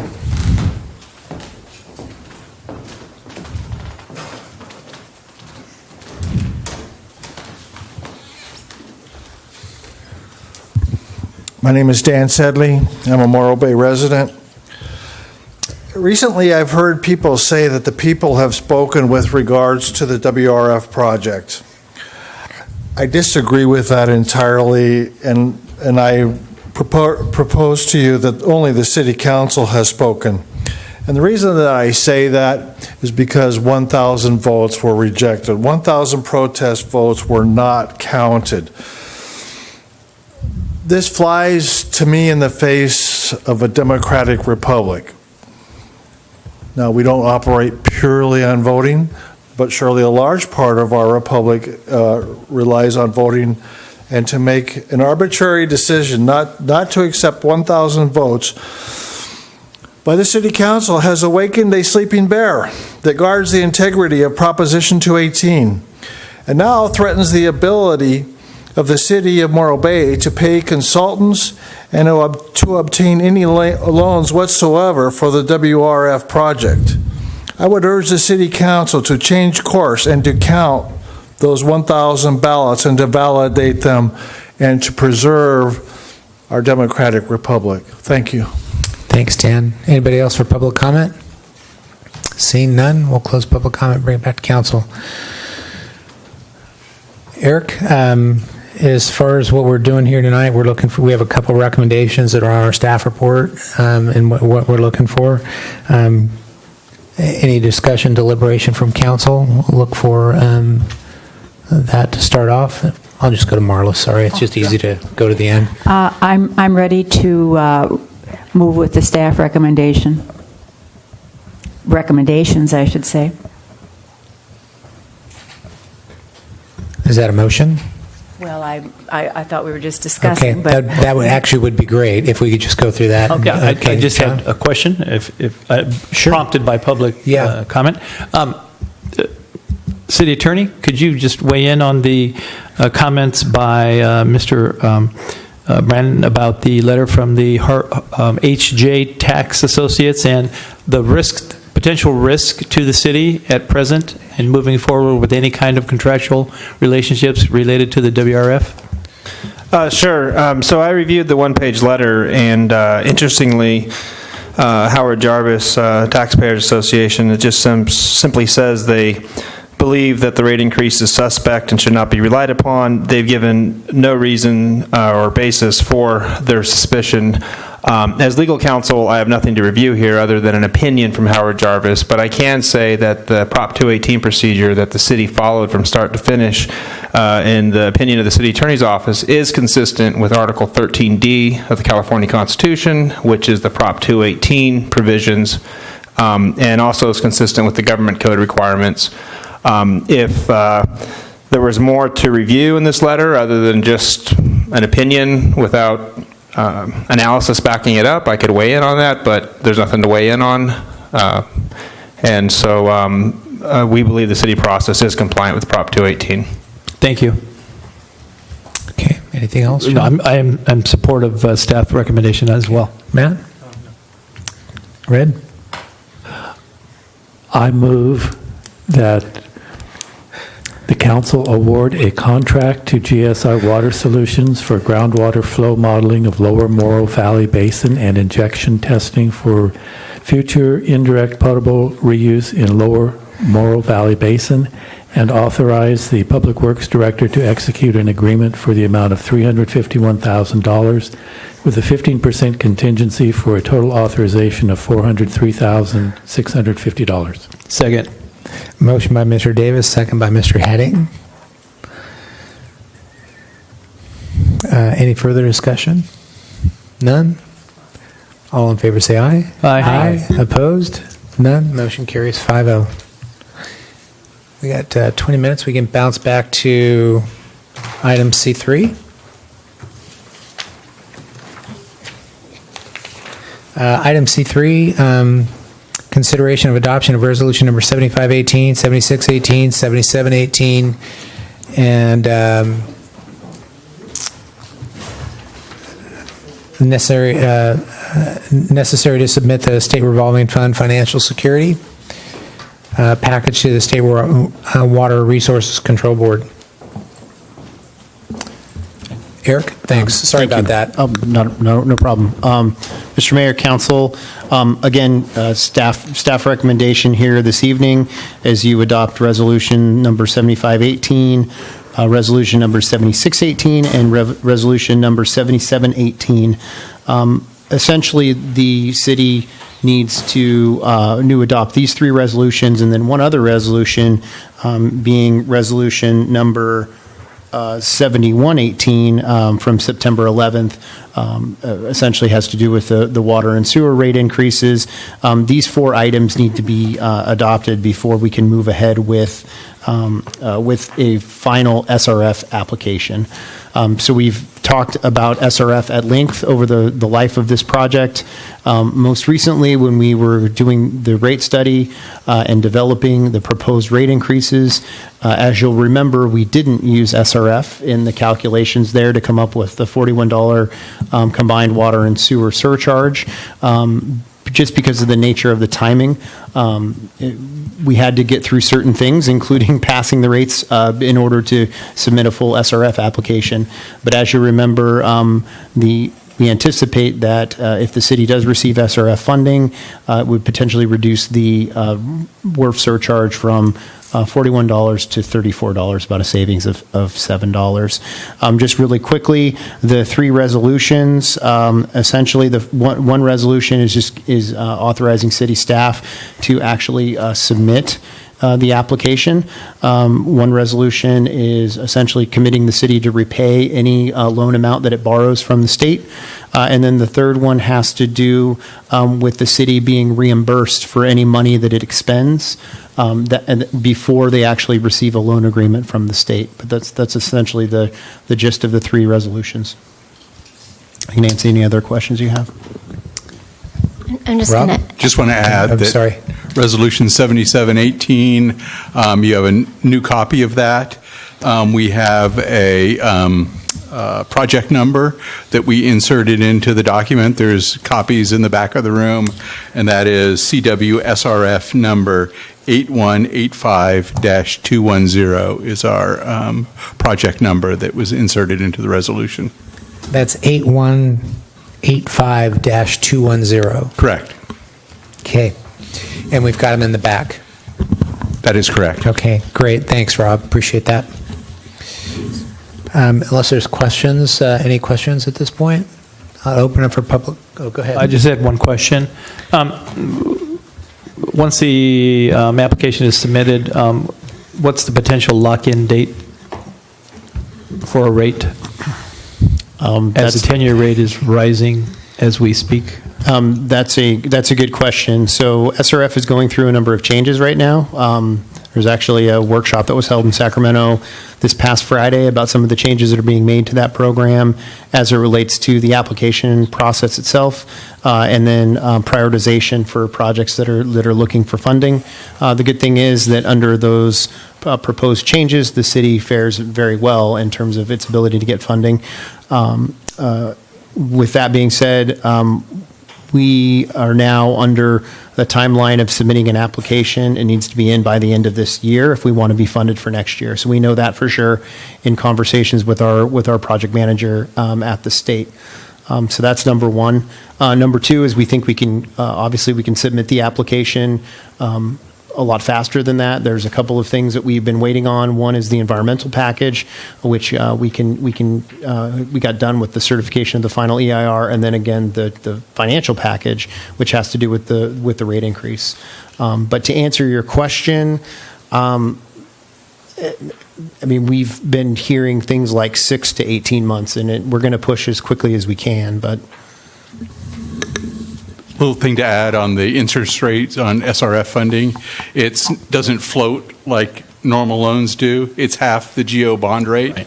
And last time the state sold bonds, 3.4%, the current rate is 1.7%. So until the state sells bonds again, we won't know what that rate is. If they don't sell bonds, it'll be at 1.7. Thank you. All right.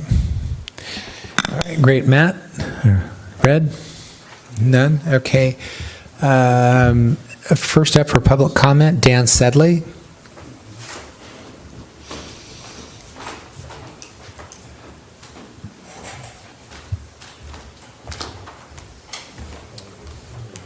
Thank you. I'm Dan Sedley. I'm a Morro Bay resident.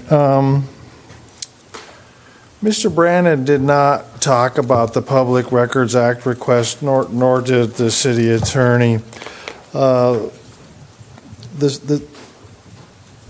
Howard Jarvis Taxpayers Association submitted several notices to the city, notices to preserve evidence,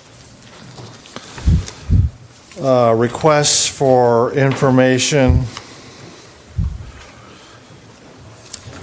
In addition to the letter that Mr. Brannon read, they're not messing around. I caution you to not take them lightly. They wouldn't be doing this if their pet project 218 wasn't being threatened. And from everything that I can read here, and I'm not an attorney, I don't pretend to be, they look like they're very serious about protecting 218. And they're seeking every information they can get and seeing if they're going to start a lawsuit. Now, where does that put our city budget in terms of paying for something like that? We're talking about trying to save money for a WRF, but we're spending hundreds of thousands of dollars defending a lawsuit from the Howard Jarvis Taxpayers Association, that doesn't make a lot of sense to me at all. And that's why earlier I encouraged to reverse course and count those ballots, ease these people's issues and make it go away, instead of paying out all these monies that we could be paying for a WRF project. That's what makes sense to me. But trust me, I'll be in front of this mic if you're spending all that money on attorney fees that we should have been spending on the WRF. I will be talking about it, saying, I told you so. Not that I'm an attorney, I'm not. And I don't represent anybody other than my own opinion. Thank you. Thanks, Dan. Kerrigan Mann? Barry Brannon? Steve Stevens?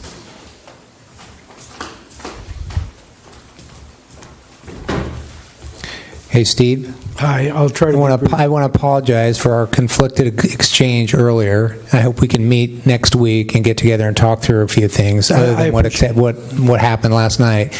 And it's appropriate, I think, to apologize to the viewing audience, the council, and staff for that exchange, and hopefully we can move on. I appreciate that, and I apologize for misunderstanding, actually. I didn't hear that properly. So, nevertheless, I'll be brief, as I don't want to overstate my welcome now that we're on the terms that we're on. I just wanted to ask the question, and I don't know, again, the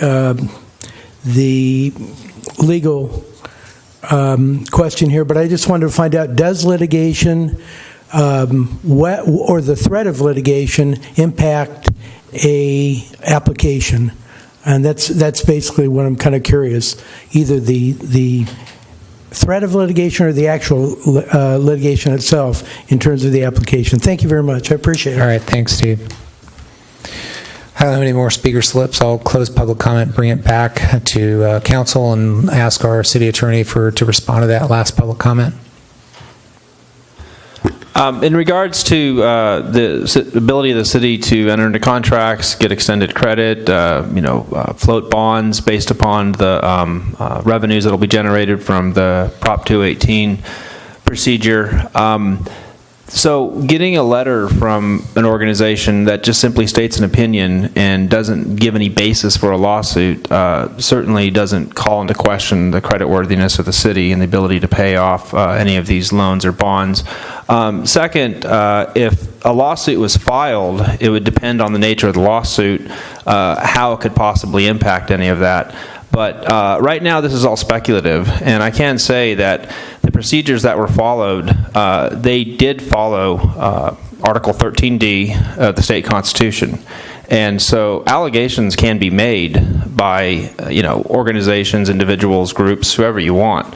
But the process was followed, and Proposition 218 allows for the rate increase that occurred based upon successful completion of the process which the city followed. So there should be no impact upon the creditworthiness of the city to have allegations made without really any basis to them, is my opinion at this point. Great. Chris, thanks for that. With that, unless there's any other questions, would look for deliberation, discussion. I just have a single question. Do we have any idea who told the Howard Jarvis Taxpayers Association about Morro Bay and the 218 process? I have no information on what prompted the correspondence from Howard Jarvis. Okay. Call the question.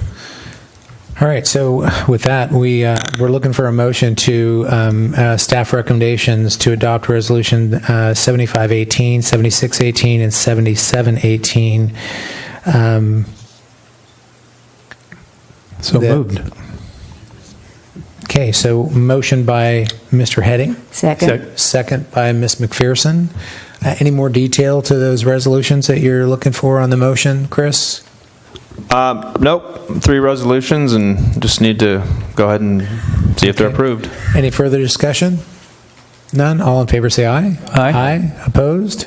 None. Motion carries 5-0. And that concludes items C3 and C4. Hey, we're moving right along.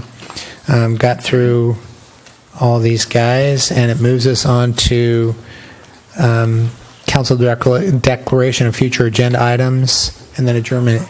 Any future agenda items? I just do have the question. So on the trolley question I asked, I just wanted to consider bringing the trolley option back.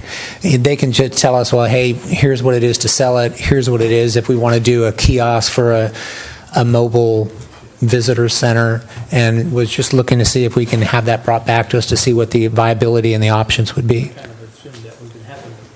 I like it, yes. Okay, so we have the idea. 1, 2. Matt, are you okay? The thumbs up, red.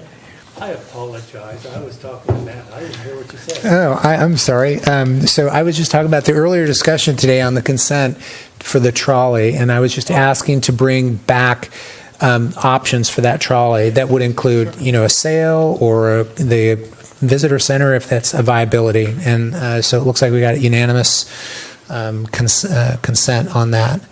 And that would be options, sale or visitors. Do you need more detail on that, Jen? I think we're good. Thank you. Okay, just to see what the options are. Okay, great. And with that, unless there's any other closing comments? One comment. Thanks to our acting city manageress for her stepping in while our city manager is away being educated. Thank you, Ms. Calloway. Ditto. And thanks to Mr. Newmeyer for being our new city attorney, I guess. All right. Thanks, you guys.